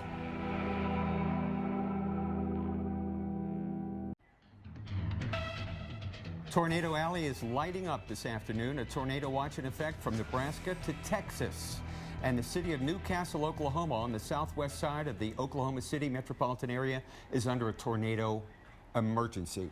We've got this tornado warned storm. Dr. Forbes has been watching it very closely. We want to hand it back over to our severe weather expert, Dr. Forbes, for more on this, because this is, an area that is used to it. They've dealt with it, but they need to act now. Absolutely. I'm seeing at 1,500 feet a 100 to 110 mile per hour rotation in this storm. So definitely a possibility of tornadoes. We've had tornadoes reported with this. Here is what we're talking about. The tornado has crossed I-44 now. It's into the area just to the north of Blanchard. It's heading off toward the east, toward the Norman area. Might very well be very, very close to Norman about 5:53 p.m. as this is a very dangerous storm. Max 8, okay, we'll go with that. And so 5:53 to Norman. Go ahead, Sarah, let's move along with this. And so a dangerous storm, perhaps one that is getting a bit rain-wrapped. You can see a little bit of a green line here. That's an outflow boundary. In fact, you see several of those. These are what were called rear flank downdraft surges. 48. Yep. Okay, 48. All right. There we go. There's your Gibson Ridge. We just did a little switch here of graphic sources, so now we're up with my max, my high resolution radar here that I have zoomed into the Bridge Creek area and the location of the tornado. So let's take a look at the storm relative velocities on this. Extremely strong velocities. Look at that. Blues going this way, yellows going that way. There's the 100-mile-per-hour plus circulation that I was talking about. Ever so just a mile or so south of the Bridge Creek area, and then heading toward the Newcastle area. So tornado emergency has been declared for Newcastle, Oklahoma. That is southwest of the Moore area. Let me show again. Here's the big picture. Grady and McLean counties, you're under tornado warning for the circulation that is down in the area just to the south of Bridge Creek, not very far away now from I-44, heading toward the Newcastle area. It's right inside this little notch here. This is an arm that is rotated out. That's one of those outflow surges. There's another one.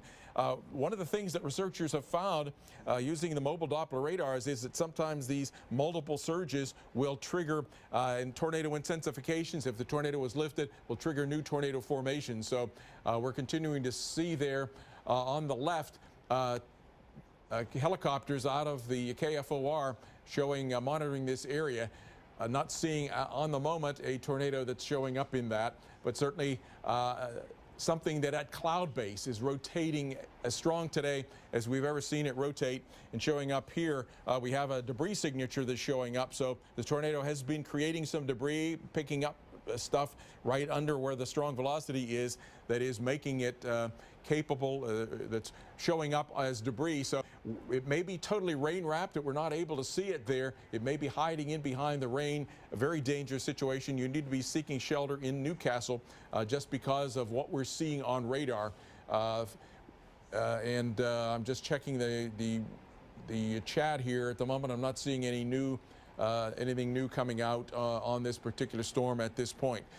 Let's move along and take a look at some of the other storms then, Sarah. One last timing, 531 coming toward the Newcastle area. So it's moving east at about 20 miles per hour, so we're not very far now away from the Newcastle area. Going up farther into the area near Enid, Oklahoma. Storm that has had a tornado in the past coming across Alfalfa, Garfield, and Major counties. That tornado will be heading up toward Kremlin from the area north of Highway 412, east of Ringwood area. Let's slide along then to some additional storms then up in this particular storm. I'll let you lead here, Sarah, and show it and take us where you will. Look at this storm here spiraling its way northeastbound. There's other storms on its flanks, one that's for the Republic County in Kansas, the one that is off to the north of that, and there's a further storm there, Jewell County in Kansas, Republic County in Kansas, multiple storms there with appendages coming out their southwest side. Go a little bit north, Sarah, and you'll see that probably the biggest hook of all is the one that's here south and west of Hebron. Likely to be a debris ball showing up in there, likely to be a tornado that is going up toward an area west of Hebron. Ultimately, this is Nebraska, ultimately toward the Geneva area of Nebraska. This latest scan that's come in looks a little bit weaker on this. So additional storms in Oklahoma and Kansas. Dave, dangerous night as we predicted. This is the way the Torcon of 6 is coming to be this evening. And Dr. Forbes, we've had reports on a chat room out of Oklahoma City that people are seeing a tornado on, is it Bailey Turnpike? Bailey Turnpike here, which is I-44 southwest of Oklahoma City, and that it's a very large tornado. Now, it would be wrapped in the rain, but that's the chatter out there on this chat room. All right. Apparently, we can't confirm that from this angle, at least, because as Dr. Forbes just said, there's a lot of rain, and there's probably rain between us, between the viewers, and the tornado itself. That's kind of doubly scary because you know, you could be looking around for a tornado. Well, I don't see it. It's pouring rain, and then boom, you've got 100-mile-an-hour winds just for starters. So this is a very dangerous situation. Newcastle, Oklahoma is a southwestern suburb of Oklahoma City. This tornado, if there is one through that rain shaft, will not hit Oklahoma City, but it is moving in the general direction of Norman, straight east of Newcastle. So if you're thinking I-35 south of Moore, think again. Stay right where you are. Do not travel in that direction. This is a serious situation. A tornado emergency has been issued for Newcastle, Oklahoma, heading toward Norman. Alex Wilson joins Dr. Greg Forbes. Yeah, and Dr. Forbes, you were just admiring this picture that we're getting from KFOR. Yeah, absolutely. A big, long, what I believe is a big, long tail cloud along the forward flank downdraft of the storm that is just spiraling its way in from the lower right there all the way to the upper left. A big, elongated feature. That is probably, if we had a time lapse of this, it's probably rolling. It almost looks like a roll cloud horizontally, and that's part of what angles up into the storm and then gets tilted up into the vertical to give the storm its rotation. And this storm is certainly rotating. It's rotating at about 100 miles per hour, just about 1,500 feet above the ground. So it's amazing that we are not seeing a tornado come down out of this, but that may be because the tornado is totally wrapped in rain. Certainly that kind of an intense rotation that close to the ground on radar suggests that we have something at the ground, and we've had reports from visually along the Bailey Turnpike there of a tornado. So a classic view there of a tail cloud angling its way, being lifted in, pulled in by the updraft, and then lifted into that updraft. And right at the area just to the right of the box where you're seeing Alex and I in. So amazing sight there. The helicopter is backed off a little bit and taking quite a spectacular view of this storm. And for the viewers at home, where would you expect them to look for the tornado when you're looking at that tail cloud? Tornado would be probably come right down just at the right edge of the box that you and I are showing up in. We're going full screen there to take a look. All of that white is not the clear sky. That is reflection off of the rain and the hail that is coming in that is just in behind all of this. So very scary situation with one that could have a rain wrapped there just above the tornado alert box. You're seeing the interstate, the highway there that we're crossing by this potential tornado.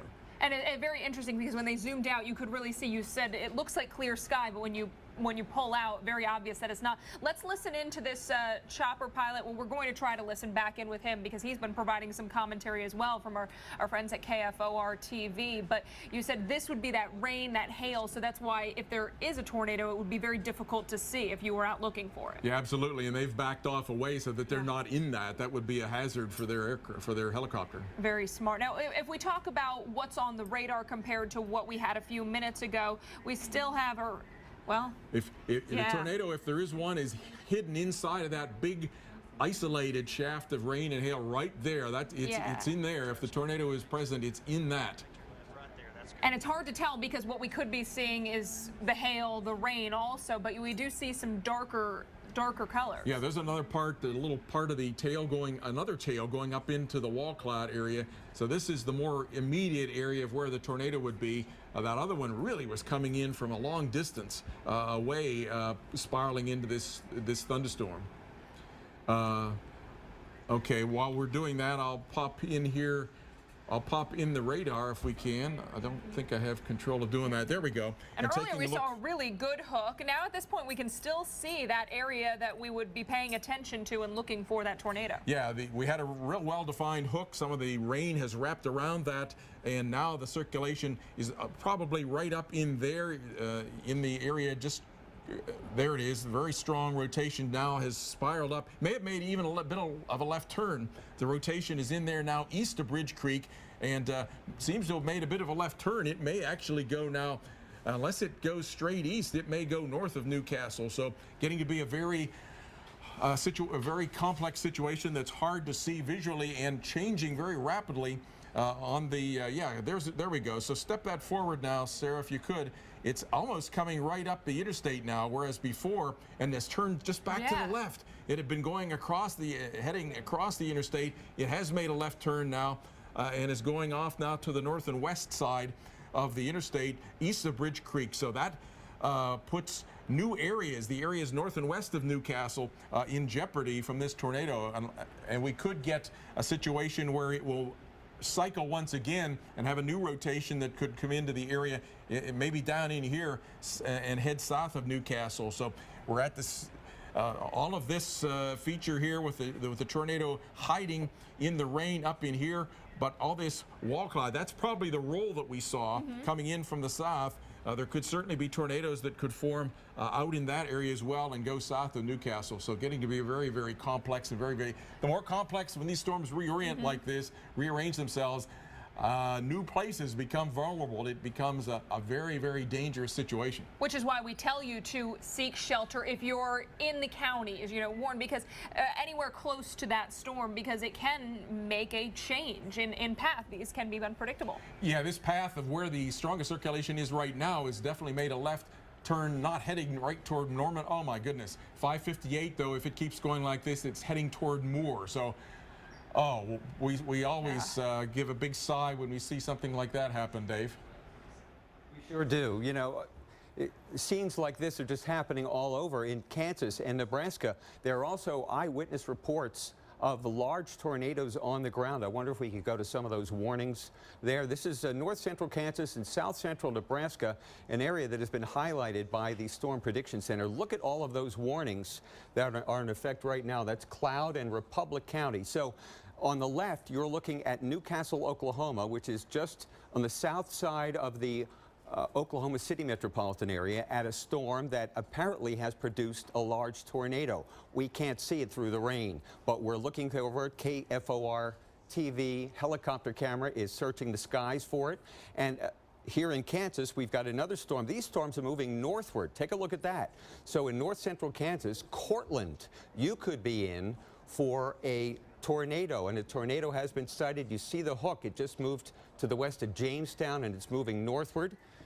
And Cortland would be the next city in line for this Cloud and Republic County warned tornado. There we have, it's pretty intense here on radar. And there we have the circulation on the northeast side of that. That is moving straight north. And a large tornado has been sighted here. So if we could get the track on and show me some locations, that would be great. Cortland in Kansas. Take cover now, a large tornado. And now here in Nebraska, Nuckolls and Thayer County. Large tornadoes on the ground reported in Kansas, Nebraska, and Oklahoma. Severe weather continues in the plains, scanning the skies for funnel clouds and tornadoes.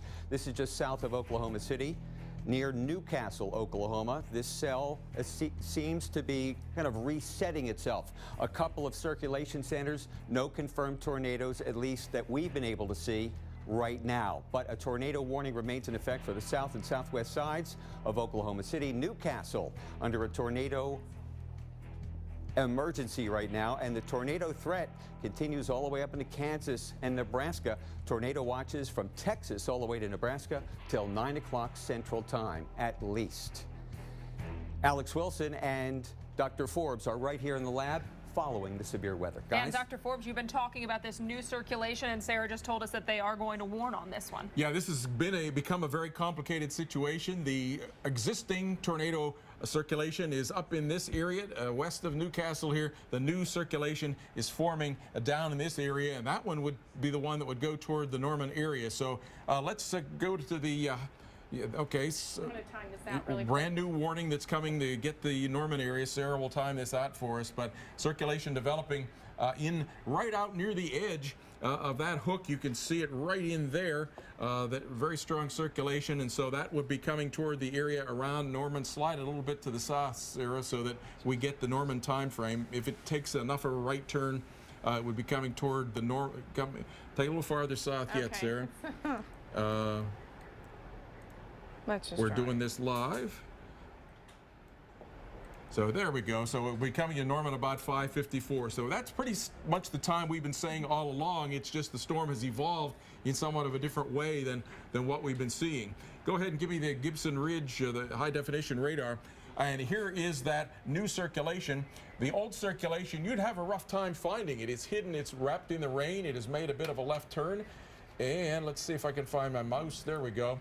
That is all but gone. But let me step here. There's the new circulation. It is now stronger than the old one. So that's good news for Moore. The circulation is definitely weakened.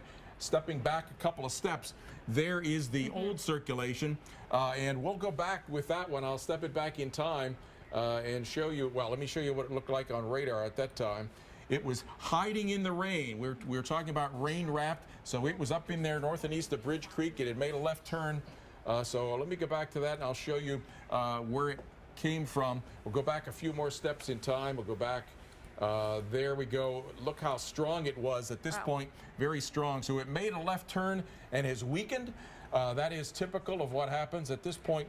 It had a very well-defined hook echo. It has weakened. A brand new hook has formed, and that new hook is going to be heading over toward the Norman area. We'll continue to take a look at that one, Alex. Yeah, we'll be watching that. We've gotten reports that the Will Rogers Airport in Oklahoma City, they are taking people down to that shelter due to the storms in the area. And Dave has more on a tornado warning around the Wichita, Kansas area. That's right, straight up Interstate 35. That's where we've got problems. A tornado watch is in effect, and here, right here in the Wichita metro area, a warning has been issued. This is a tornado warning for the west side of Sedgwick County. This is Sedgwick County, and Wichita is right in the heart of that. This is the cell right here near Neneska, and Attica, Park City, Valley Center, all under warnings for this cell, and that would be, apparently, that would be this cell as it's moving north. I wonder if we could see the storm relative velocity on this to find that circulation center. Apparently, it's a little too close to the radar, so it's hard to find. That would be up here, and it's moving north. So west of I-35 on the northwest side of the Wichita metropolitan area, that's where we have a tornado warning in effect with more stormy weather coming at us from the south. The city of Illinois and Attica also in for at least some large hail and some potentially damaging winds. This is I-35. It runs from Oklahoma City all the way down into Texas and northward into Wichita. I-35, we're getting snake bitten at the present time. If we have any other information on this, do we have this? Here we have storms moving from south to north. You might not be used to that if you live in Kansas. Storms moving from south to north, maybe more southwest to northeast, but right now it's straight south to north. Hail has been reported west side of Sedgwick County, well west of Wichita. A tornado warning is in effect from downtown Wichita westward to the county line out there toward Andale. Back to you guys, Dr. Forbes and Alex. Yeah, we continue to watch this Oklahoma City metro area, more specifically Norman, Newcastle, and the south side of Moore. Indeed, I do want to point out, though, that up in northern Kansas, pretty strong rotation heading toward the Bellevue and the Republic areas of Kansas, so dangerous situation in there. There's been a lot of tornadoes reported in northern central parts of Kansas. Taking a look here, very strong rotation now has formed. It's intensifying as in the area of that new hook that is formed down to the south and east of the Newcastle area, and that is going to, this is Norman area. I've driven on Robinson Street. This is very familiar turf. Robinson Street heading over toward North Flood Avenue. This is a dangerous situation for Norman with a very strong rotation. Show us again, Sarah, the rotation if you could on that one. The very well-defined circulation is intensified dramatically just in the time since we last talked to you, and is heading over toward West Robinson Street, North Flood Street. Then we'll be heading over toward the North Porter Avenue. So very, very dangerous storm. Right, and you know, it's the time of day where people are going to be leaving their offices, heading home between 5 and 6, the local time. So you would say stay in that building, stay in that secure shelter. You don't want to find yourself out there on I-35 in the next few minutes. Absolutely. The south side of, the downtown Norman, as well as the west side of Norman, and definitely coming across I-35, not very far from the Robinson Street exit, is going to have the possibility of a strong tornado coming across this area. It definitely has, there's the rotation. It is very strong, and there's going to be coming toward that Robinson Street exit and coming right into Norman as the situation looks like. And it's also a situation that could be rain-wrapped. A very difficult situation. We've been looking at that. The do believe that we're getting debris signatures with this particular storm. So a dangerous situation. Sarah, can you go up to the Gibson Ridge and let me Have a look at that particular, the high definition radar here. And so here's the situation that we're looking at. Well-defined circulation, a lot of big hail that's up in here north of Newcastle. That could be coming very well up in toward the Moore area. But the rotation is down in that hook that you see. Extremely tight rotation right there. That's a tornado vortex signature. Let's see if we have debris signatures associated with that. Not extremely well co-located at this point, but a dangerous situation heading toward the Norman area, the Hallmark. Jim Ballpark Cantori area. just texted me. He thinks that's the whole tornado that we're looking at. If we take that screen full right there, it's very hard to see. The contrast is not great. But it almost looks like there for a second when the lightning illuminated it, that's that kind of lighter area that you see there, maybe a whole big cone there. That light area there just above where we're saying the CY and the south words may very well be the tornado that's partly wrapped in rain, making it very difficult to see. Indeed, that could very well be the case. And Dr. Forbes, I got word that we are getting reports in from the Bridge Creek area of some damage. So from perhaps that first rotation where we saw that storm make that left turn, the local affiliates are reporting some damage there. There was definitely a tornado debris signature over in parts of that Bridge Creek area. So definitely dangerous situation. The storm that had been heading toward Moore has weakened. The storm that's heading toward Norman has intensified. All right, all students at the University of Oklahoma ordered to take cover now. If you are in Norman, take cover. We will be right back as we continue to monitor this. A tornado emergency for Norman, Oklahoma. This is the south side of the Oklahoma City metropolitan area, one of the cities being impacted by tornadic supercell thunderstorms. North of Robinson here. That's kind of where we lost it at. That's where there's still a lot of heavy rain coming in there. But it is not a complete funnel all the way to the ground, so it kind of makes it hard at this altitude for us to be able to see exactly where it is until it starts to kind of pick up. All right, you are listening to the K4 Chopper 4 pilot, John Welch. He is giving us some play-by-play as he looks for this storm as well.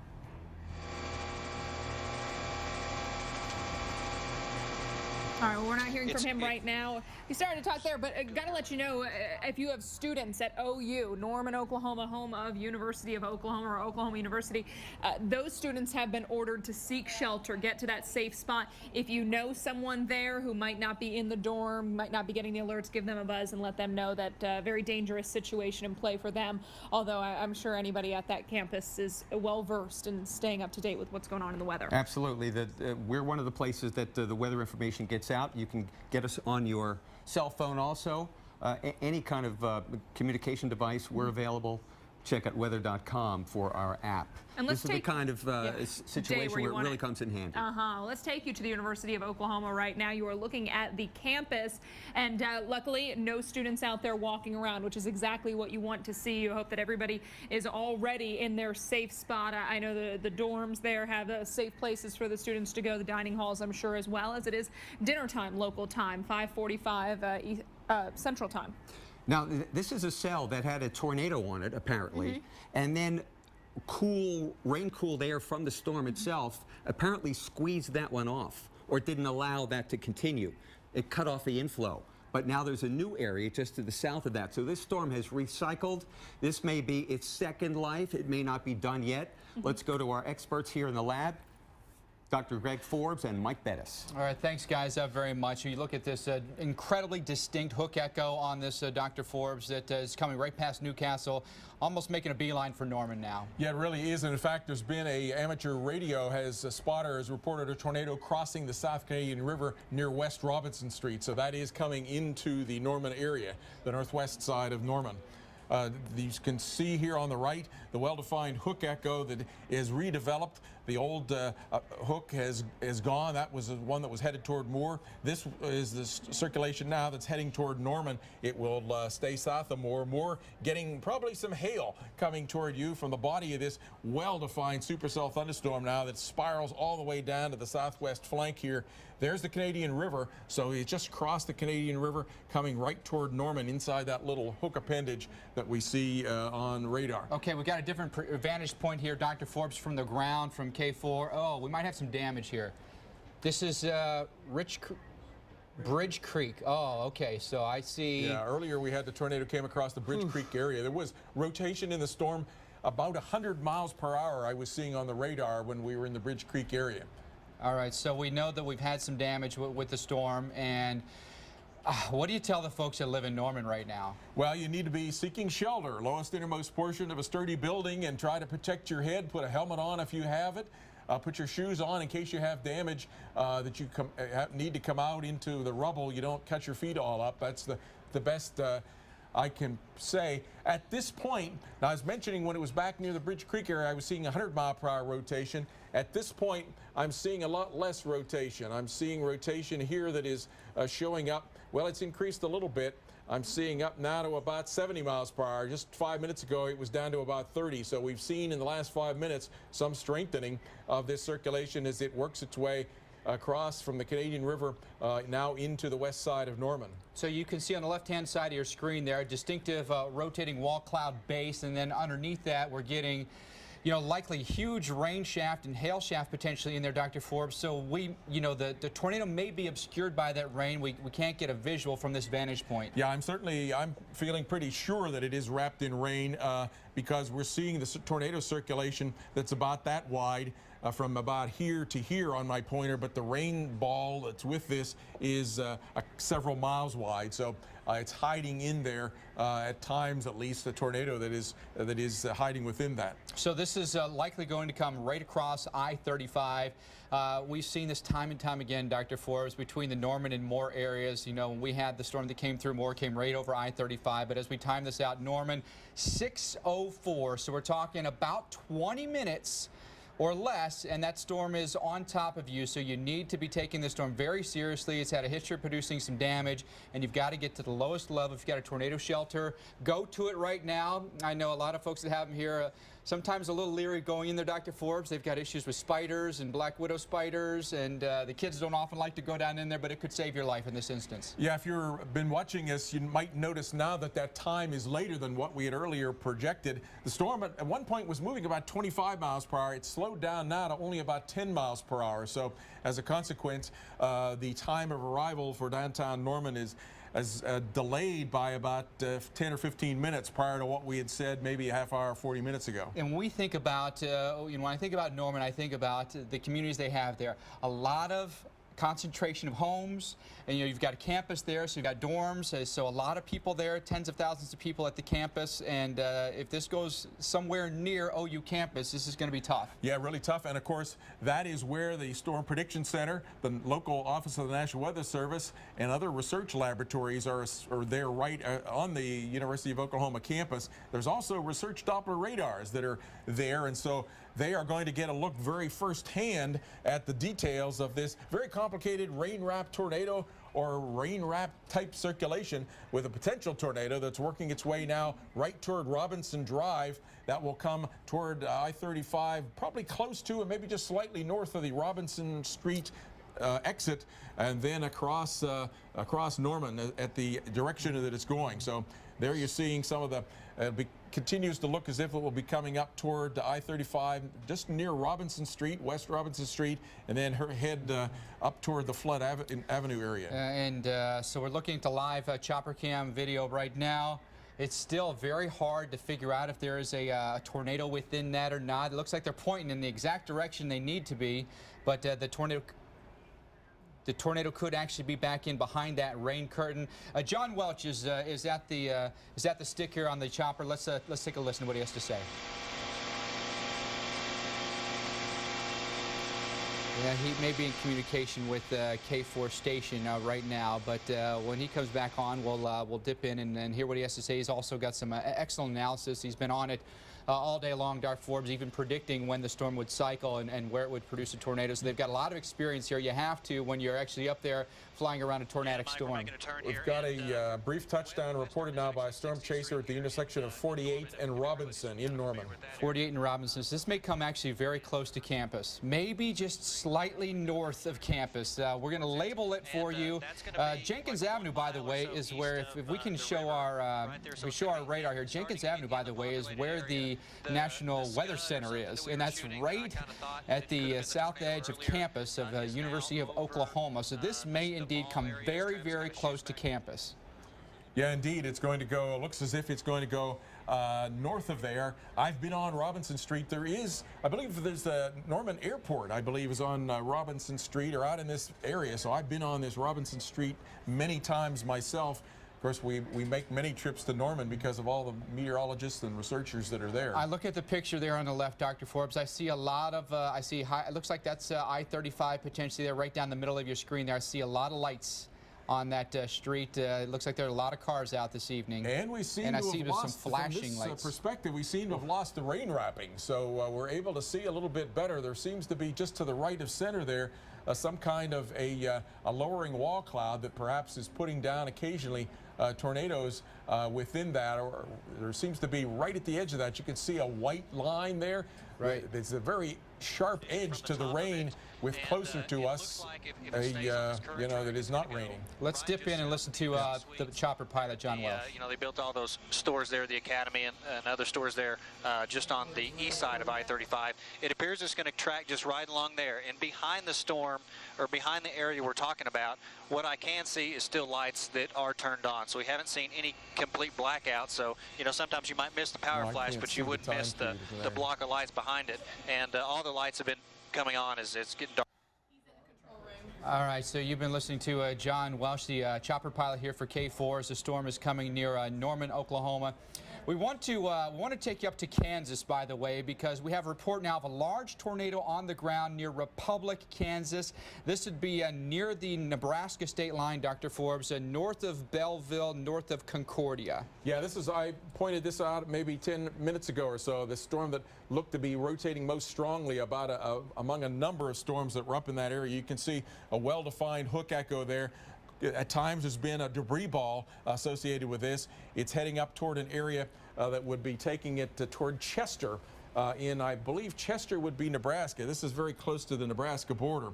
And so Republic County, you have a tornado warning, and there has been a tornado spotted associated with this particular storm. That confirmed large and extremely dangerous tornado, according to the National Weather Service statements near Republic at this point.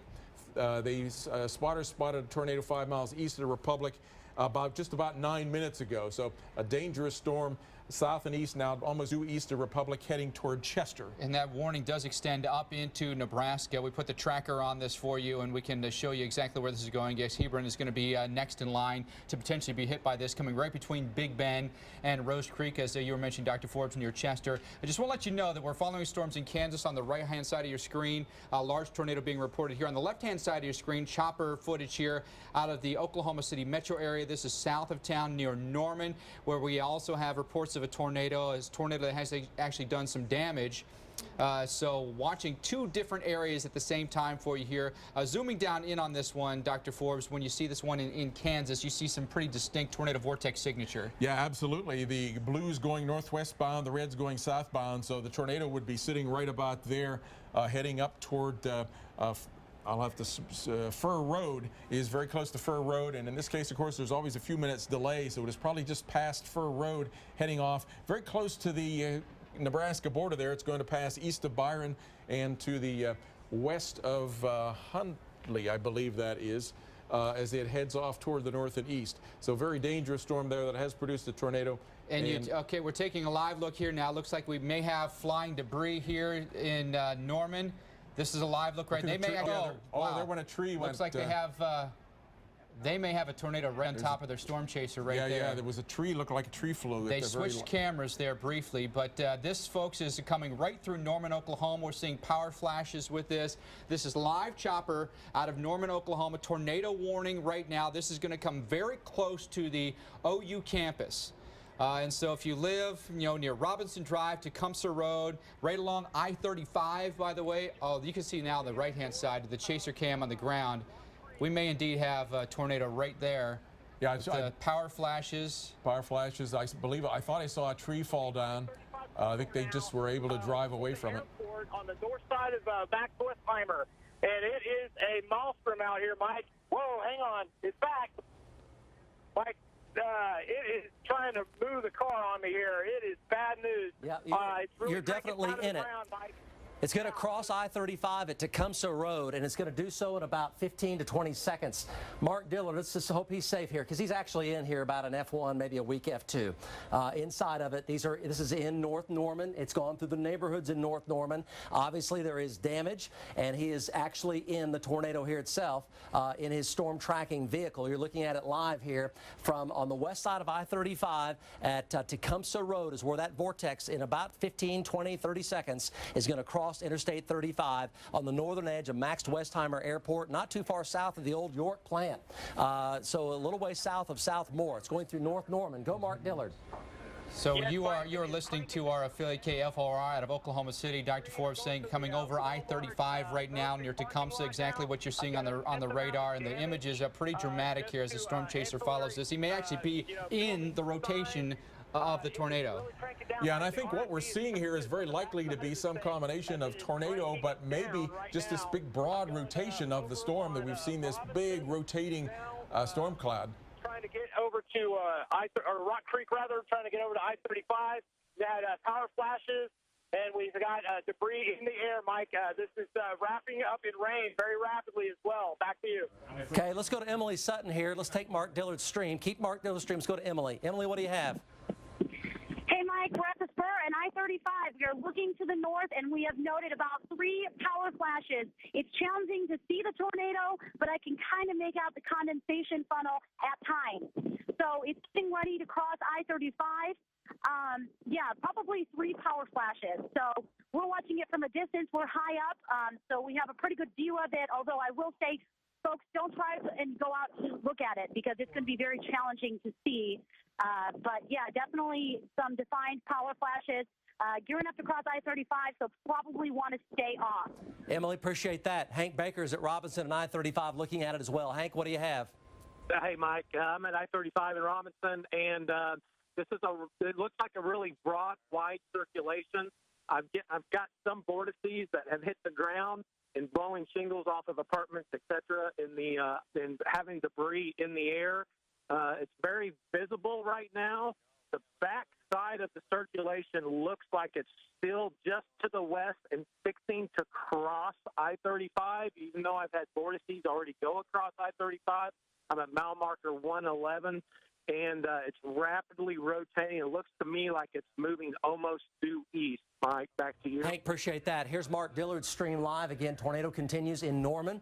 It's in North Norman. It's about an F1, maybe a weak F2, and this is all still on the ground. Here's one side of it. The other side of it is right here, north Max Westheimer. It's crossing Interstate 35 literally right now. Power flashes. Mark Dillard's been in the tornado. He's still on the edge of it right now. Mark, tell us about it. So I think what we're seeing here is partly this very large rotation of the storm itself that is getting winds kind of over a broad area right down to the ground and occasionally has a tornado associated with that. There certainly is a very strong rotation that is coming into the area right near I-35 right now, going to be heading across toward this road that heads east. I believe it's the east, an east turn there of I-35. So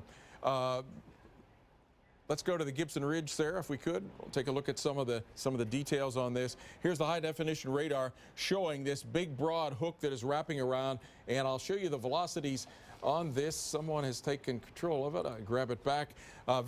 No, we don't have that. That's not what's showing up in my screen. So not sure what I'm seeing here. Seeing a big, broad hook echo that is oh, this is the wrong radar. I need That's Gibson Ridge, 48.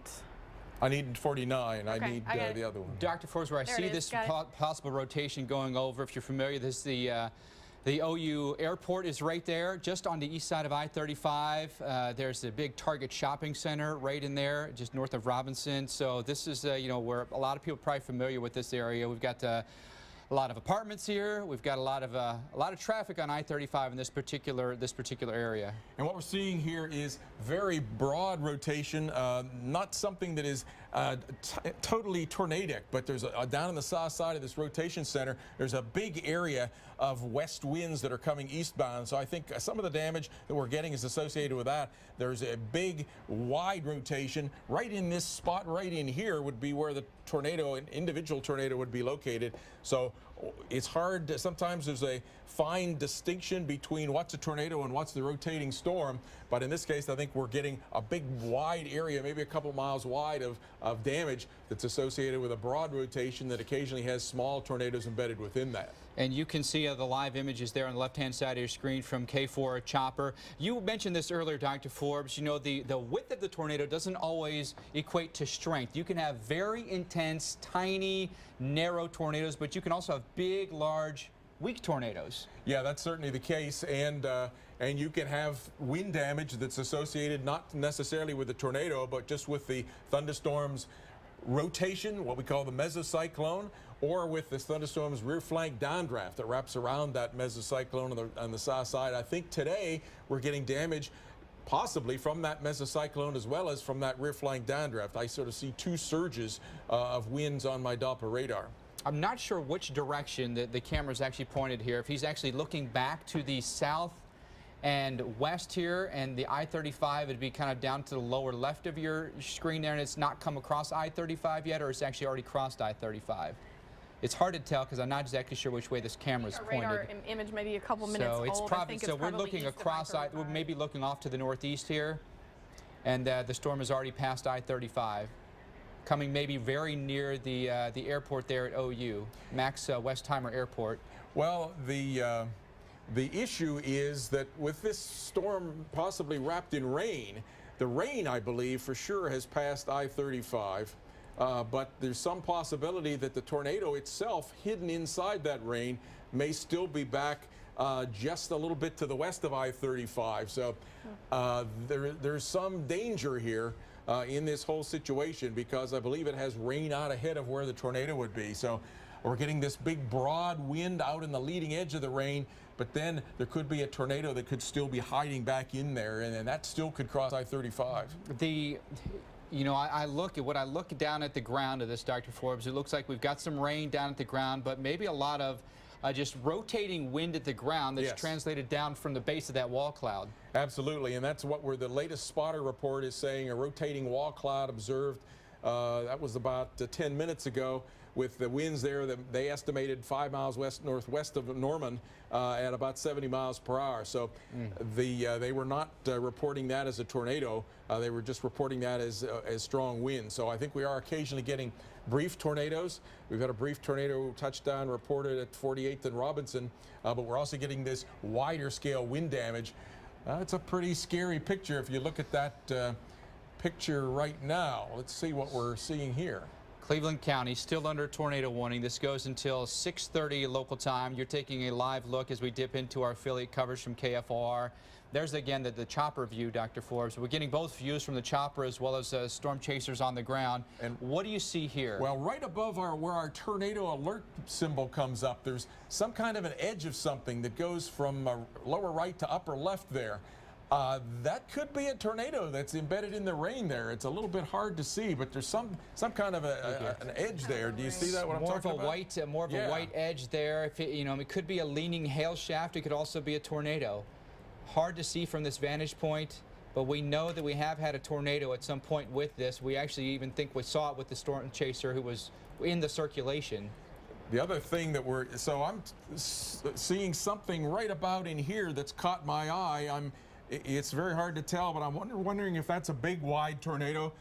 The other thing that we're seeing here is the bluish character of everything with it. As we get toward late in the afternoon, this very heavy rain, this hail, often you see this blue-green coloration of a tornado-worn type storm, and we certainly look there. The aquamarine color that we're seeing with this, that's a pretty traditional or a pretty spectacular view of this kind of a coloration associated with a storm that has a lot of hail associated with it. That makes me think that we're probably looking down to the southwest. The sun pulling through the rain, giving the rain gives it takes on a blue color and a little bit of green that is getting in because the sun late in the afternoon takes on a little bit of a yellowish color. So pretty spectacular aquamarine kind of coloration there.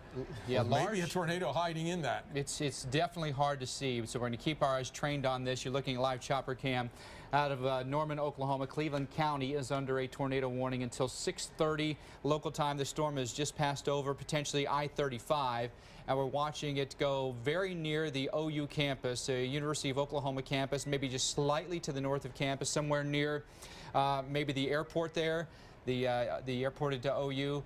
It is hard to see, Dr. Forrest. It may certainly be rain wrapped in there. The wall cloud has been very distinct, but if you see anything in there that looks like it could be a tornado from the video, it's hard to see. What I'm seeing mostly is that inside this little ball area here, I'm seeing about a 75 to 80 mile per hour rotation that is kind of a broad rotation. It's I'm working sort of offline here. It looks like the diameter of that rotation is about 1.5 miles wide. So whether that's a big wide tornado or just the whole rotation of this storm's wall cloud that's worked its way down to the ground, that is debatable. We'll have to see. They'll go out and look at the damage.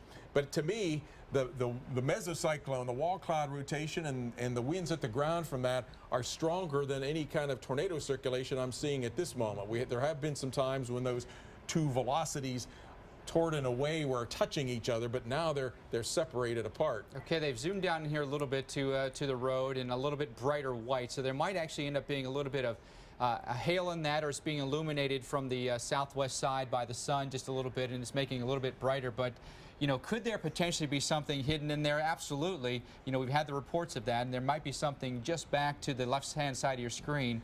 But this is a pretty populated area, Dr. Forrest. Really, between Norman up through Oklahoma City, there's a lot of population here. Well, it really is, and part of the point of this is to have damage, you don't have to have a tornado. These 75, 80 mile per hour gusts that I'm seeing are certainly, that's hurricane force type gusts, so that's certainly capable of knocking down trees, knocking down power poles, causing power outages.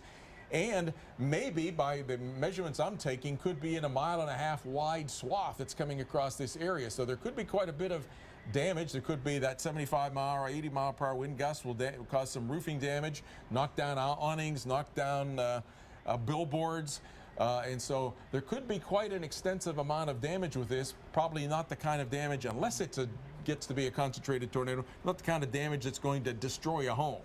Mobile homes not a safe place to be right now, though. You know, mobile homes can be rolled in as low as 70 to 80 mile per hour winds, especially if they're not tied down. So you can see as he pulls out here, what a distinct shot of this rotating mesocyclone. Yeah, and look at the motion. The motion of those clouds there are going from right to left. So I'm trying to figure out. Do we have an anticyclonic rotation here? Well, certainly what seems to be showing up there. I'm not. We may. Yeah, it's when you get zoomed in like this, it's hard to tell. You know, where the location of the shot is being taken from, but it's very clear there, the right to left. Yeah, that may be inflow. See it might be rotating in this direction, where a typical rotating mesocyclone would rotate counterclockwise. Look at this. There's a little bit of sun poking through there. You see a little bit of a white cloud. The gust front with the RFD, kind of looking through the RFD on the south side, maybe? Yeah, I think we are looking through that may be the anticyclonic. There's right the wall cloud there. So, yeah, hard to tell exactly what we were looking at there, but the motion was pretty fast. We believe we're looking off to the northeast. We believe. And so if there were a tornado to drop, it might truly be right in the center of your screen. Yeah, well, you're definitely seeing here the wall cloud, the tail cloud coming in, and then this big wall cloud. There's the prevailing cloud base. So the inflow is coming in.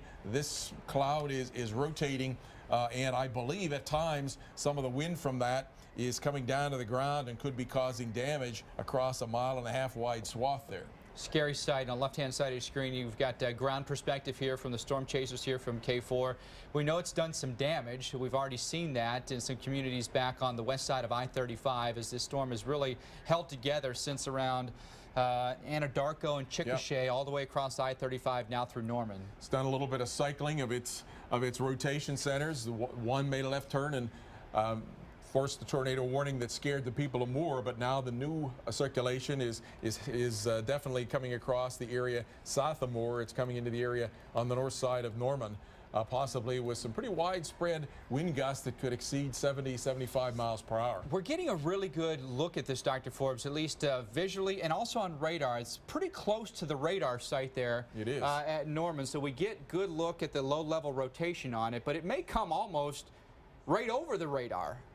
Yeah, it's getting very close to the radar. The circulation has tightened up a little bit, but still looks to be more of a storm scale rotation than a tornado scale rotation. The raw velocities that I'm seeing here at about 640 feet above the ground are about 75 miles per hour in this south side of this rotating cloud. So wrapped in rain, so it's rain-driven winds as well, or yeah, wind-driven rain as well. I'm not sure the circulation has crossed I-35. If you look at the animation, it seems like it's going north, like it may be trying to occlude a little bit and cycle back north. I mean, it's still a strong rotation, but it's still on 35 or west of 35. It's done another cycling. Kind of put on the brakes and actually made a bit of a left jog and right along I-35. We know we've had some damage with this in Oklahoma County. We've had some damage. Tree fell on a car there.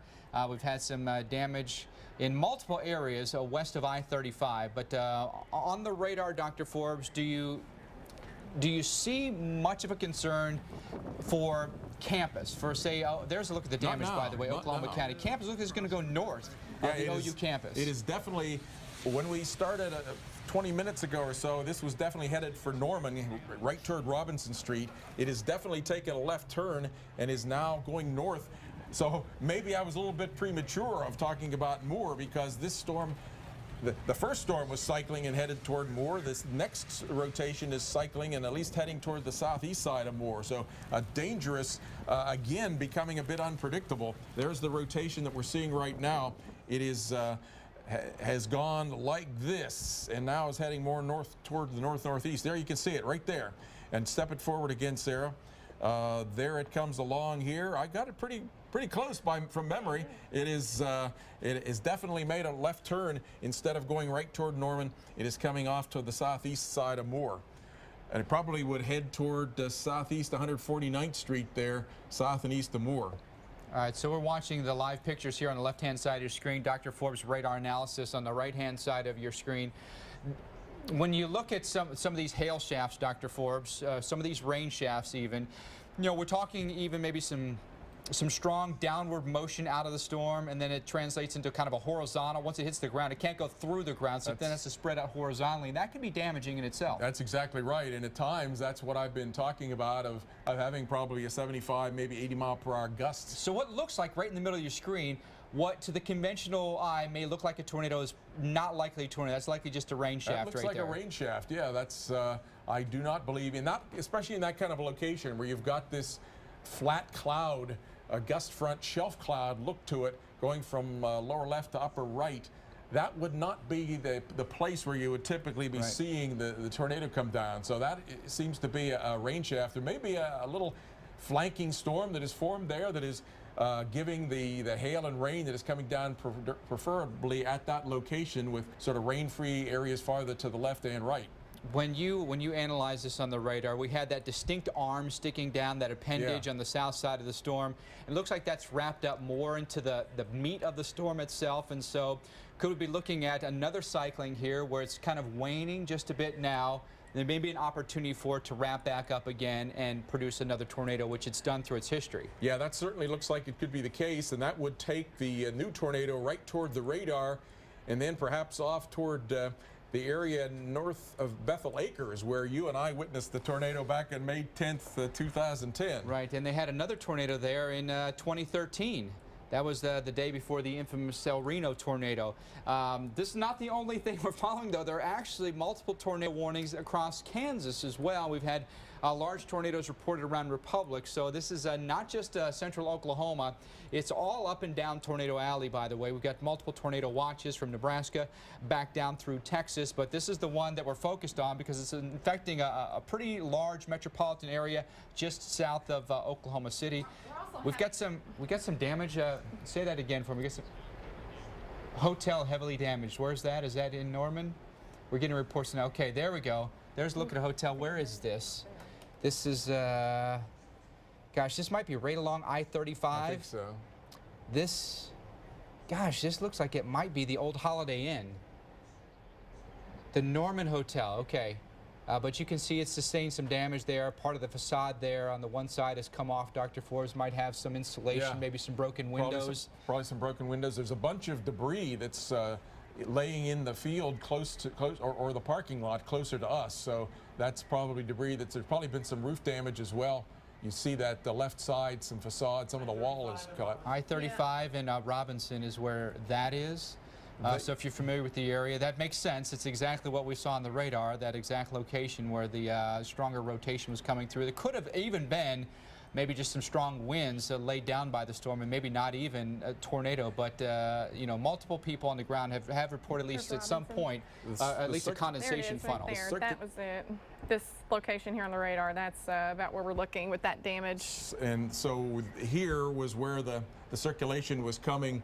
The strong rotation there coming across Robinson Road right toward that location. I should also point out the rotation has really increased again, more tornado-like in this storm at this time, in a location about 2.5 miles southeast of downtown of the center of Moore, has instead of being that broad rotation, one that looks more now like a tornado rotation again. So it is hiding inside of, there it is, right in there. It's hiding, it's right at the north edge of the tornado warning as this storm has made that left turn. And so it is going to be heading off toward the north and east, toward the east side of Moore if it holds together. And it certainly so far is holding together, and it's definitely rain-wrapped. Dangerous situation heading up toward the Noah Drive and Highway 77H area. There's a new tornado warning coming out from Moore and Tinker Air Force Base. Yeah, that's what we were just talking about, that it's taken a left turn, and instead of weakening, it is, when it makes the left turn right now, it is strengthening. So we've had a history of tornadoes in Moore. It's one of the most prone areas for tornadoes right here in central Oklahoma. We had the big tornado a couple of years ago, the EF5 that came through there. Dr. Forbes, you witnessed that firsthand and the damage afterwards, and were able to distinctly point out some EF5 damage. I want to reset for you folks and let you know what's going on. We've got multiple tornado warnings across multiple states. What we're dealing with right now is a tornado warning in Kansas. We've got tornado warnings up in Nebraska, tornado warnings in central Oklahoma, and strong storms that go all the way down through Texas. Some of the storms that we're most focused on right now are coming very near Moore, Oklahoma, just south of Oklahoma City. This this storm has produced tornadoes multiple times along its track. So let's take you up toward Nebraska first. I'm going to show you some of the storms up to the north here, and then we'll slide back down to the south. We've got tornado warnings here for Thayer County. Hebron next in line to be hit by this storm. This is just across the Kansas state line, by the way. That goes until 6:30 this evening. So if you live in Hebron, there's a definitive hook echo in there. And there's been tornadoes sighted with this storm near Chester. So this is really a strong-looking storm with a tornado on it. There's the storm relative velocity, where you see the inbound and outbound winds, green and red, right next to each other. Very distinct there on the Doppler radar. It detects more than just precipitation. Also detects the wind and the rotation within the storm. And so it's very obvious there on the radar what we're looking at. That came past Republic, where they did report a large tornado on the ground, right near Republic, Sarah, yes, right? There's been at least... yes, there have been multiples up there, multiples. So then coming across Chester now and up toward Hebron looks to be next. We put the at least 5 reports of tornadoes sightings with this storm. Let's put the timeline for Hebron on there if we can, and figure out what we're seeing for Hebron in the time before it gets there. It won't be long, that's for sure. The hook echo is very close to Hebron right now. So there's the tracker. At the moment, it's 6 miles away from Hebron or less. So okay, it's very close. All right, 6:27. So you got about 8 minutes. You don't have much time. You've got to get to some shelter as quickly as you can. Then Belvedere around 6:40 local time, so that'll be about 20 minutes away. Lowest level of your home, basement storm shelter, best place to be if you have one. If not, definitely another better option for you could be an interior room, closet, bathroom, a place with no windows.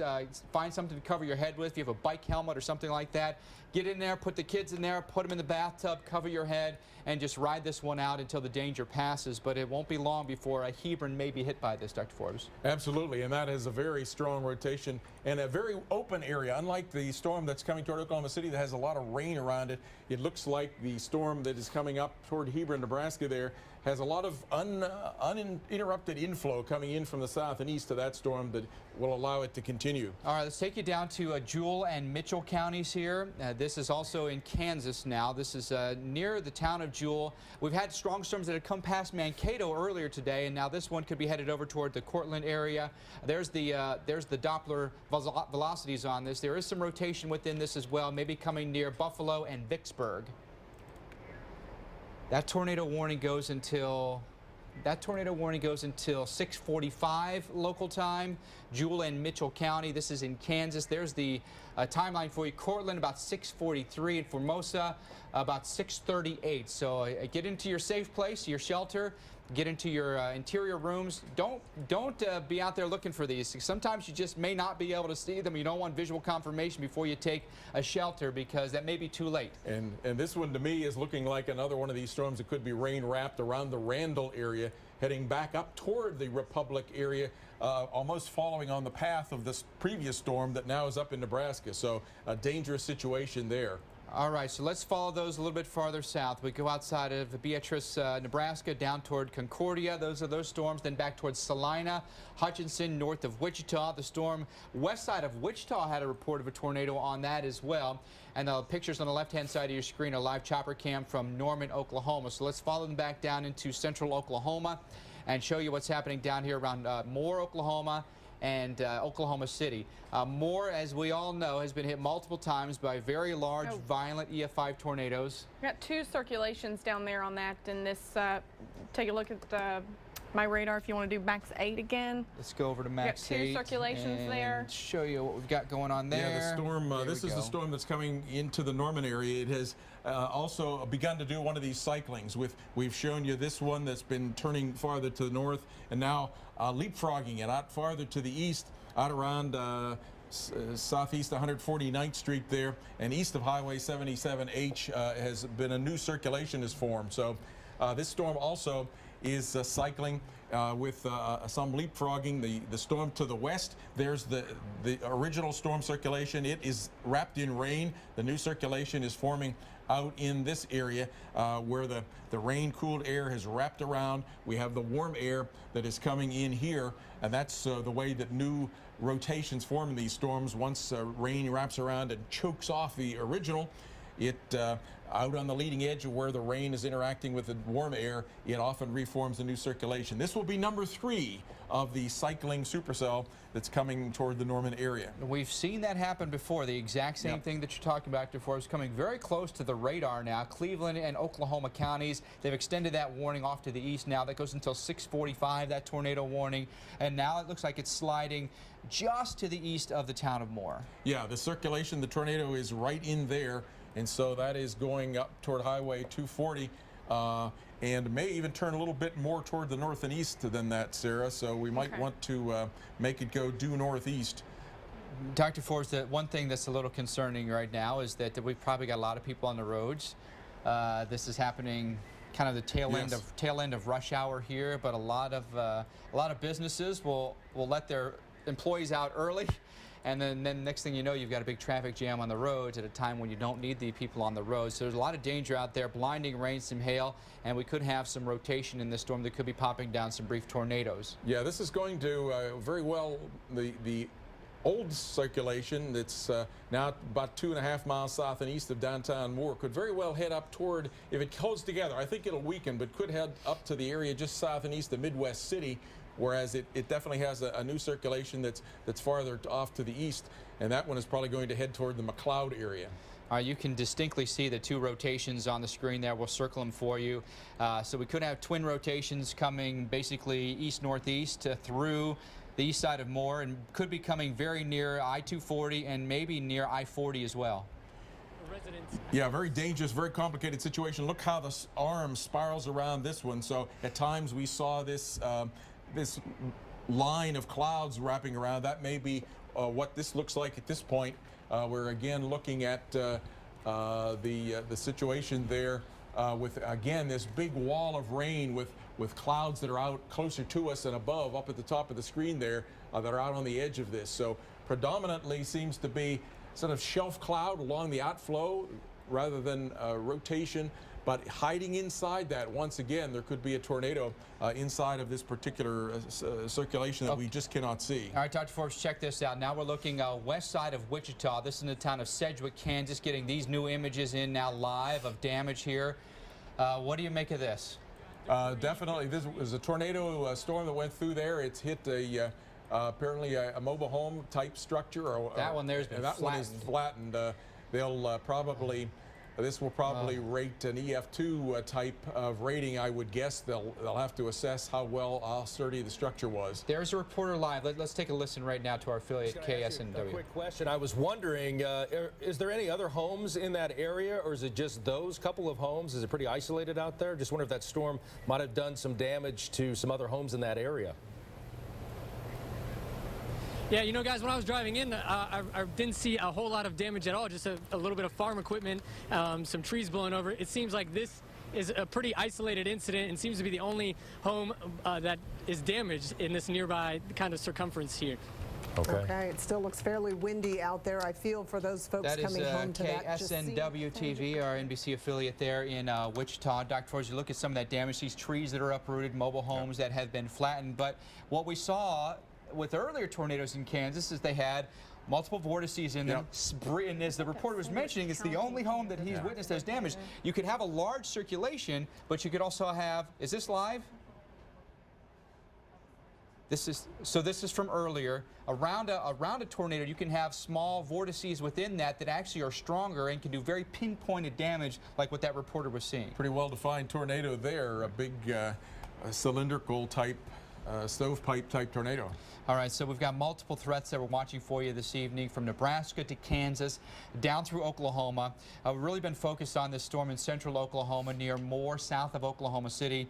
Dr. Forbes, you believe it's cycling here. It's put down a couple of tornadoes. It's done some damage. It's crossed I-35, potentially going now toward I-240 and I-40, you know, sliding maybe just to the southeast of Oklahoma City right now. Yeah, indeed. And in the last 5 minutes, both of those circulations, the old one and the new one that had formed, have weakened considerably. So that's certainly some good news there, as we're beginning to see this big broad area here of rain-cooled air that has surged forward, and it's choked off the inflow. There's no longer any inflow notch there. It has choked it off. Now, that said, farther to the south and east and close to the radar, we could get yet another cycling of this. But this last one seems to, the whole storm has become perhaps downdraft dominant, outflow dominant, and has become a high precipitation supercell with a lot of heavy rain that's very, very close and wrapping around the updraft. One thing that becomes a disadvantage sometimes, though, when you get too close to the radar, you get this cone of silence where you don't get a lot of good detailed information where you need it close to the ground. So maybe a brief period where this goes close to the radar, we don't get the kind of detail we'd like to see.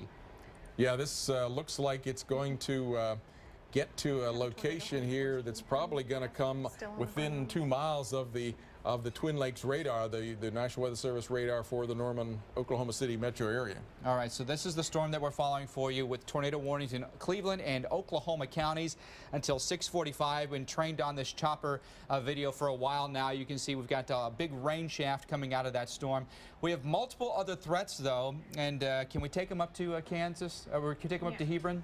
Yeah. Let's go up to Kansas and up to Nebraska and show you the storms here, because they've got very big rotations on them. There are multiple reports of tornadoes, so we're going to take you up there and show you what's going on farther north, and we'll get back to the Oklahoma ones here in a little bit. We'll keep up the Oklahoma picture here, and we'll keep monitoring that. But Dr. Forbes, we go up here just across the Kansas state line into Nebraska. This is a big storm coming near Hebron. Yeah, you can see the hook echo wrapping around, very well defined. Kind of like what we're seeing there in the Norman area, except in this case, we have a big area of inflow. So this storm is still very healthy, not outflow dominated, and with a tornado that's sitting right in there, going to get very close to, and probably just ever so slightly to the east side, but within a mile of downtown Hebron. There you can see the strong rotation that's showing up with that. All right, so those storms pushing off to the northeast here. Yeah. So Thayer County, tornado warning until 7 o'clock. So the top of the hour, another half an hour here. Pretty distinct rotation here right along Highway 81 and 136. Coming up next, maybe coming right between Bruning and Alexandria, or maybe even taking a little bit of a right jog now, Dr. Forbes. Spotter reporting about 8 minutes ago. Tornado still on the ground. Power flash is reported crossed Highway 81. This was about 3 miles southwest of Hebron. So now it is heading off to the area just to the east of Hebron and very close. There, we put the tracker on there for you. Belvedere 6:35, so you get about 5 minutes to take shelter here. Ohiowa and then Glengarry 6:57 and 7:07, falling right through the track that we laid down there. Yeah, very dangerous, a storm there with a history of producing tornadoes. Look at the tornado reports that we've got here. All the red dots on your screen there. The one there just south of Hebron. Power flashes reported. Tornado across Highway 81. And again, that may be now going over 136. Tornado south of that remains on the ground. That was near Chester. So it's the same tornado, just has gone farther north here. Yeah, and I should also point out that there's additional reports farther down to the south there. There you're seeing another one. So this same particular storm has had a long history. Touchdowns here, right? And then there's been other storms that were off farther to the west, and to some extent, some of the rain from that storm that's near Hebron interfered with some of the storms farther west, and so they were not as long-lived. Relayed by emergency manager tornado as well. And when the pictures that you're seeing there, by the way, storm near Moore, Oklahoma, south of Oklahoma City. Been watching those one very closely from the chopper cam from K4 TV there in Oklahoma City. And it has put down some tornadoes. There's been a gust reported, a measured gust to 2 miles northwest of Norman, 58 miles per hour from that particular storm. There's going to be a new tornado warning coming for near Verdun, and there it is. Verdun was hit earlier, I believe. Yes. So now we've got it now for Caddo County, Canadian County, Grady County. New tornado. This is coming over the similar areas that got hit just about 2 hours ago, Dr. Forbes. Yeah, this is back farther down again on the heels of the storm that right now is very close to Norman. This is farther to the southwest, back in the area near Anadarko and Chickasha. The Verdun area was certainly one that we mentioned many times. We were getting, and you can see here the rotation that's showing up, the greens and the reds that are heading off toward the north side of Verdun, but about ready to cross North 227 50th Road there. All right, so that storm has got a tornado warning until 7 o'clock local time. So we've got multiple threats now in central Oklahoma. The very distinct hook echo on that. You can point it out clearly here near Verdun right now. And we've got a lot of potential hail now. When the scan goes through, you see more of a magenta color where we've got the dark oranges in there. You could be looking for some large hail that could be coming near Amber and Minco. We'll put the tracker on this and time it out for you. In Puckasset here, about 6:46 is when the potential tornado could come for you. 6:57 in Sooner and 7:06 near Tuttle. So all these places have experienced the severe weather already today, now getting hit with a second round. What do you notice on the high definition radar? Well, what I was doing was, and there Sarah has done it for us. I was just doing something similar to show the two storms and put them in perspective relative to each other. That the Norman storm, albeit it may be somewhat truncated because it's so close to the radar, but it seems to be a little bit smaller, in total tornado coverage. On the ground northeast of Verdun now. Tornado with the southern, southwestern of the two storms near the Verdun area. So it looks like the one near Moore may have weakened somewhat, and the one back to the southwest now has strengthened and reports now tornado on the ground northeast of Verdun. Yeah, and a very definite circulation there. Of course, our radar, we get scans every 2.5 or sometimes 5 minutes apart, so the storm could have moved off to the northeast side now of Verdun in that elapsed time period. We had earlier today, and we've got the video we can show you of the previous tornado that we had here in Caddo County, Dr. Forbes. This was earlier today from the same supercell that we've been watching going now across I-35. So this is what these storms can do, and this is very close to the area where we've got the tornado warning again. Yeah, and sometimes, and we've seen the rain-cooled air or the rain from the lead storm, the one that's near Norman right now, that could have put out a boundary that gives a little bit of extra convergence of the winds, a little bit of a temperature contrast, and sometimes the succeeding storm, the following storm, can run along that and give it the kind of wind shift right down at the ground that it needs to focus and develop a tornado. So we could have a long lived kind of tornado event that could follow out of this storm, coming now back again toward the Amber, the Tuttle areas on the heels of the first one. Which is something we haven't seen with the storms so far today. A lot of them have been brief tornado touchdowns. None of them have been long-lived, strong storms that have stayed on the ground for miles and miles. They've generally been down for a couple of minutes or a couple of seconds and then lifted. But now a new danger near Anadarko. It is just to the east of Anadarko, Oklahoma, and pushing off to the north and east. So if you live around Tuttle, that storm is going to be there in less than 15 minutes. So you've got a little bit of time.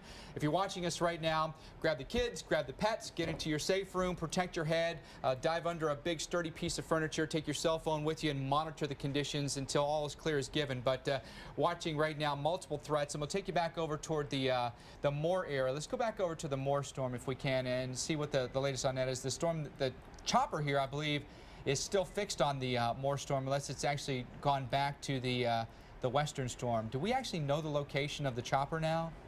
Says southeast of Moore right at the moment. So they looks like they've been up for a while. So we're hearing they may actually be going for some fuel. Grab some fuel and then hop back up again. But boy, the pilots here have done a remarkable job keeping us trained on these storms all afternoon. But the twin rotations here, Dr. Forbes, seem like they may have gone away. Both of the rotations have weakened. We had them. We were talking about the old circulation that had made a left turn, the new circulation, the new hook that had formed and was heading off to the east. But in the latest scan, is this the latest one now? This is. There you go. Are we getting some? It's too close to the radar now. It's getting close to the radar, but I think what's left of the one is here. There may be something in here, but it certainly seems to me as if the main rotation. Go back to the reflectivity, Sarah. The main rotation that we had been seeing of the first tornado. That one that took a left turn is back hiding in here. We may still get something new that forms out in here, but for the moment it seems like this situation, this storm has weakened in terms of its rotation. I'm seeing now we have new tornado warnings. This now for Blaine, Dewey, and major counties in Oklahoma. This warning goes until 7 o'clock local time. Those are, I believe that must be western Oklahoma, north, right? I believe. Yeah, let's go check it out here. North, maybe it's northwest Oklahoma. So around Canton and Fairview. It's up near the Canton area, the Fairview area. There we go. Longdale could be next to be impacted by this new tornado warning until 7 o'clock. We've had a tornado reported up around Ames from a previous storm, and now another storm. So many times. This has happened now twice, Dr. Forbes. Storms forming over the exact same location. And there's been a tornado reported with this particular storm as well, it's about 4 miles west of Canton Lake, moving northeast. This one much faster, 50 miles per hour. Spotters confirmed a tornado. Okay, so you're not going to have a lot of time to react to that one. It's moving pretty quickly here at 50 miles an hour. Multiple threats that we're following this evening across Nebraska, Kansas, Oklahoma, multiple tornado warnings. We're going to keep you ahead of that danger. We're going to take a short break here. We're going to come back. We're going to reset and let you know what to expect for the remainder of the evening. They're live pictures out of Oklahoma.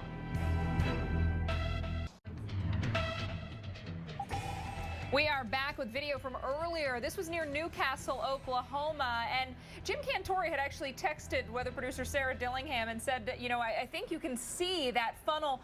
And so one of our video editors went in, kind of color corrected it, and perhaps you are seeing that funnel. Dr. Forbes, I can't tell if it's extending all the way to the ground. I can't either, but it's right just below that bright white area, just right at the center of the photo there. That does look like there's a funnel that's hanging down. That big white cloud that's hanging down is what we call a wall cloud. That's the rotating, the base of the rotating updraft. So good catch by Jim Cantore. Again, that was earlier near Newcastle, but now we've got still a very active situation going on into central Oklahoma. We've got 2 tornado warning storms and then another area that has just developed that got your attention. Absolutely. We have 2 storms that are tornado warned on, and right in between, I think the National Weather Service will probably be putting a new warning on for that one. We have reports also the eastern of the storms, the one that's gone past north of Norman, reports of rope tornado up and down at times along the Chickasha Lake area. Well, that actually is the western of the storms that has been having a tornado reported with that. So taking a look here, starting at the western of the storms, off to the north of Verdon, where we've had tornado been reported. Tornado warning there for Caddo County, as well as I lost the names of the counties there. Let me take a look here. Caddo and Canadian and Grady counties, parts of those 3 counties with the western of the tornado warnings. There it is, Caddo, Grady, Canadian. It is heading toward the Amber area, ultimately toward the Tuttle area. If we slide a little bit. Yeah. Hey, let's take a look at this. I know it's been getting everybody's attention here in the lab. We are looking southeast of Moore, and perhaps, Dr. Forbes, a tornado on the ground. Yeah, it's sort of enshrouded by rain, but you can see something a little bit darker there that is right at the center of the photograph, coming right down to the ground. Looks like it is probably a tornado. It certainly looks like a tornado at this point in the area. Southeast of Moore. It doesn't look southeast of Moore in the velocities. It may be, I don't know if it's the Tuttle storm maybe or something. And Peyton, did you get an indication on what direction they were looking? I think it's probably the Tuttle storm, yeah. Okay, we're trying to figure out exactly, they were looking, okay, appears to be the storm southwest of Oklahoma City. I think it's the one that is in between that I've been talking about. We have very well defined, to show us the velocities again, Sarah. Well, yeah, there we go. So there's very well-defined velocities on the storm north and west of Chickasha. That storm has had a reported tornado. That will be heading up toward north of Amber and toward Tuttle. But what you also see is another rotation that is not yet tornado warned on, that is near the Tuttle area. That one will head back toward the Moore area in all likelihood. So a dangerous situation, getting more and more complex with time. They're panning around the storm there you see in the left. That looks like it's probably I-44. And so that is probably the storm that's the Bailey Turnpike. All right, so that's the toll plaza. I guess they were flying over trying to look for damage, and now they've kind of gotten the attention, or the storms off towards the southwest have gotten their attention. I guess this near Chickasha. Yeah, they're seeing the tornado on that storm that I was just pointing out, the strong rotation. There's some damage there. Some damage, yeah. That's from the previous tornado. You see the treetops are all taken down. There's some kind of a building damage there. And this is Chickasha, Dr. Forbes, where they had storms roll through earlier that you were tracking, so kind of a double whammy for them, perhaps. Absolutely, yeah. There's another storm on the way for very close to this same area. We're seeing a roof off of an outbuilding there. There's another kind of outbuilding that has the red and yellow looks like it's totally destroyed. The red farm building, on the other hand, appears to be intact. So a lot of tree damage, some outbuilding damage at this location. Probably that's going to take it into the EF0, perhaps EF1 range. There's something at the right edge of the trees there. Might be some building damage, but I can't quite see what it is. But zooming in, the helicopter now is zooming in a little bit. There's some kind of an outbuilding, probably a metal storage shed there in red and yellow, has been totally demolished. All right, we're going to listen in to Chopper 4 pilot John Welsh, who is looking at this damage. They're fixing it drilled with this monster rainstorm that's fixing to cross them. It's probably a mile to the west of them right now, and they're fixing to get hit again. And there is a lot of lightning here, so a lot of these people are out trying to pull all their belongings, maybe make sure all their friends are safe. They need to find a place to go, get in a car, get in whatever else, because they're fixing to get in the... And then there's a significant amount of heavy cloud-to-ground lightning in the rainstorm there, Mike. Go up, Travis. Go straight up. Straight up. All right, so you're looking at some of the damage from a tornado earlier around the Chickasha area, but we saw that storm, Dr. Forbes, looming not too far in the distance. At least heavy rain with this, but we have seen some rotation. Well, yes, and reports of a large tornado with that in the Lake Chickasha area. That would be heading up now toward the Pocasset area, and then ultimately toward either Tuttle or Bridge Creek. With a potentially dangerous tornado. So this would be on the north side of Chickasha proper. You said Pocasset would be one of the areas where you would seek shelter now. Exactly, yeah. It's north of Verdon, heading toward the Pocasset area with a potentially large and dangerous tornado associated with that. And could ultimately head over back again toward the Bridge Creek and perhaps again toward the Newcastle area. It depends whether it makes a left turn like some of the previous ones have done, or whether it goes more straight toward the east-northeast, which is what it's doing at the moment. Right, and you mentioned Bridge Creek earlier because we did see some damage out of that area earlier from that storm that did make that left turn and cause damage around Bridge Creek. Yeah, here on the radar on the right, you're seeing the little arm. That would be one of those tail clouds coming into the tornado that's inside that little ball there. And if it goes to the left, it will be heading up toward the Minco area. If it goes a little bit to the right, it will head over toward the Amber area. So the storms today have proved to be a little bit of a mystery. You can't count on them continuing to go along the same direction. They've been making left turns, new ones have formed, and they go along for a while toward the east and then make a left turn again. So anywhere from Minko to Amber at this point I think is probably fair game, but at the moment it's heading toward Minko 735, Mustang 826. But like you said, if you're in Amber, you're not going to rest on your laurels. You're going to keep a very close eye on this. That's exactly right. And Sarah, if you could slide a little bit farther to the right, there's hiding right in here near Tuttle. There's hiding a circulation in there that is pretty strong. It's as strong as the storm, as the one that we've seen at times coming into across the Norman area.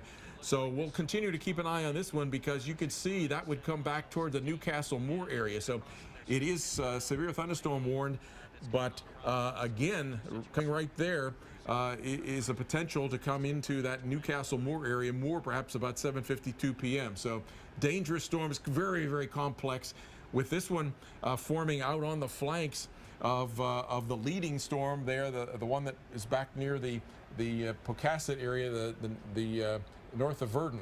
And people at home have to be wondering, is that unusual to see another hook or circulation develop on the forward flank of another storm? That one was a little bit of a surprise to me. That reminded me of actually the storm that Mike Bettis and I saw May 10th, 2010 when we were out with the Vortex 2 project. We were in between a couple of tornado warned storms trying to get to the southwestern one, and all of a sudden we're seeing a tornado that had popped up in between. That reminds me a little bit of what's happening, perhaps is happening here. Here's the storm that has come east of the Norman area, and it has gotten into the cone of silence really close to the Twin Lakes radar that serves the Norman, Oklahoma City metro area for the National Weather Service. The circulation would be back in here, heading toward the area near the McLeod area. So we'll continue to keep an eye on that particular storm as well. It has seemed as it got into this area, it seemed to have lost some of its rotation, but we'll see if it regains it. And you know, this is not the only area where we've seen the storms. Some of the storms in this area have been particularly interesting in their movement, and like you said, that other storm that looks like it's got another rotation, but we've seen storms up into parts of Kansas and Nebraska as well, where we still have active tornado warnings. Yeah, indeed we do. We're seeing a very well-defined wall cloud there before they scan back here to be looking at the damage in that western of the storms near Chickasha. Oh, there's a farm building that's been totally destroyed. Looks like a big barn that is completely destroyed there. Some outbuildings, probably some animal pens that were damaged right in that location. It does look like you can see some animals right there in that field in the foreground, and then it looks like maybe the family home up on the upper left-hand side of the screen that's been cut off now, but some damage even to that. Yeah, you can see the one wall is down, 2 walls are down, maybe 3 walls are down of that building. It has sheet metal roofing that's been pretty much totally taken off. But the next building off to its left there seems to be kind of intact, so it goes to show there's some damage to the roof of the home there. I see a little bit of roofing damage to that, but it looks like it's still probably livable at this point. It has not taken a major hit. The hit was just slightly to the right of there. Looks like maybe a fertilizer tank just to the right of that gray or aluminum colored building might have been moved a little bit. So tornado maybe a little bit on the narrow side, just missing the farmhouse, but hitting some of the farm buildings. So important for people in this area who are out there maybe cleaning up from earlier storms, thinking, okay, well, we've got the storms, worst must be over. Not at all the case, because we've got another round rolling through now. Just up in the upper left there, another farm building that is totally destroyed in this, and some trees that have been pretty heavily damaged. So definitely the tornado went through this area, and as you say, yet another one that could be on the way, if not for this exact location, somewhere pretty close. I hope the helicopter, and he's been doing a wonderful job all day of keeping alert to this evolving situation, but he's occasionally been looking down to his southwest and seeing that big, and he's looking again. And he's going to do it right now. Probably looking to see that wall cloud with the tornado that is down to his southwest. Oh, keep going. There it is. There's the wall cloud that we've been talking about, just to the left of center. He's zooming in on it, seeing if there's any tornado. This guy is very good. Seeing if there's a tornado there. It's right at the interface between the clear skies, rain-free base at the left, and the rain area there to the right. This is the place when you get a tornado, this is the place where it occurs. Right now, that low-hanging feature there is what we call the wall cloud. That's where the updraft goes up. That's where the tornado comes down or develops beneath that. Don't see it at the moment, but there has been a report of a tornado with this storm in the past. It is right now very close to the Pocasset area. While you're looking at that, I'm looking at my radar, and certainly a good sign. The rotation with this storm seems to have definitely diminished.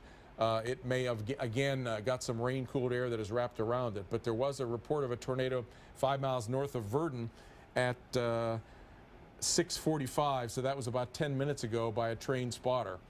This storm is continuing to head toward the Tuttle Bridge Creek area. There's probably going to be some large hail in that, but as you can see at the moment, it is not producing a tornado as far as we can see. But boy, look at the gray skies there. That is a wall of rain and hail that is just off to the north and east. We're looking southwest, so the tornado circulation, that wall cloud is down at the far southwest edge. You can even see some white there, some clouds. The sun is coming out in behind that.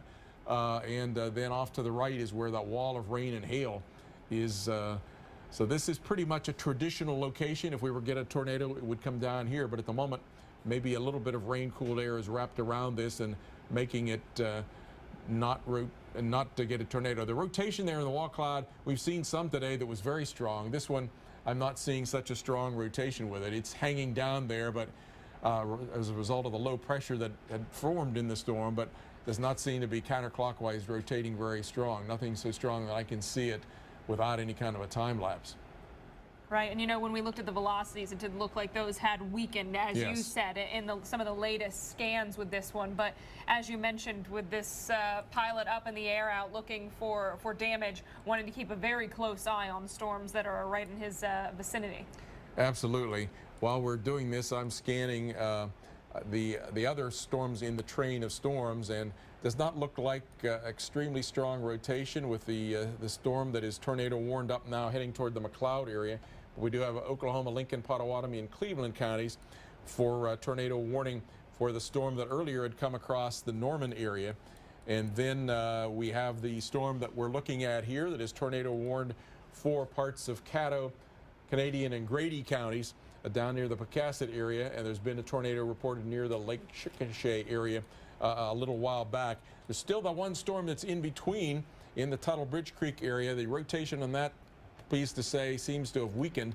The hook echo not as strong as it was, so it may be pulling in some of the rain-cooled air from the storm that went across Norman. We're getting some reports of flooding and roads and ditches flooded in the Newcastle area from that previous storm, and perhaps yet another storm that is going to add to that problem. So absolutely rough night in Oklahoma and other locations. And you know, you're talking about the previous storms. Let's take a look at some of the damage that we are seeing from earlier from that storm that rolled through Chickasha. You're looking at some of it looks like maybe some farms in the area, some storage buildings. In this case, perhaps a wooden building that was completely destroyed by the storm, whereas looks like some kind of trailer building. Yeah, and a lot of debris flew off there to the right. That building was some kind of a farm outbuilding of some kind. There's only a small portion of it's left. It looks like a big chunk of the roof has come off into the lower right corner.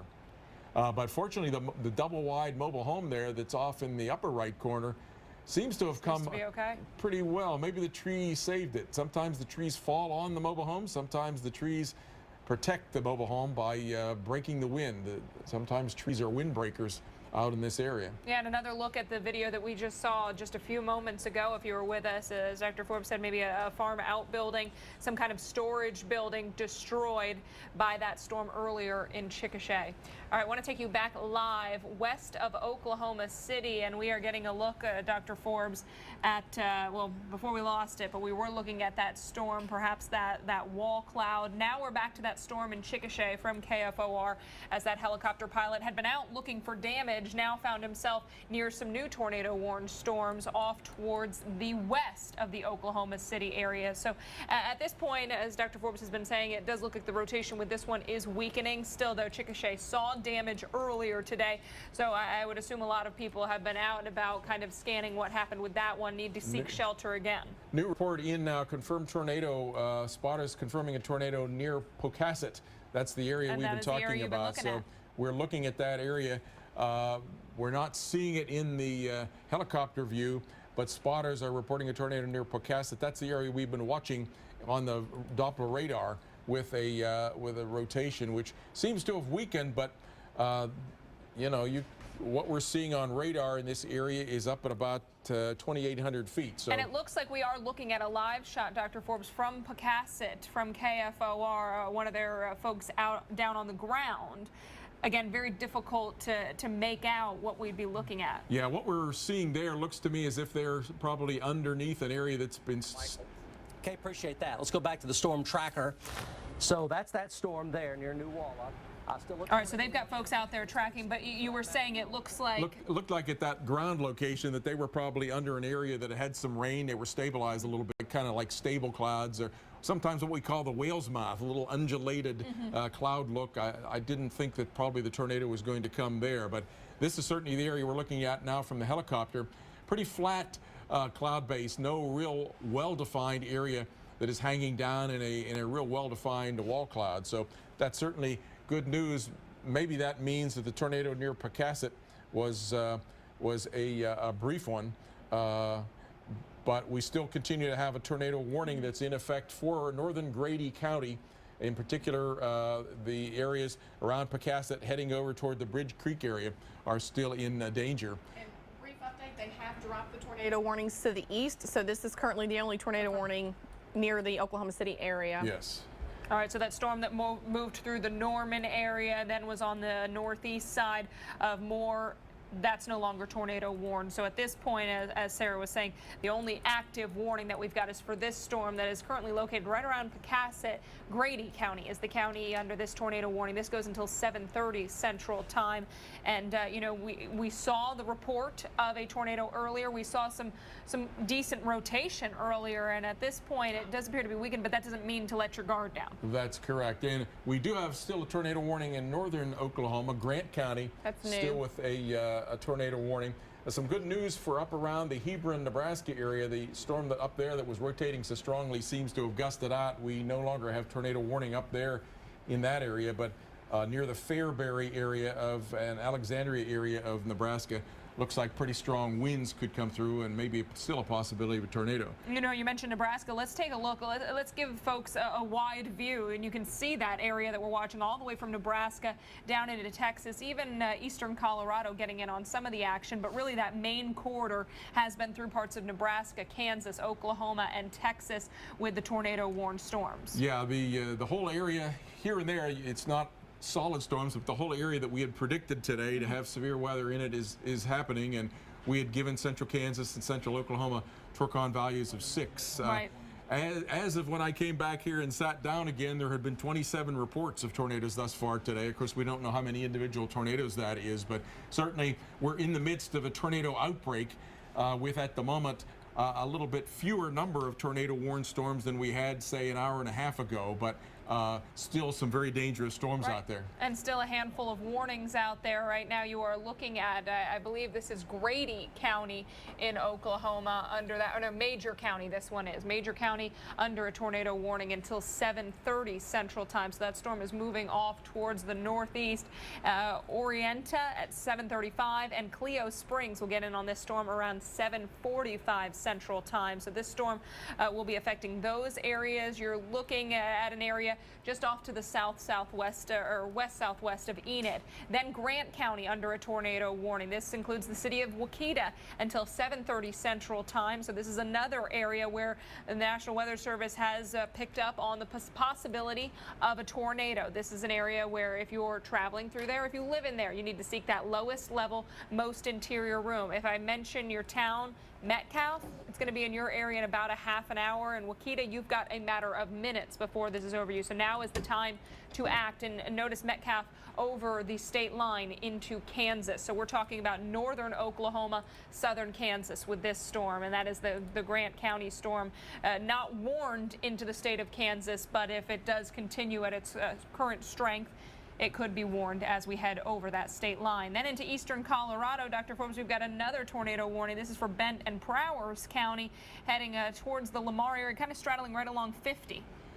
Yeah, this was a situation where it looked as if we might get a little bit of east wind that would push the moisture back into eastern Colorado, and this storm looks like it's perhaps a little circulation that's embedded in a line there rather than one of these individualized supercell thunderstorms. So this could be a brief tornado, but there could be additional circulations here and there along that line of storms that heads up toward Haswell, I guess it is. Yeah, and of course on the other side of your screen, on the left-hand side, we are still looking near Chickasha, Oklahoma.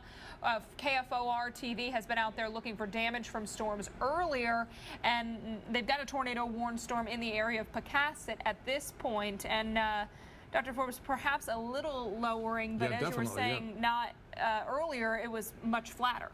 Yeah, it is a big elongated area of this lowered cloud base. Probably that's all along the forward flank of the storm, the downdraft and not flow at the forward flank of the storm. Probably right at the center of the picture there, if we were going to get, or just slightly to the right of the center of the picture there, if we were going to get a tornado, would be where it would come down.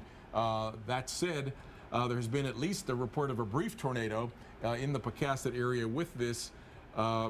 Right there, we suddenly get to that sudden downward plunge of the cloud. So that layer cake-like appearance is what we typically call a wall cloud. But in this case, it goes for a long way. So some interesting storm structures today that you try to compare every time that you're seeing pictures. You try to compare what you see visually to what you see on radar and figuring it out. And sometimes it's a bit of a mystery because you're not sure which direction. Well, what you've learned in a textbook, it might not be matching up. It definitely hasn't been matching up. You know, today we've seen these storms taking that's a little bit more now. Oh, look how it's more concentrated now. It's not as elongated as it was. Definitely a pretty more well-defined wall cloud now that basically goes from the right side to the left side of the screen there, and we'll see if we get any tornado that will drop down out of this one. Maybe just right in the middle of the picture. Right in the middle is where you would be where I would be looking. I'm looking alternately between this helicopter KFOR video and the radar, and the storm is trying to form a little bit of an additional hook, more so than it has had in the area right near the Pecasset area. So we may be seeing some attempt by the storm to get a little bit stronger rotation and put down perhaps another tornado. All right, we are going to stay on this storm. We want to leave you with a look at what storms have already done today. We saw a hotel damage around Norman, Oklahoma. You can see some of the outside of that building ripped off. You can see the insulation. Again, we will continue to monitor these storms near Pecasset in the Oklahoma City metro area. We'll be back right after your local on the 8s.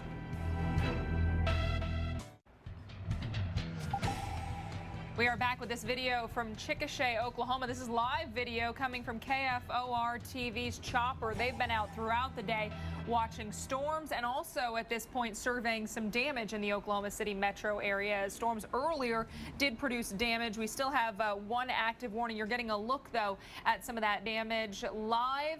Video coming in from near Chickasha, Oklahoma. You can see some aluminum siding, it looks like, wrapped around some of those trees. General debris scattered about, and some of those trees look to be heavily damaged, sheared off at the top. I think we've definitively had a tornado here, because otherwise you'd see those trees probably laid down. You've kind of seen the tops of them chopped off here. You see debris that's kind of in a lot of different directions here. May have been a very brief tornado touchdown. Right here, I think this is Chickasha, right? Yeah, at least near. And now they had a storm roll through earlier, yes. And then we've got this current storm that is rolling through the area. And interesting to see, there's a barn there. That's fine. That looks perfectly fine. So there may have been some brief subvortex within that. They can be really, really narrow. They can be very concentrated with their wind energy, and they can just spin up and hit something very briefly, last a second or two, literally, and just wipe out, a home and leave something else untouched. We see this a lot of times where someone will say, my house untouched, but across the street flattened. A lot of times it's because of these little multi-vortex storms that we see. But the multiple tornado warnings still exist and still going through the Chickasha area. We've had the storm. So how about this? Oh, and there's some aerial views now. There's something flattened. That might be a barn there. Yeah, or some kind of wood home. bidding, but again, you get that fickle characteristic of these storms, that mobile home. Look right next to it. Totally fine. Or maybe just a little bit of perhaps a few roof. Right, maybe a little bit of damage, but it's still intact. But look at that. That is just flat.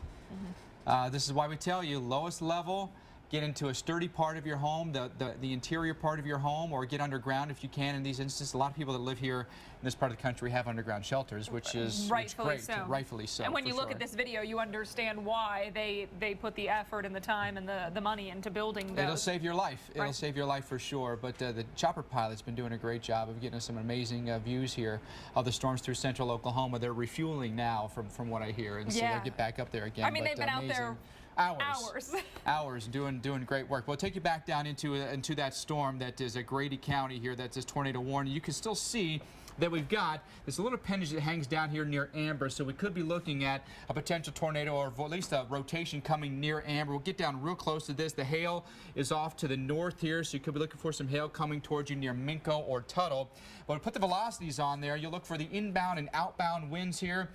So green inbound, maybe right in here, red outbound right in there, so you can make the argument that you've got a circulation that's right over top Right. of where that is. So County Road 1280, right between 92 and 81, we could be looking for a possible tornado right in there, moving off to the northeast here, maybe even more of a jog to the right. A lot of these storms, if they have more of a right component to them, they can gain their strength. But notice down here, back below it, there's nothing to contaminate this storm, so you've got some strong nice inflow notches coming in right there. We time it out. Amber about 7:14, so it's basically right on top of Amber right now. Bridge Creek around 7:32. Bridge Creek is where we had some of the damage from earlier, so they could be hit twice. So Bridge Creek, I don't know what to tell you guys. Right. It's just kind of gotta wait this one out, and then the thunderstorm winds that go up through Oklahoma City. But definitely concerned about that the appendage and that rotation there. Canadian, Cleveland, and Oklahoma counties are all under severe thunderstorm warning, so it doesn't look like as much of a tornado threat there, as now we've got hail and wind with these storms. But the rotation on the mesocyclone has been very impressive. Yeah, I mean, we've seen some torrential rain too as well. Totally. So With flash flooding is going to be an issue for us So there too. That's going to cause you some trouble. Here's up into northern Oklahoma, where we've got another tornado warning for Major County. All right, so maybe on the back end of that, back in here, we could potentially have some rotation, or even on the south side of that, we could have some rotation.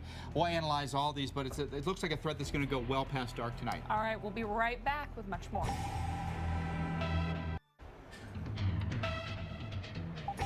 All right, we are looking at Interstate 35 in Oklahoma City, where the rain is coming down. And as you heard Mike and I just talking about before we went to break, flooding, a concern in flooding is happening across the Oklahoma City area as storms continue to roll through. Once again, Will Rogers Airport moving passengers, those coming in, they're going to some pedestrian tunnels.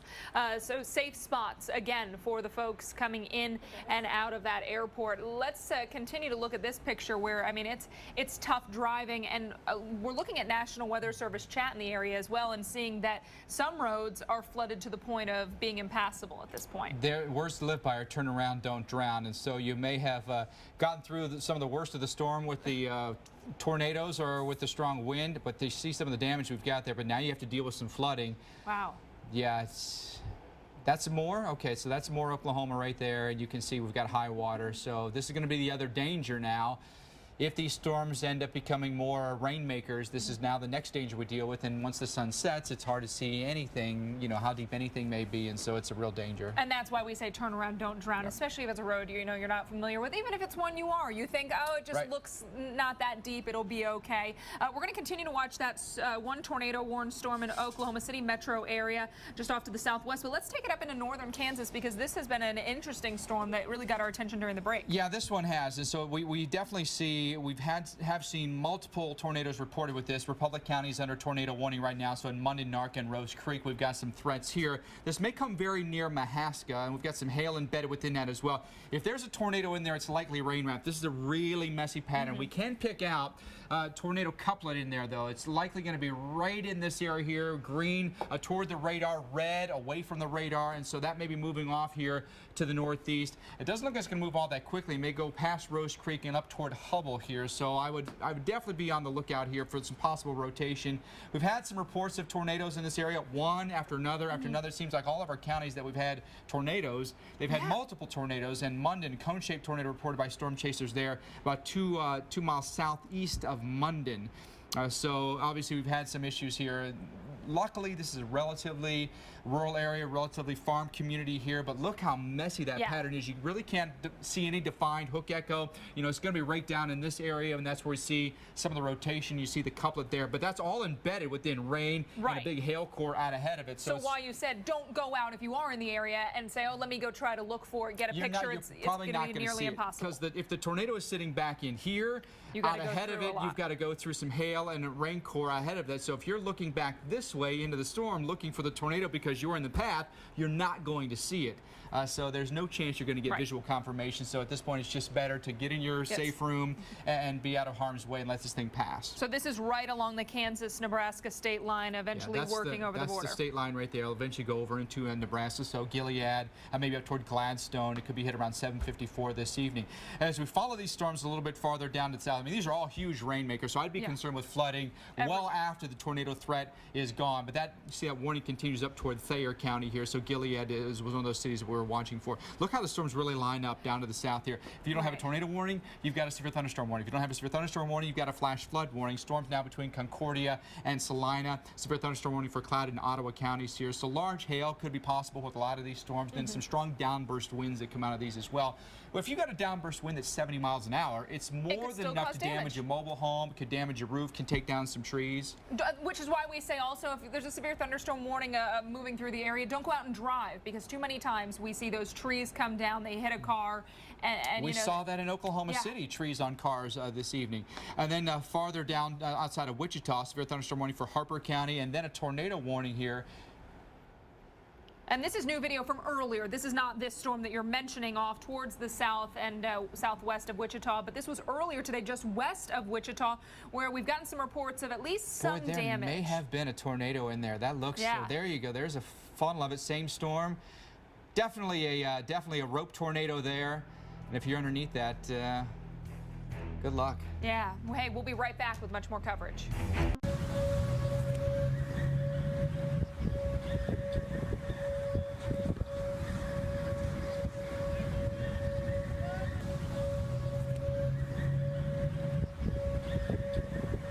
Earlier today in Norman, Oklahoma, OU campus, students were hearing the sirens there. They were urged to take shelter as we had a tornado-warned storm in the area. So at this point, we have not heard of any damage or issues. This is a storm earlier in Caddo County, Oklahoma, where a tornado was spotted by KFOR TV's helicopter. Some damage around the Chickasha area. We have seen that since the time of the storm, but you know, the threat didn't end there. We still have thunderstorms in the area and one tornado-warned storm. I want to show you Bridge Creek, Oklahoma, where a likely tornado caused this damage. You can see perhaps a barn. You can see the fencing around the barn nearly destroyed. We did see what appeared to be the home of the family who perhaps owns this farm. Just out of frame. That was not as damaged, but in this case, that barn damaged pretty significantly, at least 3/4 of the building. You can see that one wall standing, but very little of the roof at this point. Now, we still have a tornado warning in effect for the Oklahoma City metro area, so I'd like to hand things over to Mike Bettis and severe weather expert Dr. Greg Forbes for more on that. And looking now, we just had another brief touchdown in Bridge Creek. Oh, man. And so they're getting a kind of a double whammy tough here. day. It's been one storm after another, similar locations, Dr. Forbes. And I was just looking that Weather Service there in Norman says we can't stress the flash flood message enough because a lot of these storms have had some tremendously heavy rain. Well, and they're moving along the same path. We know that flooding actually takes more lives than tornadoes each and every year. So let's run through this and show you what's happening out there because we've got multiple threats in multiple states. Big issues, obviously, in Oklahoma. We have some issues up in Kansas as well. Let's take you right up to the state line here of Oklahoma and Kansas. We've got this tornado warning for Grant County. Easily can pick out the hook echo here in the appendage on the south side of this. Yeah, absolutely. So definitely it's right in about that notch there, heading up to the area north and west of Caldwell with a possible tornado there. And this is a storm. Well, look at that, and then just the last scan, it looks like that's dissipated some. The hook has dissipated a little bit. That might be good. That might be good news here for you here in Bluff or in Caldwell. We still look at some very heavy rain and the possibility of some large hail as well, as this may pass between, say, Renfro and Bluff as this moves off to the northeast here. That tornado warning, by the way, goes for another half an hour. So that goes until the top of the hour, 8 o'clock local time. What do you see on the high definition radar?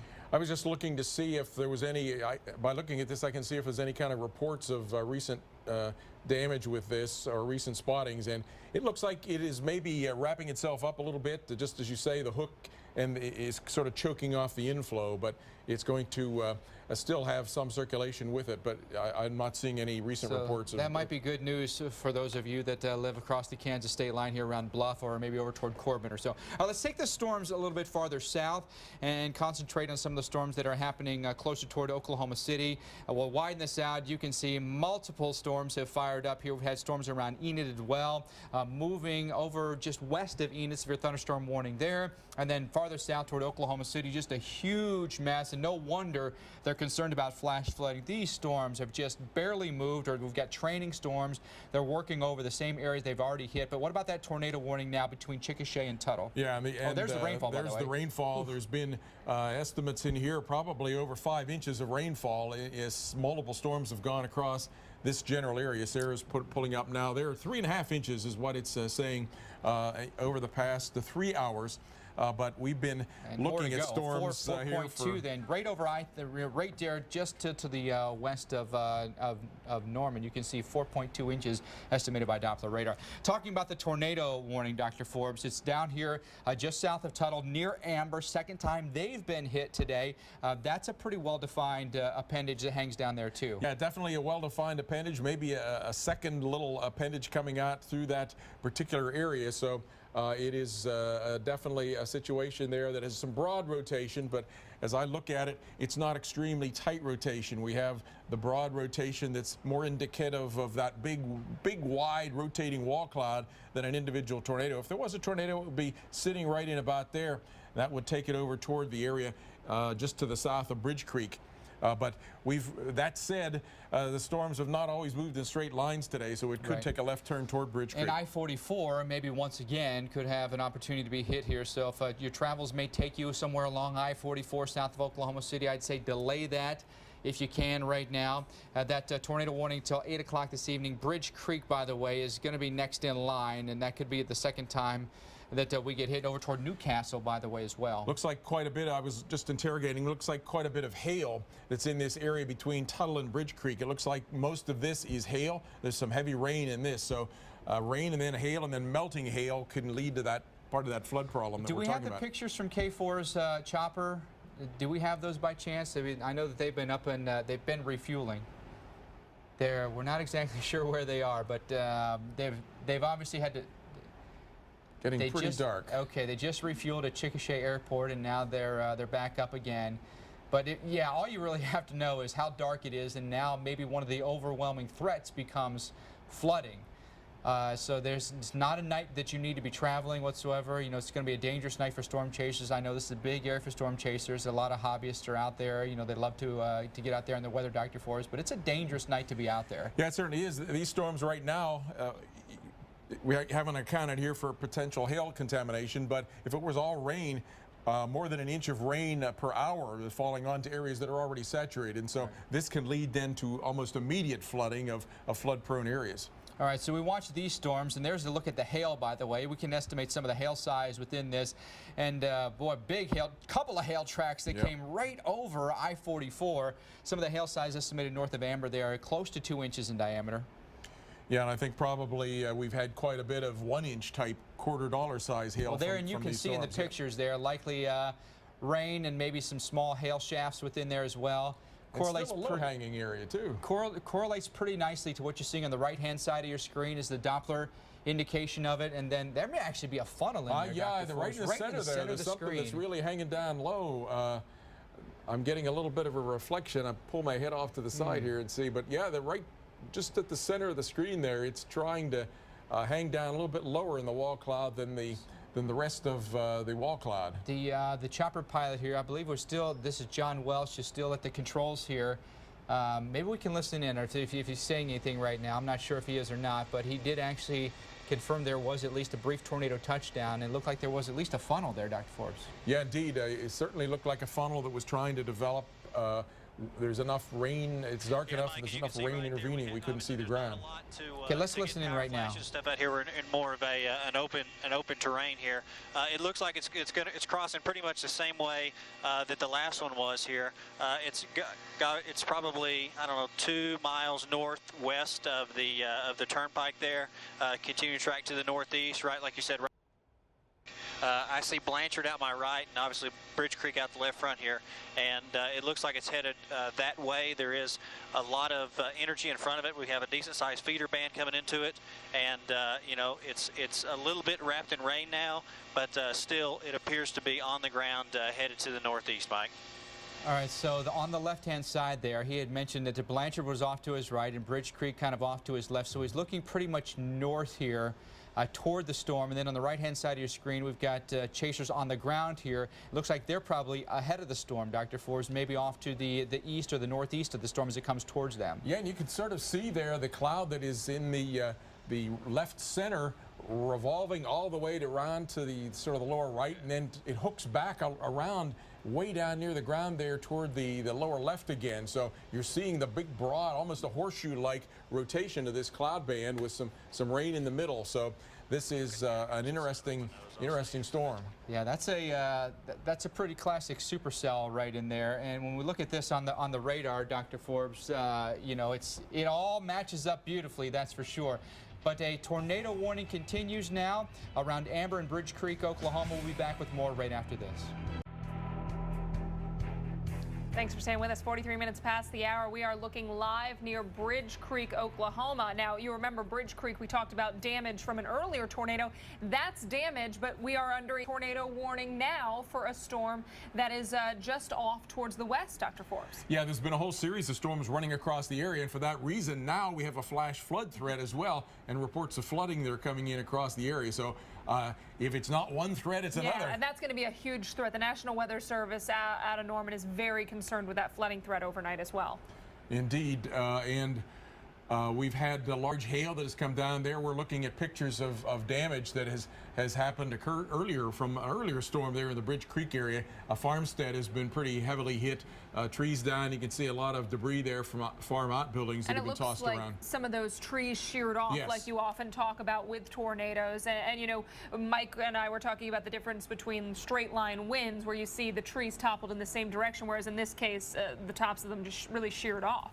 Yeah, this is certainly likely to have been a tornado given the concentration of the damage that came across the area. And we've got that live video on the left, of course, that storm that is now approaching the Bridge Creek area. There's a tornado warning on this storm. We're seeing some of that lightning, seeing that lowering of the cloud base. Big wall cloud there, almost the entire expanse of the photograph there that is part of this rotating updraft of the storm that could produce a tornado as it comes into the area around Bridge Creek once again. And Bridge Creek was not necessarily thinking maybe they were in the path earlier. They had a tornado that kind of made a left-hand turn into their area. We had that storm, I would say probably about 2 hours ago, work through the area. At this point, that area of rotation would be really getting close to Bridge Creek. Yeah, it really is. The rotation is just putting mileage on it here. It's only about 4 miles away. It's south of Tuttle and due west of Bridge Creek is where the strongest of this rotation is, so it is getting very, very close. Yeah, so you're talking about within a matter of the next 15 minutes. You can see that time on the right-hand side of your screen. We're looking at 8:03 p.m. and then eventually, should this storm continue to hold its strength or strengthen, 8:51 would be when we would expect it to be at least in the Moore area. Even if it's not tornado warned, though, it'll offer up some very heavy rain to Moore, where we've already seen reports of flooding. Yeah, we're getting, once again, a big surge of rain and probably some rain-cool air that is wrapping around there. It still has an open inflow area. The inflow notch comes in there, and so this storm is still capable of intensifying and producing a tornado as it comes toward the Bridge Creek area. The rotation is not extremely strong. We're seeing some of that flow that's coming eastbound, the storm relative flow going the other way, so we're getting more of a big rotation around that big wide wall cloud than we are any kind of individual tornado circulation dropping down from that wall cloud. And perhaps up near the Tuttle area, seeing some hail out of this storm and some heavy rain as well. Yeah, absolutely. I've been looking at that and to see if it's rain or hail, and there certainly is some hail mixed in there. I think probably the size of this is probably about 1 inch in diameter, but still, given the length, the west to east length of this, and the storm now having slowed down to only going about 15 or 16 miles per hour, you could get accumulating hail that might be up to 1 inch in diameter that could be covering roads and covering the fields. Yeah, so just some, yet another danger out there for the roads. There's a look at a flash flood report from War Acres, where we had stranded vehicles due to high water on the roadways due to that excessive rainfall. Yeah, indeed, and round after round after round of heavy rainfall here. The first one is saturated the ground, and then the next one, it's all runoff, and that goes into generating flooding. Yeah, under the railroad overpass there on 19th Street. You know, anytime you have those aqueducts or areas where you're going under something, that's where the water tends to pile up. Gravity works. It flows downhill. Water goes to the low spots. I used to live in a town where every aqueduct or viaduct in the town was flooded. So this is going to be a problem with more of that heavy rain, though, working towards Moore, because you noticed a lot of our reports were around the Moore area. Yeah, look at the expanse of the storm. It goes the whole way from the center almost of Oklahoma City down to Moore and Norman there, past Moore all the way to Norman with the rain field from this. So there's a lot of rain, and then some areas on the south edge where the rain is of the possibility of a tornado. All right, we will continue to monitor this storm as well as other storms across this region. We'll be right back after your local on the 8s. Thanks for staying with us. We have been monitoring the scene across Oklahoma as well as other states. 38 reports of tornadoes today. That includes Nebraska, Kansas, and Oklahoma. You're looking live near Bridge Creek, Oklahoma. And Dr. Forbes, you want to jump in? Yeah, I was going to say, it looks like the police have closed down the Bailey Turnpike there. I see police cars off in the distance to the north and to the south, so I think they've stopped the traffic, if I'm interpreting this right. Yeah, and this is the area that's under the tornado warning. This is for the Bridge Creek area, which was hit earlier today. You know, flooding has been an issue as well, but in this case, they are concerned about, you know, traffic rolling through an area where a tornado could be crossing over. Yeah, I would think so, unless there's some flooded out part of the road up there, but our chaser is now on the move and is going to go as far as he can. Whoops, and he's going to stop right there. Certainly you're seeing that low-hanging wall cloud that's off in the distance there toward, I presume that is off toward the north, that is moving across the Bailey Turnpike at this time. Yeah, and you know, just goes to show you that this is why we talk about storms at dark. It does become much more difficult to make out features. Not that they were easy today during the daylight hours, but now that we are getting towards the dusk hours in Oklahoma, it's getting a little tougher to make out these features without the help of the lightning. Yeah, that's right, and this is a particularly troublesome situation in that regard, because we've seen these low-hanging wall clouds all day with rain in behind them. It's even in the daylight, it's been hard to tell if there's been any tornado there, and now at night it's going to even require more luck in terms of a timely lightning to perhaps see a tornado, and maybe still can't see it because it could be wrapped in rain. So this is an especially essential time to make sure you've got those alerts in play, and not just for the tornado warnings, but also flash flooding. The National Weather Service in the area is really concerned about that threat. We're looking at KFOR's chopper as well out of the Bridge Creek area. Yeah, it's interesting. On the right, they've obviously let the traffic start going through again. We saw some cars go through, so it would be interesting to know what their rationale, what their guidance is, who they're getting guidance from to either stop the traffic or let the traffic go. Off on the left there, you're seeing occasional lightning, mostly in-cloud lightning there that's brightening up the skies in behind that low-hanging wall cloud. It's still not quite dark there, and so you're getting a look at this relatively rural, this farmland, this pasture field, and then trees, and then off in the distance, this low-hanging wall cloud. Getting in behind that, the rain getting that dark blue appearance that we get at this time of the evening.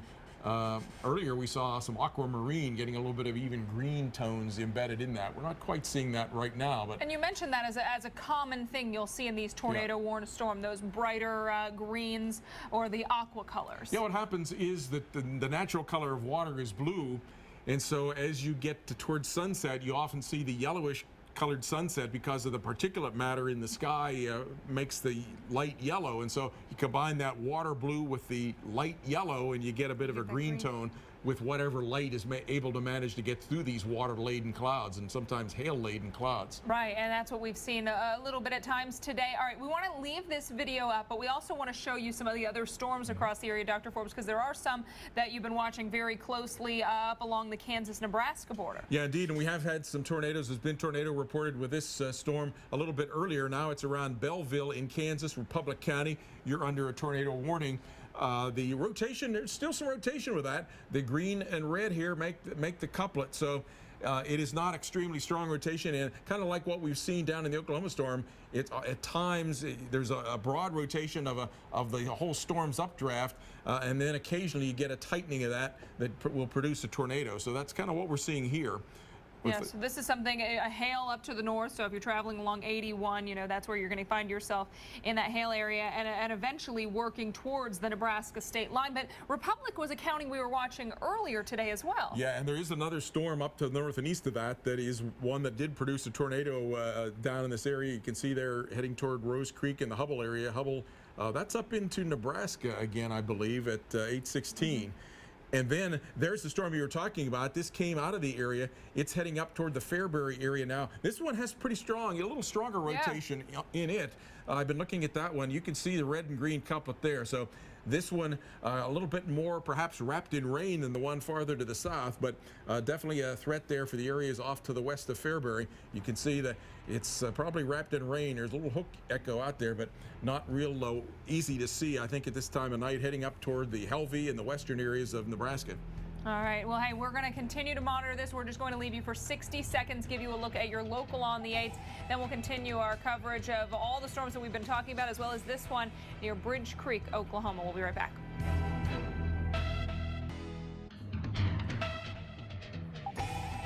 Thanks for staying with us. We are looking at video of flooding around Norman, Oklahoma, as well as tree damage. Here's a tree that has fallen onto a car from storms that worked through the area earlier. We had that tornado warning in effect for more, but something that the National Weather Service, we here at the Weather Channel, are very concerned about is that threat for flash flooding. And we've already seen plenty of water-covered roadways and other areas, and that's going to be a big problem as we head towards sunset in the overnight hours. So, you know, going to be something that's very, very dangerous. We do have a new tornado warning that does include the Oklahoma City area, Dr. Forbes. This is for Oklahoma County and includes Metro. Yeah, it's another one of these odd circulations that's formed out ahead of the storm that has been tornado warned, and we've had an extension of the tornado warning for the area down around Bridge Creek. So taking a look, here's the brand new tornado warning. You can see the spiraling, and so back in there, there's a supercell thunderstorm. I think this is the second time maybe that this storm has done that. It was previously did that in between the storms back around the Tuttle area,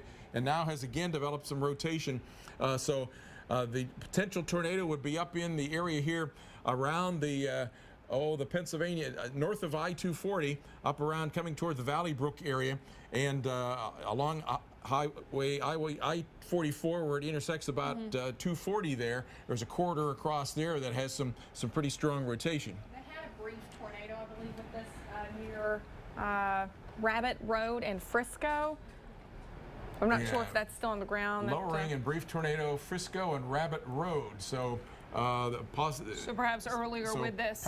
Yeah, and that was just that was about 5 minutes or less ago. So that's been very, very recent. That prompted the warning, I believe. That's what prompted this warning. Well, and something that here, look at this. Here's a little bit the tighter rotation right in at that location there. So across this region, Sarah's just put a circle in there. So that would take a potential, so that again would be something that would be rain wrapped, but coming up toward the I-44 240 intersection and then heading off toward the Valley Brook area. Okay, so the south side of Oklahoma City.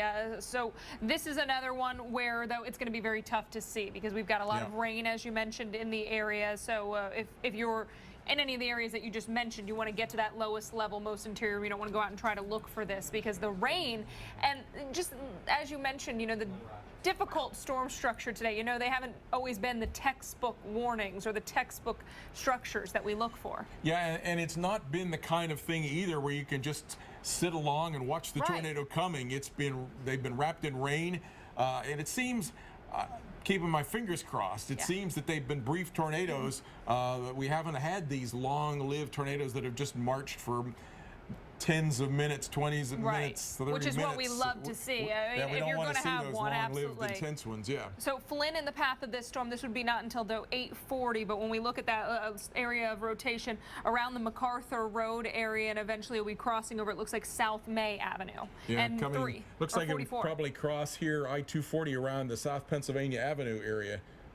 All right, and then eventually working towards Valley Brook. So we've been watching the Oklahoma City metro area very closely today because we've been watching that other area of rotation further off towards the south and west. That was the first one you were showing, but then this Tuttle area has been an area that we watched earlier, and now they are still, under the gun. Bridge Creek.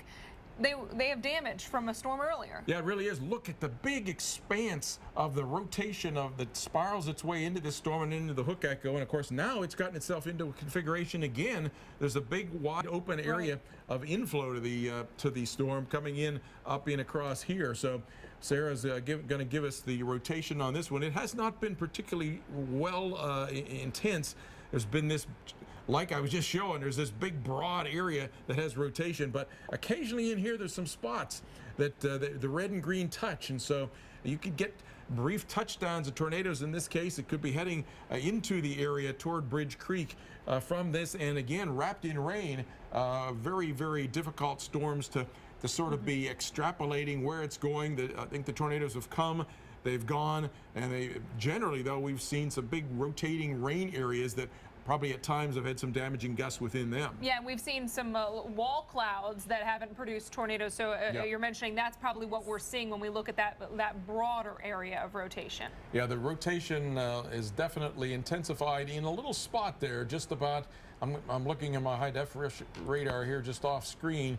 It's about the 3 miles west of Bridge Creek is where that rotation is intensified. So that would take it, if it holds together, about a half mile north of the center of Bridge Creek. So a dangerous situation. Yeah, there's Sarah's put that. So it's going to head this way if it holds together. And of course, it could weaken. On the other hand, it could intensify. It certainly has all this warm air here that could feed into it. This is where the tornado was reported with the Rabbit in Frisco. They had a report of a house hit by a tornado here. So this was the Rabbit Road tornado. So the one near Bridge Creek has had the tornado damage on it.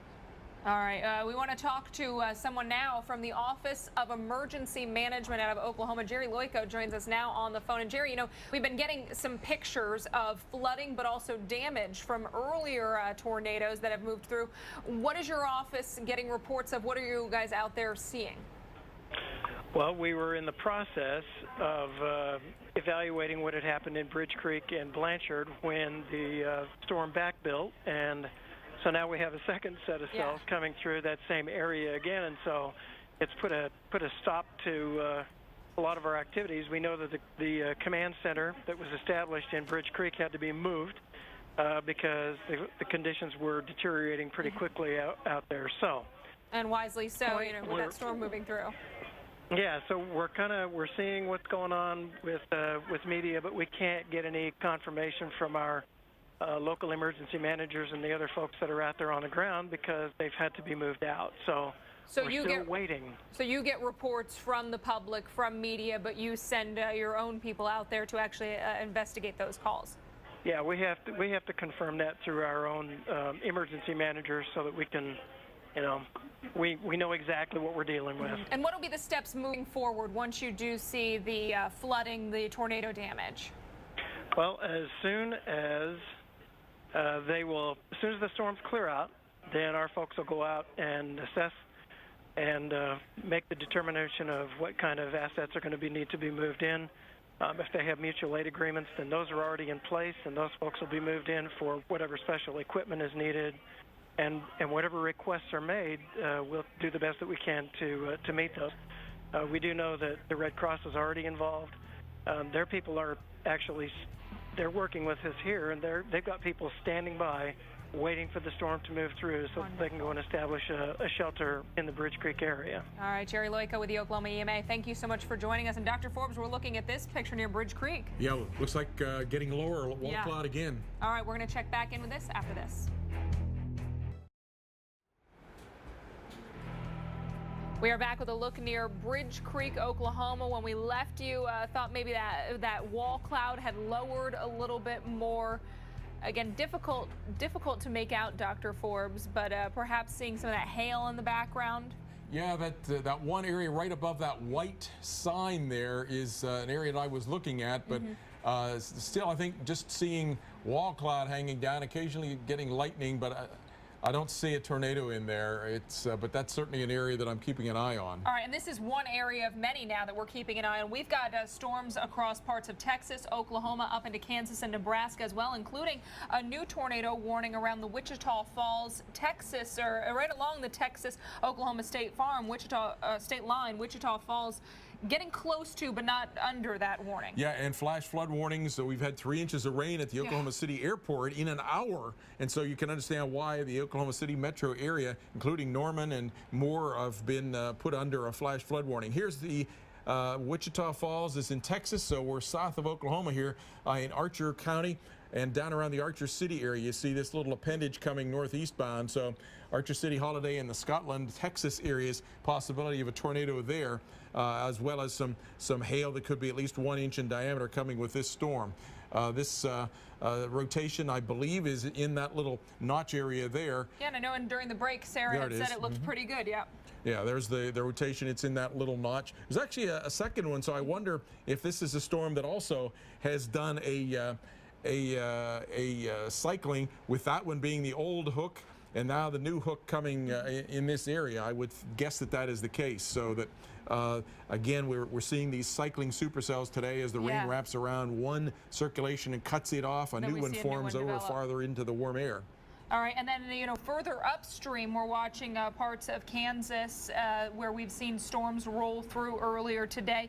Also, what else do we have? Republic County was under a tornado warning until 8:30 Central Time, so that was an area that was hit earlier, and we've got plenty to talk about. As far as the Archer City storm goes, Jolly will be in the path of this one after 10 o'clock, but, crossing over 281 and south of Wichita Falls. Yeah, I don't have to keep an eye on this one in case it takes a left turn and intensified before it did that. That could get it pretty close to Wichita Falls. So and some of the storms today that we've watched seen a lot have of made these left turns. Making these left turns. I think probably there's been a circulation already in this one that has made a bit of a left turn. All right, and this is the Oklahoma City metro area where, again, we've got the two tornado warnings and a ton of rain.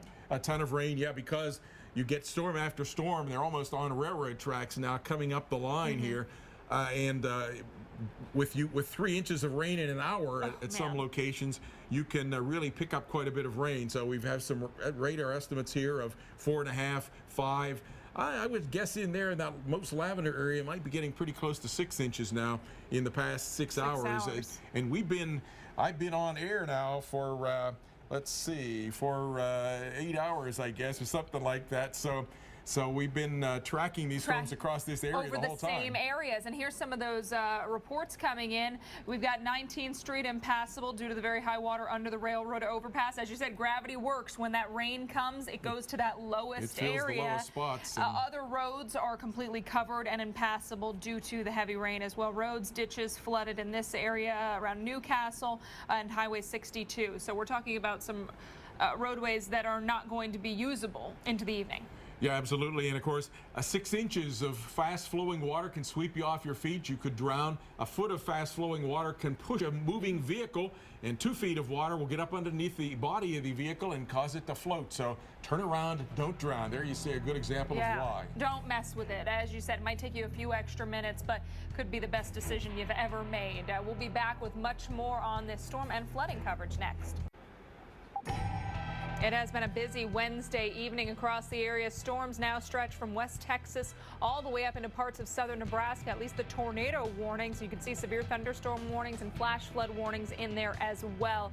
So we're watching areas from Wichita Falls to Oklahoma City to Wichita, up close to the Omaha area. This is the area that our own Dr. Forbes had been watching going into today. He made that Torcon a 6, a 60% chance of a tornado within 50 miles, and boy, has that panned out today. today, Dr. Forbes. It has been one heck of an active day. Yeah, it has, and we have 3 tornado warnings now in Texas. It's often Texas begins to activate after some of the other areas have been in progress for a while. We want to start, though, in Nebraska, where we've got a tornado on the ground, and then we'll take you back down into the state of Texas. So we're seeing 3 tornado warnings up in this Kansas-Nebraska area. The northern one of the 3 has had reports of tornadoes for quite some time, still having recently a report of a tornado. Looks to me, though, like it may be gusting out. Can you see this backwards C-shape line there? But there has been a tornado reported on that particular storm just to the east of Alexandria. So it's still, despite looking like it's gusting out, still has a pretty strong rotation in that area. So that would be heading up in the area in between Alexandria and the Plymouth area, and it's well to the north of Fairbury. Here's that gusting out part. You could see that there was a wind shift getting very close to Fairbury there in the green and red. So this elongated area of green and red is probably some strong winds coming in. This tighter rotation, this tighter red and blue area even in there is where the tornado circulation would be. All right, I know we want to tell the viewers at home that central Oklahoma, that Bridge Creek area, is on the left-hand side of your screen while we walk you through these storms. That area also under a tornado warning. So.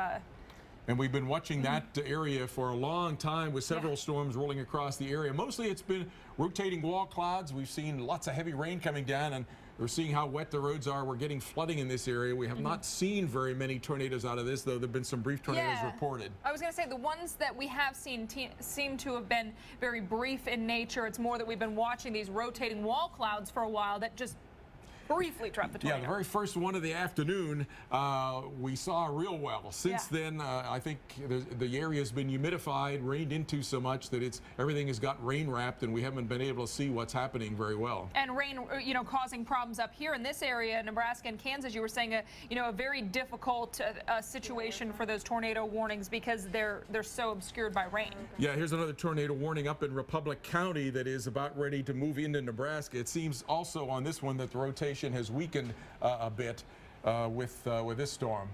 All right, we've got somebody on the phone now from Nebraska. Todd Natula joins us now on the phone. You have some reports of storm damage, and where are you in Nebraska? I'm in Kearney, Nebraska right now, but the storm damage I witnessed was in Roseland, Nebraska. All right, and can you tell us a little bit about the damage that you saw in the area? Yeah, Roseland's a small community here in central Nebraska of about 200 people. Pretty extensive damage in the town. A lot of home damage in that community. Irrigation pivots, which are common in this area, down trees. Quite a bit of damage in that small community. And any idea on how many people live in this community? Is it a farming community? Yeah, this is a small central Nebraska town, definitely agricultural related. A lot of people there, involved with agriculture. About 200 people is the population, so just a very small town, kind of a dot on the map here in the middle of Nebraska. And when we see the dot there on the screen, and when we look at some of those pictures, was anybody injured? The reports of injuries are still kind of coming in. It sounds like no major injuries, just some minor injuries that we saw on the scene once we got there. So thankfully, no major injuries reported at this point. Looked like a metal grain bin down there in the picture that you've been looking at, and other structural building damage behind that I can't tell. All right, well, Todd Gatula, we thank you so much for joining us, and Dr. Forbes and I will be back after the break to continue to track more dangerous storms out there. You're looking at it right now, Mike. I've got debris lifting out toward me, past me now. On 36, we've got a lot of tree damage. I've got debris. You were looking at video from earlier today. This was a chaser out on Channel 4 KFOR in Oklahoma City who was actually in that tornado as it worked through. Let's listen more. Coming to the ground right now. This is it. Folks, you got to be ready for it. Mike's getting finished. I got trees coming down on me and power flashes. I got to back out of here. I'm just to the north of Rock Creek and on 36 here in West Norman. Got a lot of power flashes going towards the I-35 corridor now, over towards the airport. report on the north side of back to Westheimer. And it is a monster. Wow, scary situation for those folks. And the Oklahoma City metro area continues to deal with tornado warnings, flash flood warnings. Right now, we are reporting golf ball hail and power flashes east of Tuttle. We have seen an 82-mile-per-hour wind gust around the Tuttle area. So out of this tornado-warned storm, there's another warning now closer to the Moore, Oklahoma area. So plenty of areas to watch, and not just in Oklahoma City, but we've got tornado warnings into Texas, up into Kansas, and over the state line into Nebraska as well. And Dr. Forbes, it's Oklahoma City, really all eyes on them. Yeah, it really is. And some of these storms that are down in Texas, you can see the direction that they're heading, and so they could head back into the area that's already flash flood warned in the Oklahoma City, Norman metro area. So that could mean heavy rain in rounds overnight.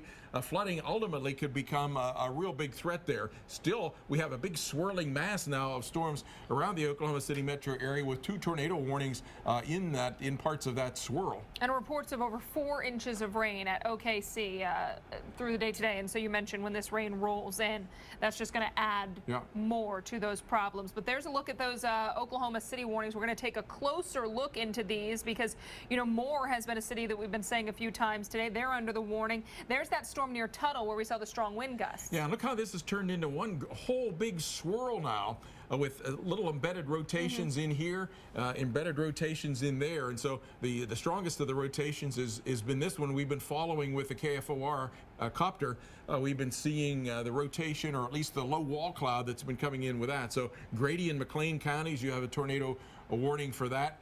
This one is Doppler indicated, but there has been a report of an 82-mile-per-hour measured east wind along with half-dollar size hail 4 miles east of Tuttle. So this storm is producing not necessarily a tornado, but this big rotating wind field with that big wall cloud and that big rotating column of rain that we've been following. And we talk about winds gusting 70, 80 miles an hour. I mean, that's going to cause damage to mobile homes. Absolutely. You know, those knock down trees onto power lines, knock out the power, take off shingles, gutters, do EF0 type damage. Exactly. All right, so this is where this storm is going. 8:47 to Newcastle, Clothier at 9:12, and you know, Newcastle has been an area that we were talking about earlier today as well. Bridge Creek saw damage at this point. That storm now moving off to the east of them. Yeah, and look at the south edge of this swath, and that wind area could come all the way down to the south edge of that swath. That gets into the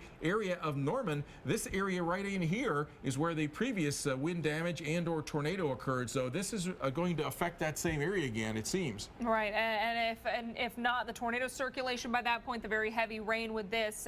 Again, now we look up towards the Moore area, and we can kind of see that area that's under the warning there. So this is an area that, again, was under a warning earlier. Now, again, if you're on I-240, that's going to be a spot you need to get off. Perhaps they'll limit travel. Yeah, a little bit of a broad circulation that is wrapped around in this area as well with pretty subtle spiraling, but there's a big broad spiral here, so there's 2 of them, one in this part, and there you see it in the velocities, the reds and greens wrapping around, and then you see another, you've seen the other down to the southwest that we just showed you. So again, coming up to this area now south and east of Valley Brook, toward the I-244 intersection of 77H, the possibility of a tornado. If not tornado, certainly in this corridor there could be a pretty strong corridor of damaging winds. But yeah, I mean, a very difficult scenario when you look at the radar, almost like a master's class in trying to identify these areas, because it's not those traditional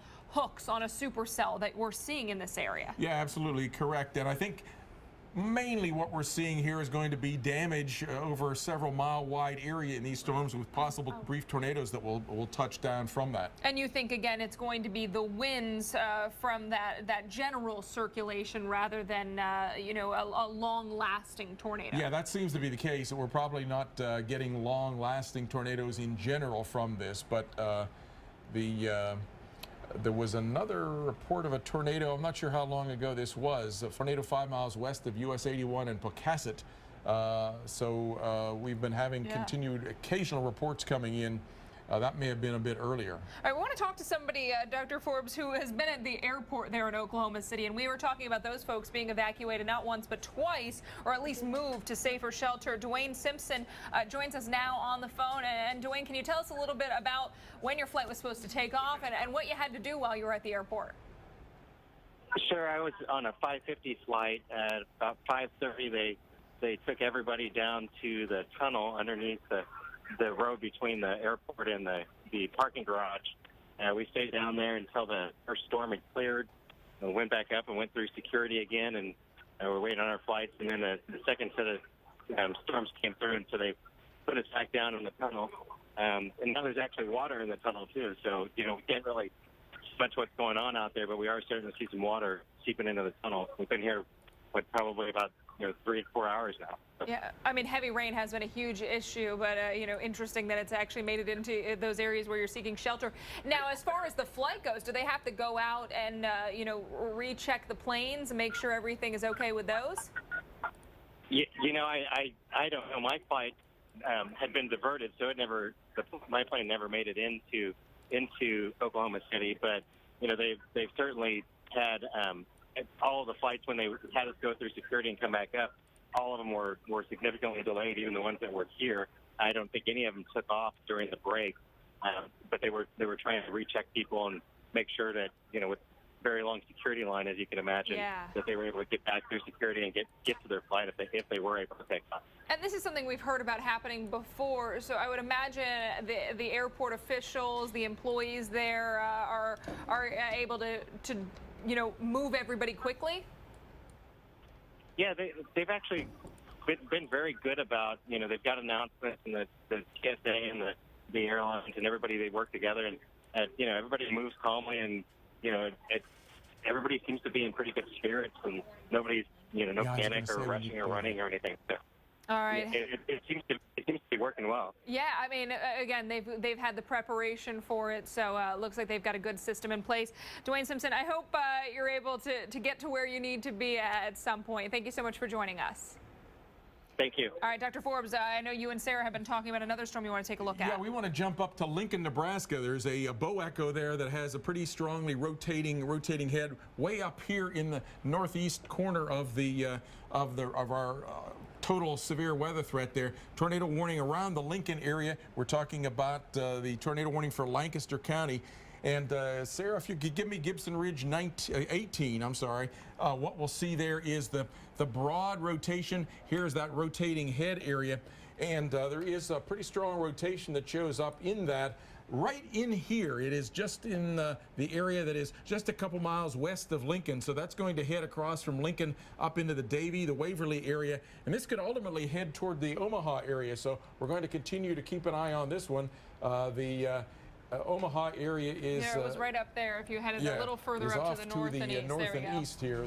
So that we'll continue. There's Omaha. So it's headed that way. We'll continue to keep an eye on this and the other storms as well. Yeah, plenty of action out there, all the way from Nebraska down into Texas. So stay with us. We're going to give you a look at your local on the 8th, and we'll also leave you with a look at rain in Newcastle, Oklahoma. We are back with a look at damage from earlier in Roseland, Nebraska. Looks like perhaps Dr. Forbes said maybe a farm silo. There's a big metal silo that's down, and then other farm buildings that look like they're damaged. Yeah, this isn't the only game in town in Nebraska. Unfortunately, we've got some action working towards the Lincoln area. Also, maybe eventually Omaha, where a tornado warning is effect to the southwest. So not for Omaha, but near Lincoln. Yeah, we have all the way from Omaha, Nebraska, down to southwest Texas with severe thunderstorms and tornadoes. We're going to start, I believe, with the look at the storm that's up around Lincoln, Nebraska, and it's ultimately heading its way toward Omaha. It isn't one of these supercells like we've been seeing farther to the south. It's instead a bow echo that has, it's like a comma, the punctuation mark. It has a rotating comma head on that has some rotation there west of the Lincoln area. So that would be heading off toward the north and east. We're talking about a tornado warning for Lancaster County, around just west of Lincoln and the Yankee Hill area, heading off to the north and east. So Waverly about 9:08, the Ashland area about 9:45 with that particular possible tornado circulation. There also ought to point out that this storm pattern with this backward C gets that way because there's probably some strong wind. So even if there's no tornado in that swath that Sarah's drawn for us, there's probably going to be some damaging wind gusts. Right, along with that heavy rainfall, there's a look at the reflectivity or the velocities, which would show us the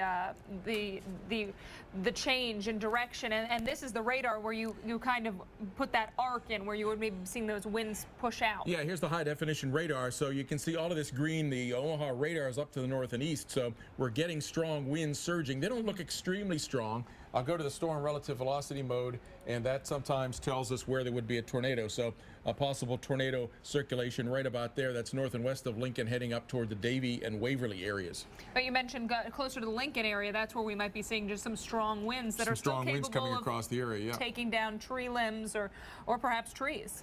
Yeah, now down south of Wichita Falls, we've had, well, we're going to stop in. Change. We have a very strong circulation here near the Oklahoma City area. Matt Crowther's just showing us. Look at this, 105 gate-to-gate shear. Holy smokes. The Weather Service is saying northwest of Valley Brook. Holy smokes, just in 5 minutes, we've gone from nothing there to an extremely intense circulation. You can see that blue, the southeast flow, the yellow's the northwest bound flow, right around the Valley Brook, just the north side of Valley Brook, very close to I-35 with the very intense circulation. Now, 105 knot shear, the difference between the west and east flow. Crossroads circulation really intense coming across northwest and I-35. Yeah, and I mean, this is, like you said 5 minutes ago when we were looking at this, was not looking nearly as impressive. No. So, I mean, travel along I-35, right where that rotation is. I mean, if you know anybody, if you were thinking of heading out, I mean, don't do it at this point. I would imagine probably, hopefully, traffic is stopped out ahead or below that. Yeah, this is going to be coming across Eastern Avenue, east of I-35, and then up toward the Sunny Lane Road, just to the south of Del City at the direction. Oh, my goodness, it's gotten a little debris ball there, right where the circulation is. Oh, and now it has a debris signature. Definitely a tornado in progress just to the north of Valley Brook, crossing I-35. And heading eastbound. This is a dangerous situation, heading toward Eastern Avenue, north of Southeast 59th Street, and probably about, I would say about 45th Street or something like that, 40th Street, in that vicinity. A dangerous storm there north of Valley Brook, and it's going to head its way toward around Southeast 29th Street and South Sooner Road there.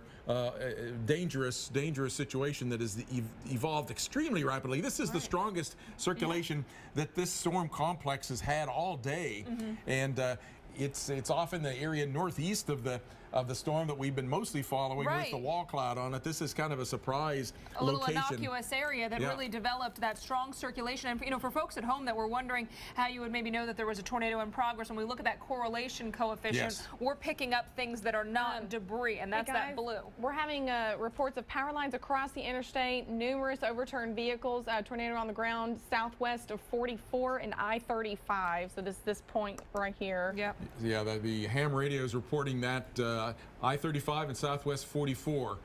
Power lines across the interstate, overturned vehicles, numerous overturned vehicles. So just where we were saying, it did catch right where we're seeing that rotation, right where we're seeing the debris signature, right where we're seeing the debris ball, there's definitely a tornado in progress. There it is heading toward, there's the 44th Street. So just southwest of there, it's heading toward 44th Street and Southeastern Avenue. Will likely angle its way up toward Southeast 38th Street and in around the South Bryant Avenue. A dangerous storm. It may in fact turn more due east and come due east there along 44th Street and heading east along that road, that street. And we've got a chaser on I-35 working through the area, this southwest of Oklahoma City, or perhaps southeast, I think, southeast of Oklahoma City. But, I mean, when we look at just the way that circulation just developed within a few minutes. It's almost looping around back to the west, as Matt was just pointing out. Yeah, if we watch this, it kind of turns back. Yeah, the whole storm is looping around here, but the chaser, I believe, is not close to this particular location. Well, I'm not sure. That could be. It could be. I take that back. Southwest Oklahoma City. This is close to that area. So the chaser, I hope he's not driving blindly into this tornado that has gotten itself very, very intense in the area just to the northwest of Valley Brook. Tornado has been confirmed with damage crossing I-35 near 44th Street, southwest 44th Street. Dangerous storm, likely to be heading almost due east, heading toward the Sooner Road there in that vicinity of somewhere probably 44th Street, maybe 40th Street, something in that vicinity. Yeah, and now Channel 4, our affiliate in Oklahoma City, they are saying that cars are also overturned. So we got that report out of the National Weather Service chat. The local affiliates are also confirming that. But, not necessarily a surprise, not what we want to see. But when you have a quick circulation develop and then work right over that highway, where I would imagine on a Wednesday evening, around 8 o'clock, maybe people are heading home for the night, heading out for dinner, and unfortunately catching some of those drivers off guard, perhaps. Yeah, and this, I've just been looking at the high definition radar. This, it does not look like it's moving very much. Either, Sarah, if you could back up in time what you're showing us right now, or go to Gibson Ridge. Go back to the last frame, and I'll draw for the viewers where the circulation is now. So right in about here, but then watch how slowly this is moving. Now back it up, Sarah. There you can see it right there. It weakened, and there it wasn't there. So just in 5 or 15 minutes there, we've gone from nothing to having a circulation. There you go, forward. And then it's not going straight east. In fact, it's just almost stationary over I-35 there. So again, very difficult to predict where these tornadoes are going to go today, but we do know that there's a tornado in progress very close to, maybe still sitting over I-35 in the area around 44th Street. Dangerous, a particular storm. Yeah, and I guess KFOR has people on the ground that have said vehicles are just completely flipped over. Perhaps they were driving on Interstate 35. They encountered this and were just overturned. Yeah, indeed.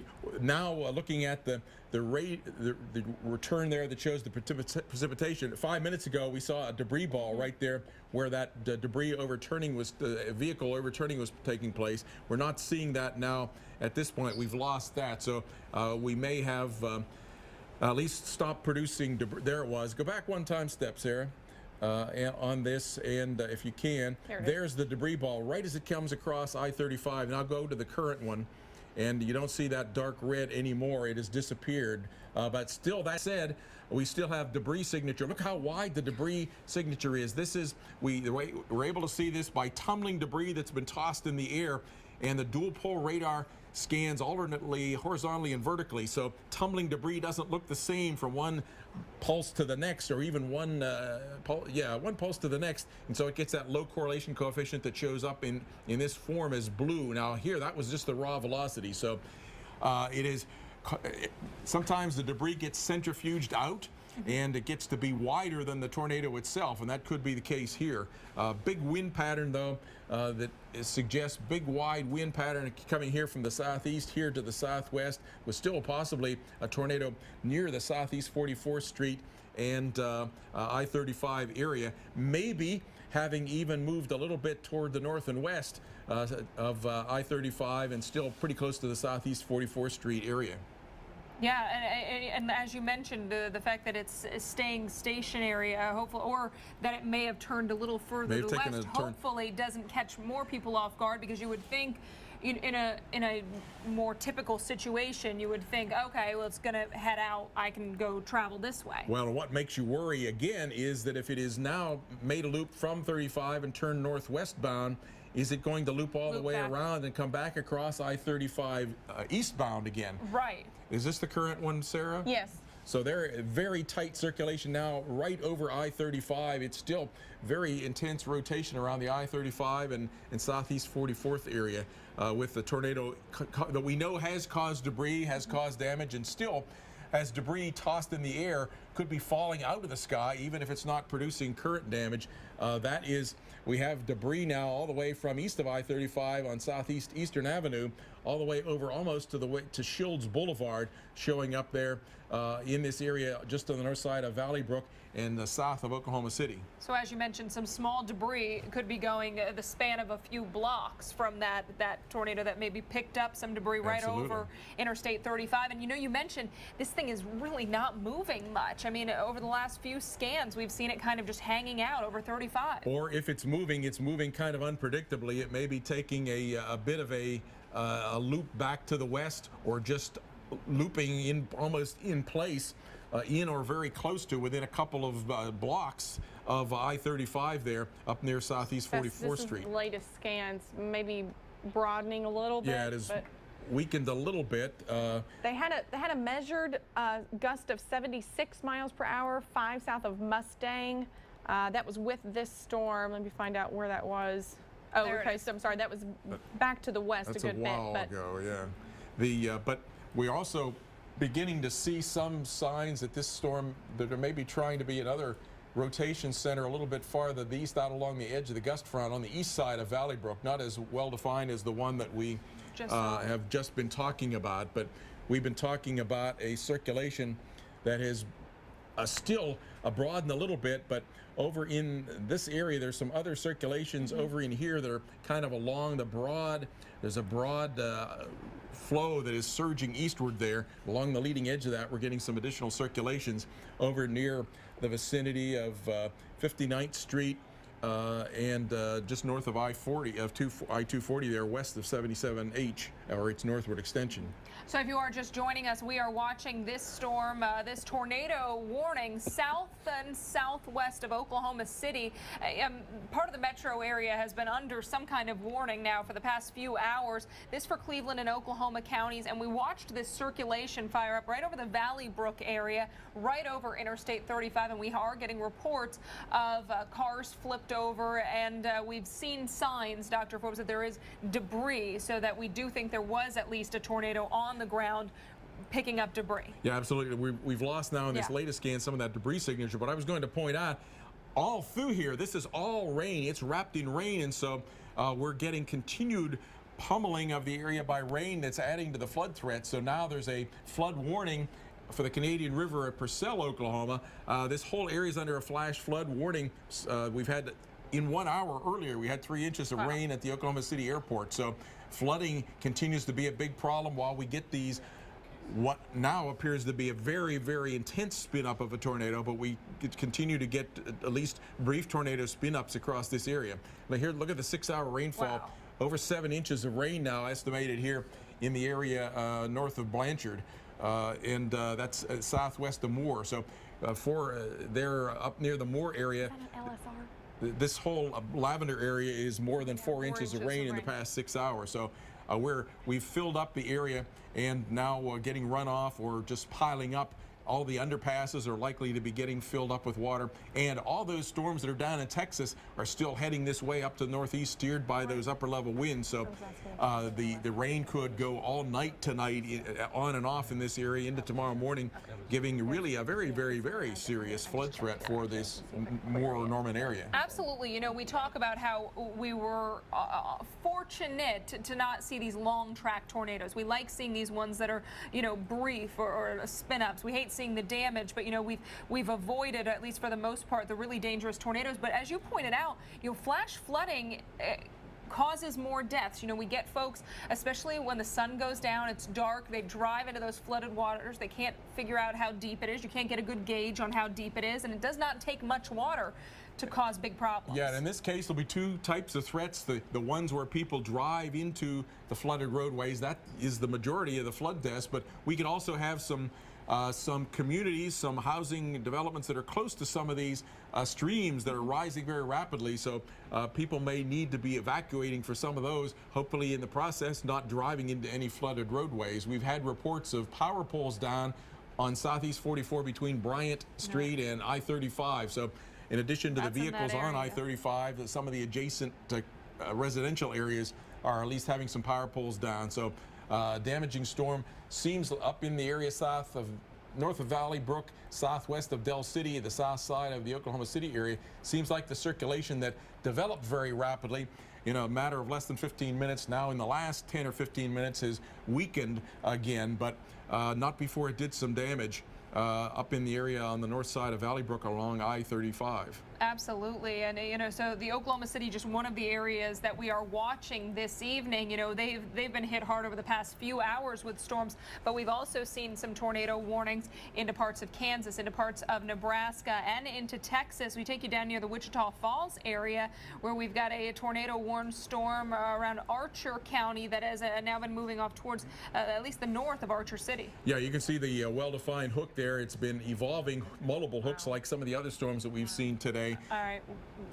We were going to take you back to KFOR TV because they were getting some video of those flipped over cars. So if you just noticed that on the screen, that was not out of this warning into North Texas. That was the Oklahoma City area where we think that storm, that spin up, occurred right over Interstate 35, flipped over some of those cars as those folks were driving on that highway. And now our affiliate KFOR TV has gotten to the scene to actually see these flipped over